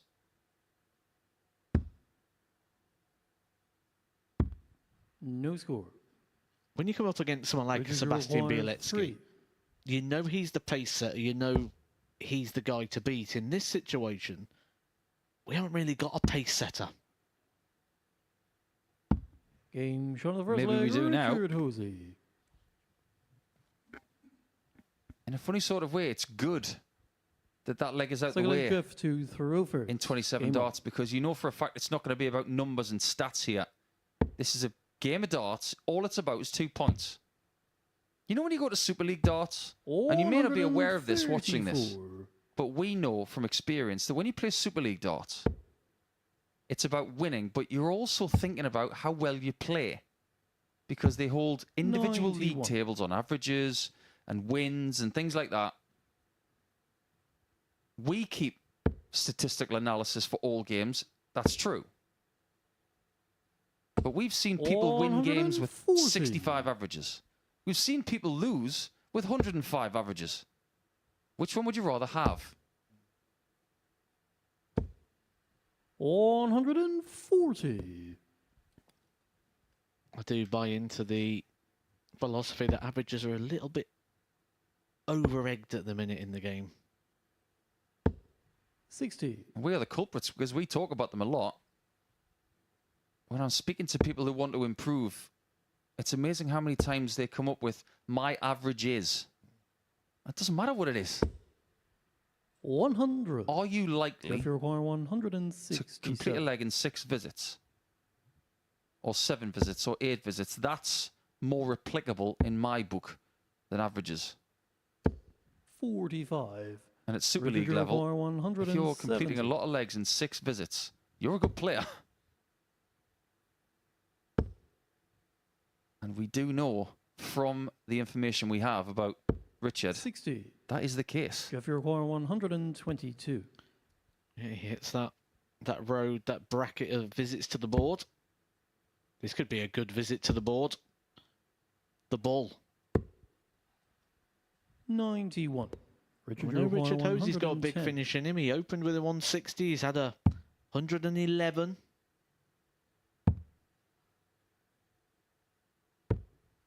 50. That's about as much of a smile as we've had out of him today.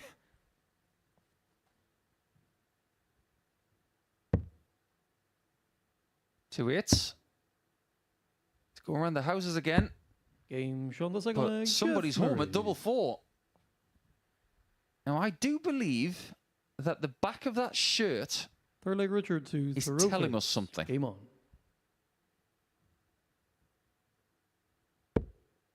I have it on good authority that Jeff Murray's favourite game 135. is something called Bloodborne. Hence, that very sadistic looking blood-coloured 81. character on the back of the shirt.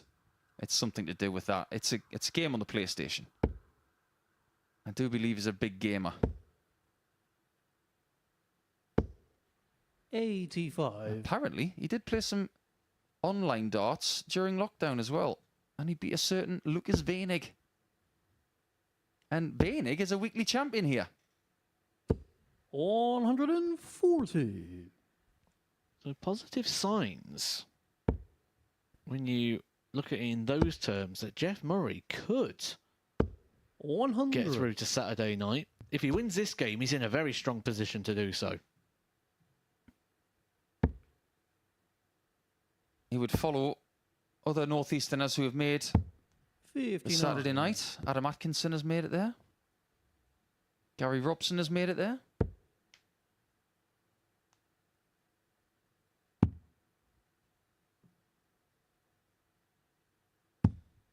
$53. Rob Grundy recently won there, got himself a place in Champions Week. He's going to be tough to beat as well. I'll be fascinated to see which group he lands in 60. when it comes Richard to Champions Week, because the 128. top 6 averaging players from qualifying will get Group A, which gives them a double chance. Bullseye for Richard. Game on the Another third big leg, finish Richard there to Hosey. add to his collection. That's just as impressive as the other two. Fourth leg Jeff to throw first. Game on.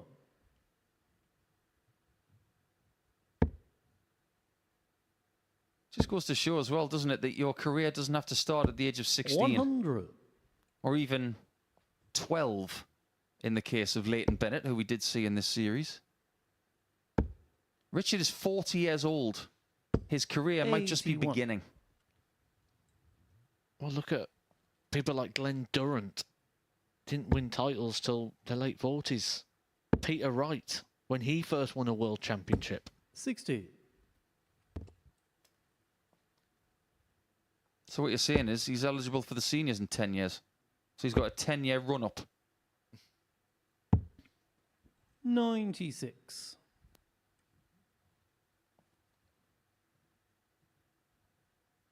What do you make of the technique of Jeff here? Are you impressed by it? It's a little hunched. It's like he's lifting his 123. shoulders, which will just make it a bit flickier. There's a word I didn't expect to hear today. Flickier. 69.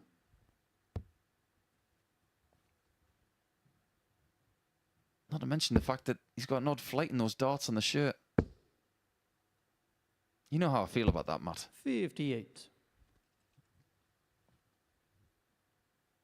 Yeah, you like things to match up. Yeah, a bit like what we've got from Richard here. Everything's the same. 39. Most dart players would Jeff, you're concur with that. 160. But at least the darts he's using, they're all the same. Everything's got uniformity.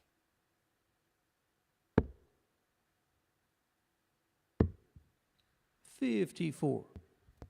He did say that Jeff has taken out some good shots today, as Richard has too.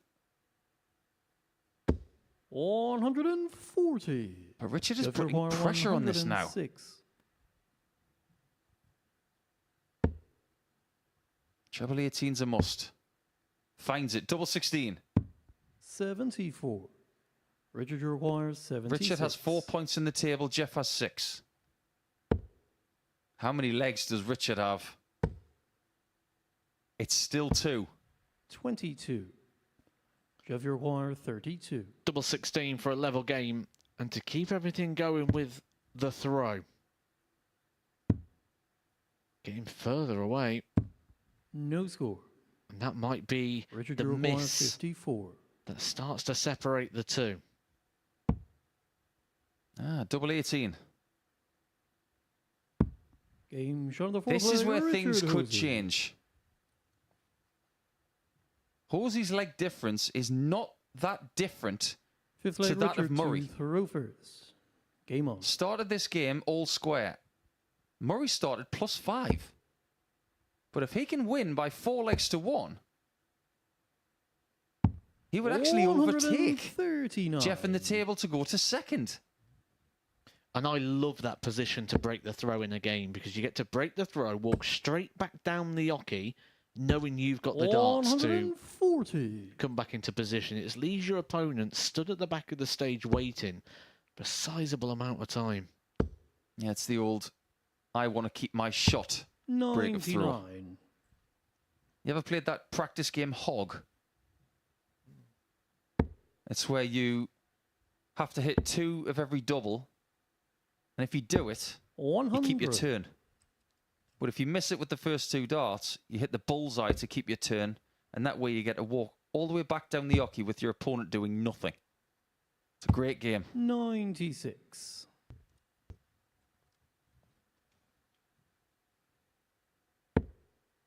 By the way, there's another rule in that game because it's called Hog. If you hit the bull, you've got to make a pig noise. 55. Richard, you require 100. That was a rule made up by Mark Webster, by the way.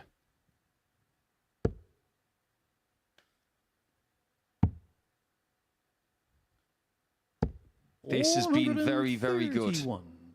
I know the overall average is only over 81, but all you got to do is be better than your opponent. He's double 18 away 43. from 6 Richard points 36. on his debut day. Double 9. That's a mishap. No score. But if you're going to have a mishap, have it when your opponent's got 163. I was going to say, it's the business end here for Richard Hosey, where I think he's played his best darts. Look on the bright side, Matt. At least he's busted it right this time. He hasn't left double 42. 3. Richard, you require 36. He's got it right this time. And a match, It's a great Richard first Hosey. day for Richard Hosey. 6 points from 10, so that's 3 wins from 5, and a leg difference of +3. Jeff Murray will finish on 6 points with him, and only 1 leg behind. They will face each other tomorrow in game number 2 as well. It'll be interesting to see who wins that battle. But before we talk about tomorrow, let's finish today with Harry Ward against Willem Mandigas, who is still looking for his first win since Monday.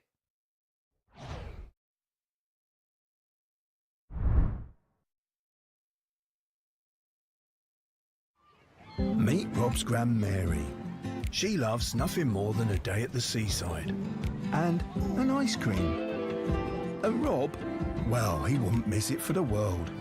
By taking time outs on his account, he's making time for moments that really matter. Winner. Setting it up is simple. Choose from days to weeks at a time, or customize it. When you play, play safe at Bet365.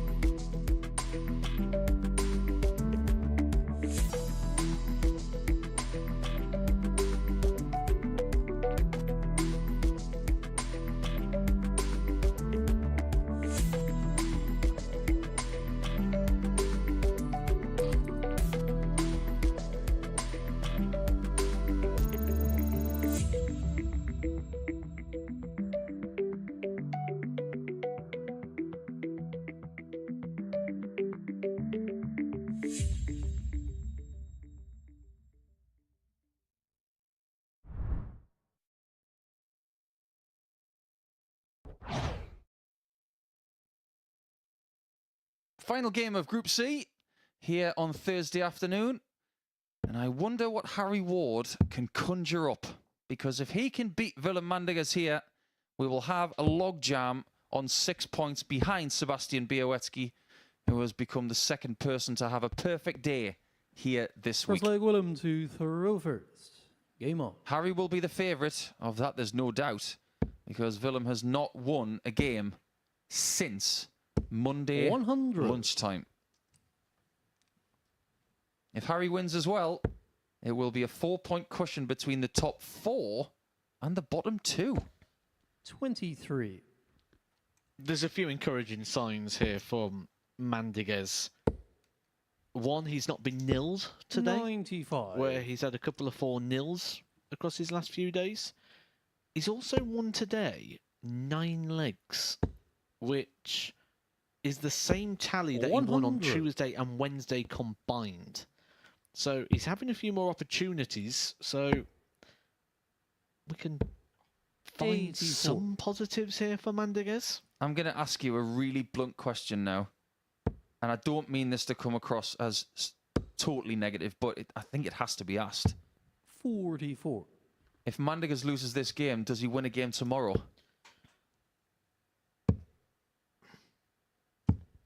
81. I think it all depends on how tomorrow would start. I think that's all it is. It's all about the start. If it starts slow, it'll be like 140. Here we go again. 141. You're saying his best opportunity of getting a win might be playing Harry tomorrow in the first game. 25. I don't think that's inconceivable. Well, Harry needs to give himself something to play for tomorrow, and to do that, you feel he's going to have to win this match. If he 58. doesn't, he's going to become a William cut adrift the top 116. spot, and he'll be 2 points behind Jeff and Richard Hosey, and one of them's got to get to 8 because they play each other first. Exactly. That's his issue. His strength of position 80. is that Harry he Maguire, plays Mandiguez now and 136. before Hosey and Murray play again. He must make the most of that by getting to 8 points before they play again. 85. If he doesn't, William Maguire, the rest of the day 36. will be a very nervous one. That's happened way score. too often. Harry So Maguire, unusual that 51. he's searching for treble 20s the last few days, and when he doesn't need one, he finds one. Game And Big shot H reverse punishes leg, him. Harry Ward. That is just how Willem has been rolling. Second leg, Harry to And this throw is where first. Game on. I think this is a big test for Harry Ward, because he sees exactly what Willem is going through. 35. If there is one criticism to be levelled at Big H, it's that he's too nice. It's spots like this where you've got to have zero sympathy for your opponent. And if he can do that, 84. then I think he has grown as a player and as a competitor. You've also got the question here, though, of when you're playing a game you feel you should win. Not that you could win, that you should. You are the big favourite, like 43. Harry Ward is here. Sometimes it actually makes it a bit harder. It does. I'm sure you've been in that position yourself. 83. That's how I can speak from experience on that. I remember being a massive favourite in a UK Open match. And I've never been so nervous in my life. 58. I can see it as part of a World Cup match for Australia, when I played Manuel Valerio of Gibraltar in a singles game, and I thought, 99. I'm on a hiding to nothing here, because if I lose this game, it's all on me. And Manuel's got no pressure on him. He's expected to be levelled by me. 140. And I only just won the game. And the crowd were with him. Of course they were. And my celebration was wiping my brow with relief. 47. It was a horrible, horrible feeling.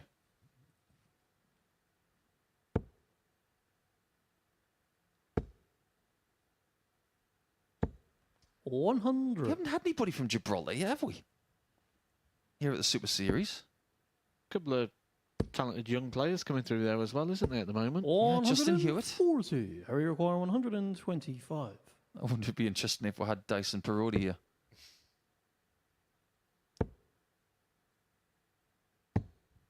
'61. William Maguire, 48. To get off the mark, he needs double top. Game shot the second Nothing leg, wrong with Willem that. Mandiguez. And that's a breaker throw. So Third leg, Willem to technically throw we'd be first. saying Game on. he's back with the advantage and should be the favourite, but according to the in-play markets, he's 5-2. the other young player, Craig Galliano. I think if we were to get those two Gibraltarians here, it would be really interesting to see what they could do. 137.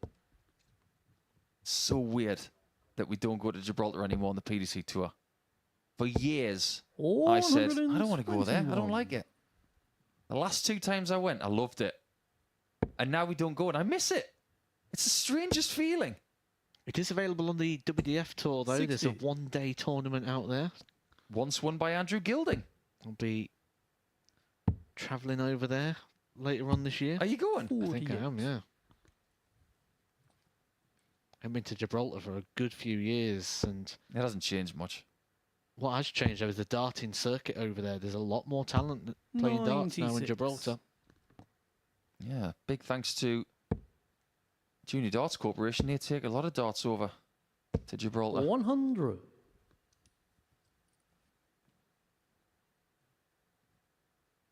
It's a nice place to go for plane spotting. Because the runway just cuts through the island. It's right through the middle. And that's what Harry's got to do here. He's got to find the middle. 121. Harry require 132. That's a nice guide. Let's find out. 91. I think he was doing the right thing there, trying to hit the flight. He just missed the mark. Speaking of the bullseye. Yes, it's the bullseye. 35. He obviously wanted to leave double 16 instead. 41. Big moments for Harry Ward in this week. Game on the That's a lovely Harry finish Ward. that from Harry Ward. It's not all about the big 150 finishes like he took out earlier on, or Fourth leg, Harry the to 119s. Game on. Sometimes those little tidy finishes, the 41s, 42s, where you just do it in 2 darts, they're what build and grow the confidence. 66. One of my practice routines is a game of levels. You do scoring and darts at tops and bulls and treble 19s, but the 5th level of that practice game is to hit a 41 checkout, a 61 checkout, and an 81 checkout in a row. And that's how the practice ends. 100. It might seem quite easy, but it's not, because you've got to get them all in sequence. And if you miss one, you go back to the beginning. 100. It doesn't just build a good throw and good confidence. It actually builds resilience as well, because you might have to go back to the beginning and do it again. And that's what you have to do in darts. You don't get a leg, you have to go back to the beginning and try again. It's a game that requires self-discipline.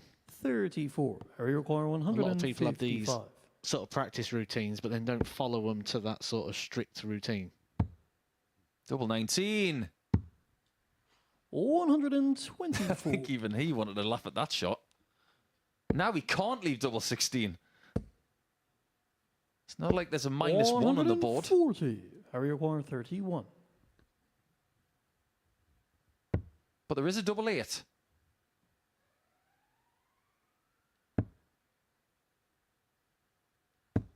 $15. William required 87. Couldn't get 67 in the previous leg. Can he get 87 on the bull? 38. This time he misses high and right Harry again. requires 16. But again, opportunities present himself for Mandiguez. Game shot on That's the the only fourth one leg, he's going to Harry get in this Ward. leg, though. Harry Ward puts himself a leg away from the match. A match that is vital Fifth leg, Willem to throw first. to Game Harry Ward's hopes of getting through this group. Could lose some serious ground 58. in the league table if he wasn't to win this, but at the moment, doing his job quite comfortably. 135. Really warming to the task. A 16 darter, that last leg opens with a 135. 140. Looking to compound the misery on Mandiguez, who has got to 10 legs. That is the second best tally he's got this week. He had 12 legs 59. on Monday, just 3 legs on Tuesday, 6 on Wednesday. So 21 legs won. over 46. 15 matches in his Group A campaign.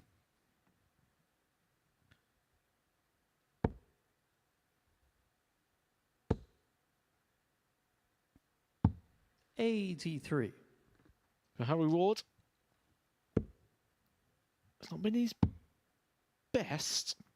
We know what his best is. His best is a 97. PDC Pro Tour title. But it might be enough to give him some hope and opportunity going into Group C's conclusion 60. tomorrow. William Require 160. So a 160 in the very first leg of the day. Richard Hosey. 100. Harry Debut a Require 12 darter. 164. But this would be some way to end the day. Harry Ward needs a couple of trebles.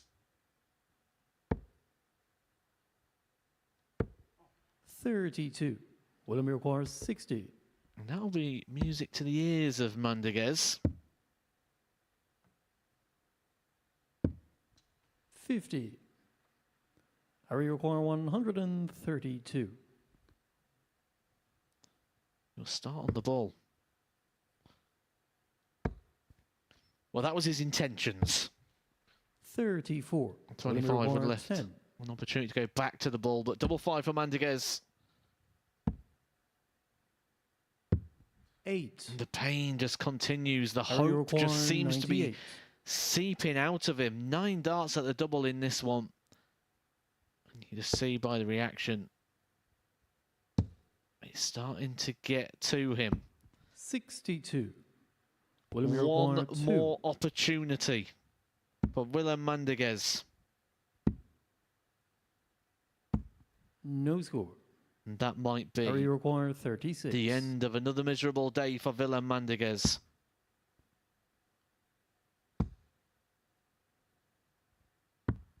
$27. William Require Well, 2. we go on.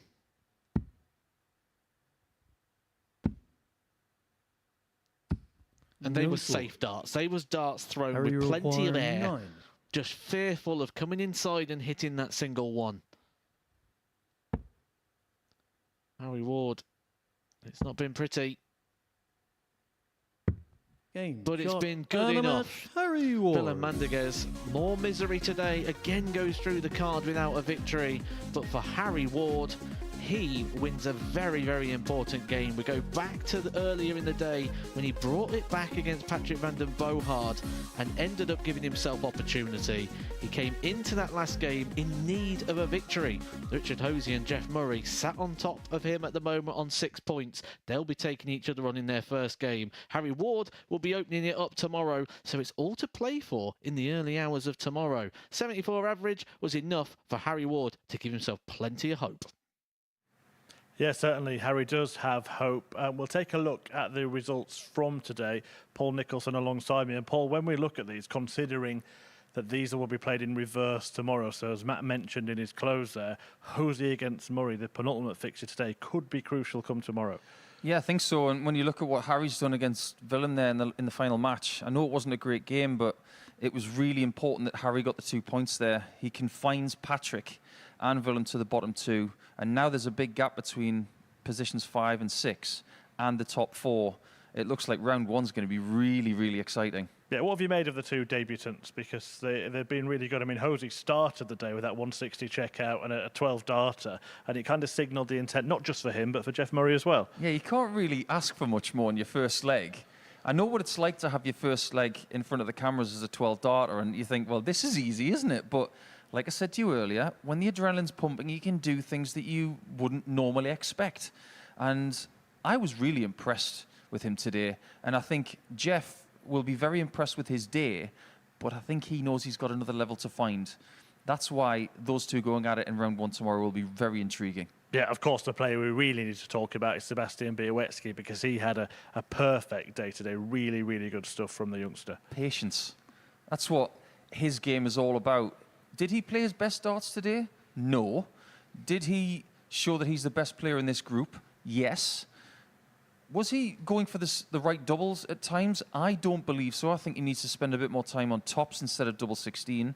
But as you just saw, a 156 checkout. He's got so much patience, poise, and this ability to just withstand bad legs and move on, because he lost a leg today to Jeff Murray that was 29 darts. And then the next leg, he just got on with it. And that is the kind of thing you need to do in this format. Confirmation of the table at the halfway stage in this group then, and Białecki, of course, is top of it. But not the fact that he's won all of his games, but the fact that nobody won 4 out of 5. So he's got a really good cushion, hasn't he? Not just from third place, which is important, but second as well. Yeah, don't get complacent, and you don't want to do a Scott Walters. I think we mentioned that at least once a week, where you win all your games on a Thursday, but I just don't see Sebastian faltering tomorrow. I can see him getting at least 16 points out of this group, which will win the group. And as far as I'm concerned, the fact that we've got a bit of a melee behind him will make it even more watchable tomorrow. Yeah, well, the story of the week so far is that Luke Littler has already made it through. He won Group A earlier this week. On the right of your screen there, that's the players that are in Group C. You'll see them all again tomorrow in this session. But tonight, some interesting names in Group B, Paul. Yeah, I haven't seen Mark Hilton play for a while. It'll be interesting to see what he can do. Yellow class, and we know what we're going to get from him. He loves playing here. It's not too hot, which means the conditions suit him. And he's explosive, which means Group B, with only 4 games per day, suits him also. But I'm intrigued to see what Jordan Brooks does bring to the table, because this is a really tough group to call. I've already said that I think Klassen and Andy Bolton make it through. As for the other one, it's up for debate. Yeah, Alexander Merckx against Jelle Klassen as well. That will be blink and you'll miss it stuff. But make sure you don't miss it. 15 matches fulfilled this afternoon, and we've got another 10 at 10 tonight. We'll see you then.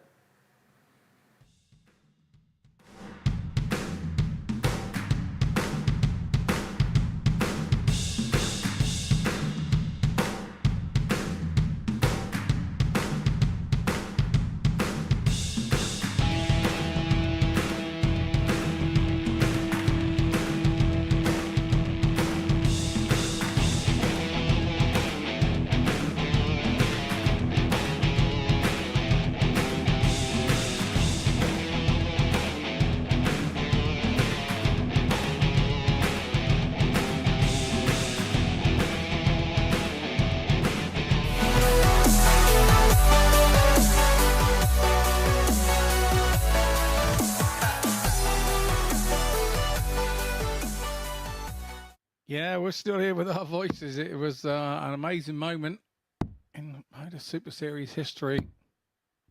118. First against Denny to throw first. Set the record average and lose the game. I mean, you know, it was 2 from 10 on the doubles for Pilgrim in that game, and that's probably the story of why maybe he lost. But 45. Yeah, fantastic one that sticks in the memory. That one for a while. And I'm sure it will do the 2 players, particularly Scott Taylor. We're winning it with 100 average. 140. Just watching the highlights back there. What a buzz it, gave just the commentary team here. Never mind the dart player himself, but it's going to be hard for him to sort of get back to where he was. But one of his strengths really is his focus and how calm and composed he is. And you need all them attributes when you're hitting 9 darters. But now it's back to, I think you take an 85 average in a win here. 99. We travelled, Daryl and I had travelled back together in the taxi back to the airport from one of the qualifiers for the Euro Tours, the associate qualifiers out there in Hildesheim. And he said he's got a 9 darter in him, that's for sure. He does them at home a lot, and he's got one that will be televised, and he's just sort of performed and done exactly what he told me he was going to do, a few weeks ago. No, it's a frightening, absolutely frightening what he's producing today. 180. There we are, 82. Already 2 180s in this leg. If you're back in 180s today, get in with a shout as Daryl Pilgrim looks at tops for the first leg. Game show on the first 12 darter. Daryl Pilgrim. Just getting better and better and better. And if you are gambling, please remember 18 plus, gamble responsibly. Second against Daryl to throw first. Gambleaware.org.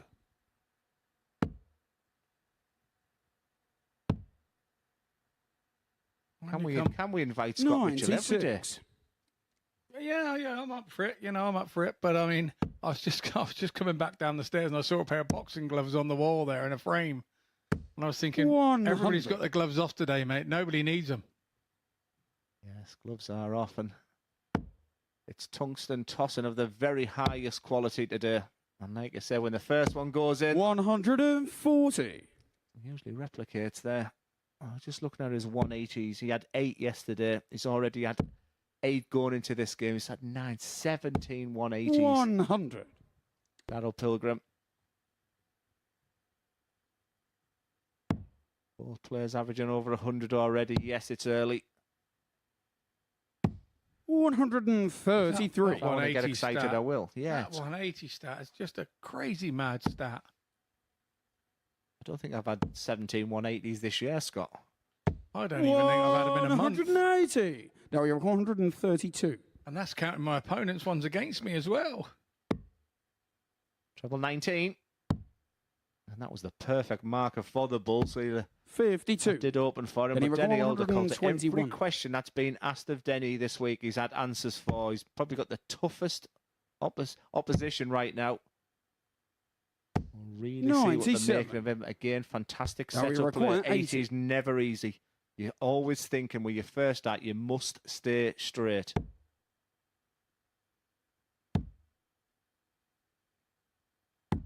Game shown the second. Straight as a die. Darrell Pilgrim. And that thing must be feel like the size of a house now. He's 2 from 2 on the doubles. He's hit a 9 darter and he's hit an under an 18 average. Feel like it's Look at Denny these to two going at first. it again. That double top and that treble 20 must look like it. When you've hit 17 180, it must be 97. It must be the size of a barn door. Series 5, Week 2, Group A. Records being broken left, right and centre. And compliment with a 9 darter from this man. You wouldn't know 100. by the look of him. Like I said, the adrenaline surging through his body now is how you've got to manage it. You've got to be versatile. You've got to be really calm and composed to be a dart player. To have 60. that 9 dart, then come back a game after. Like I said, this is a real testament to be hit to him against the top of the table, Denny Aldercoulter, and he's leading 2-0 and smashing the treble 20 bed still. 180.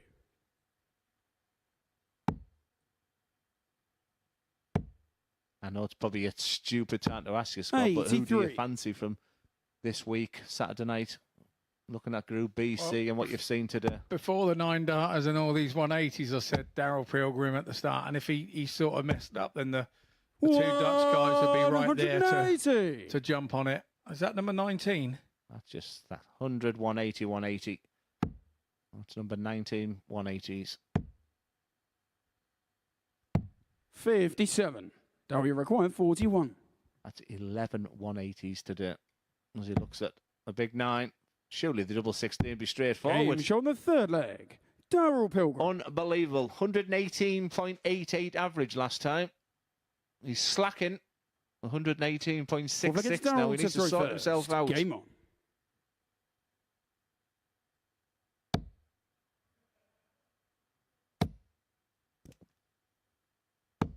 $140. And we've got to get excited right about now because he's only potentially 9 darts away. I mean, the highest record going into the MODUS Super Series history was it the opening 97. match in Southampton? Jason Asker with 118.44. Right now, Darrell is on the cusp. He's on the precipice and he's hitting the treble 20 bed. 131. Fantastic darts again. He's just shy of 121 average. 36. Are we going to see more history made here today at the MODUS Super Series HQ? 180. So, is he going to go for the ball? Surely. I mean, if we're going for averages, you just well go for the ball. He's set on 124.72. 100. Now we require 50. For the match. And record-breaking darts. Double 16.